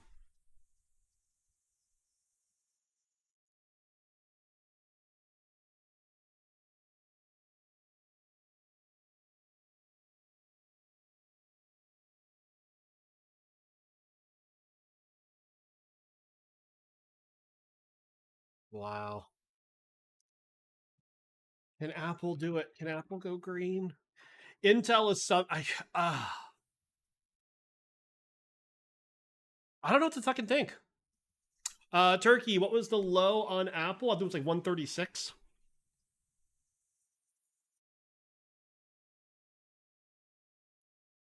Spencer, you didn't realize Hog had such good numbers? Neither did I. Sid to Hell, what do I think about the amount of borrowed shares on GameStop? I don't think about it. I have no clue. How did GME do today, by the way? How did the apes do? Well, they're getting taken a bit down, and yeah, that's fine. They did well.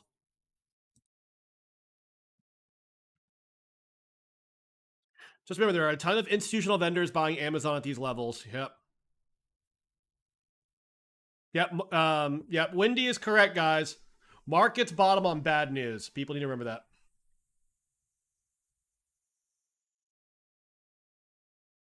Does anyone know why Shopify was plus 17% today?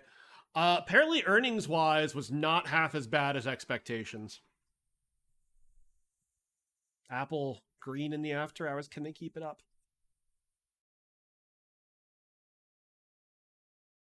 Intel is up, and yet Soxel is still fucked. There is no God. There is no God. Oh my God. Next week's going to be spicy.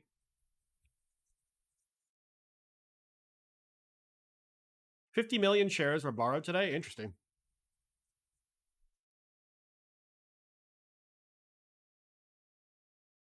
Amazon's trying. Listen, if on the phone call, Andy Jassy basically does the exact opposite of Mark Zuckerberg and says, you know what? We're in a different time period. I'm serious about containing costs. Then boom.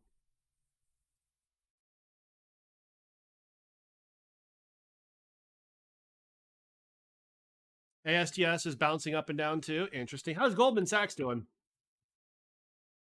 Not at all. Chicka bow wow, you bought Amazon? Interesting call. Ballsy, my friend. Very ballsy.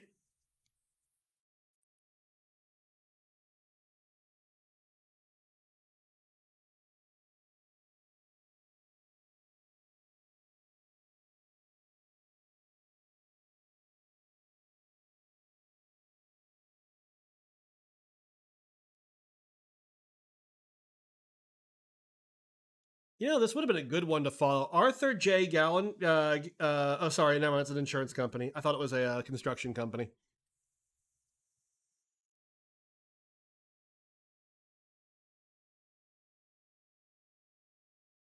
Wait, my oats. Amazon hit a very important support level. It's getting bought, same as SPY. Interesting. That's important then. I'd also keep an eye on the idea that if anyone was looking for a fundamental catalyst, on their earnings call, there is a lot of opportunity for Andy Jassy to talk about cost savings. And I'm willing to bet that's what analysts want to hear a lot more about. Almost to the point they'd be willing to forgive some softness on the next Q guide. And Pitaska, you have 1,020 shares. You bought 100 more. Wow. Amazon after hours volume is insane. Well, the last 3 days, mega caps have shit the bed, and the markets didn't die. And today, Amazon, let's be clear, Amazon was weak.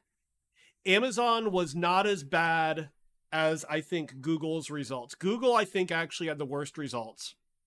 Microsoft had good results. Apple had good results. Meta and Amazon had mixed results. Amazon had a bad guide. Microsoft had a bad guide. Google had a bad guide. Meta had a terrible guide. More importantly, just terrible everything.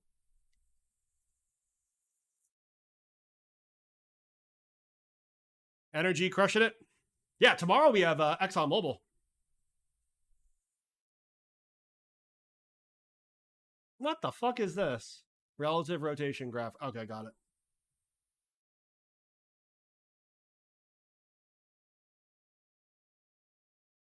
With energy now surpassing the psychologically important 5% weighting threshold of the S&P 500, you don't believe generalist fund managers can ignore the sector any longer. Interesting.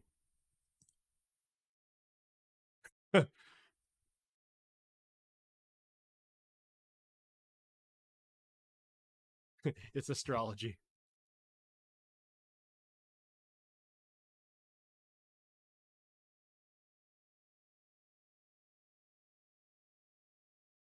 Yep, so Pinterest beats on EPS and revenues. Returning to user growth. Hey, Sagano. Yep, Bezos in the drilling business.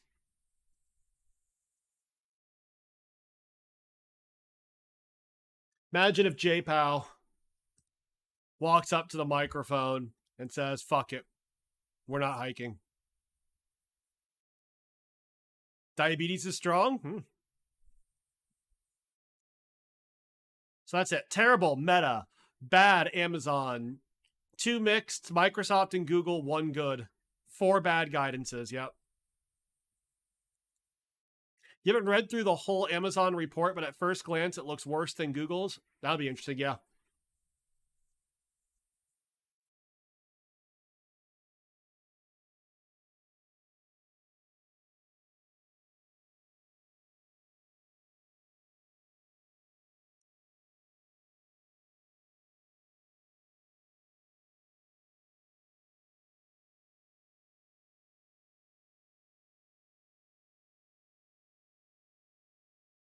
One year, 7 companies, $3 trillion lost.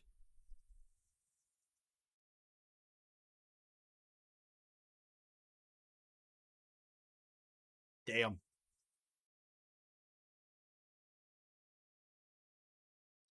Amazon says, consumer started strong early, but went soft towards the later half. Yep.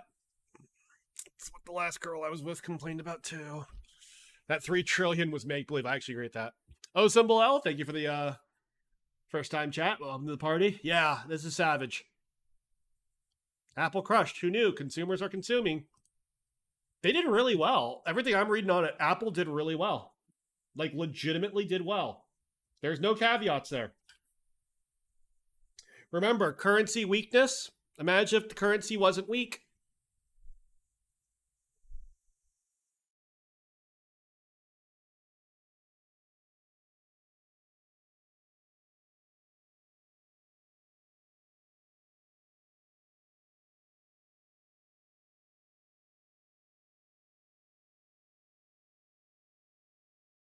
Turkey, you think it's far more likely he pulls a Jackson Hole? I don't know.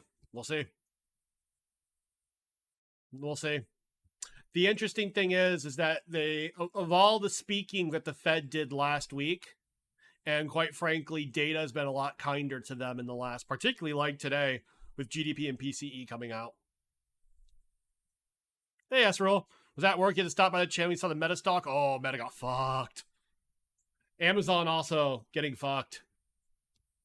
Apple's doing, I guess, reasonably well, meaning it's not completely eating every dick possible, but like, the phone call is going to matter. And with that, folks, let me pass you off to my good friend, Jay Jared. Thank you very much for tuning in today. Tomorrow will be spicy. How does the market take it? If we were looking for leadership amongst the mega caps, we didn't get it. Instead, Pinterest and Intel. And tomorrow morning, we have what? ExxonMobil, which will be really interesting to see. So thanks for tuning in. I will catch you guys tomorrow. Peace.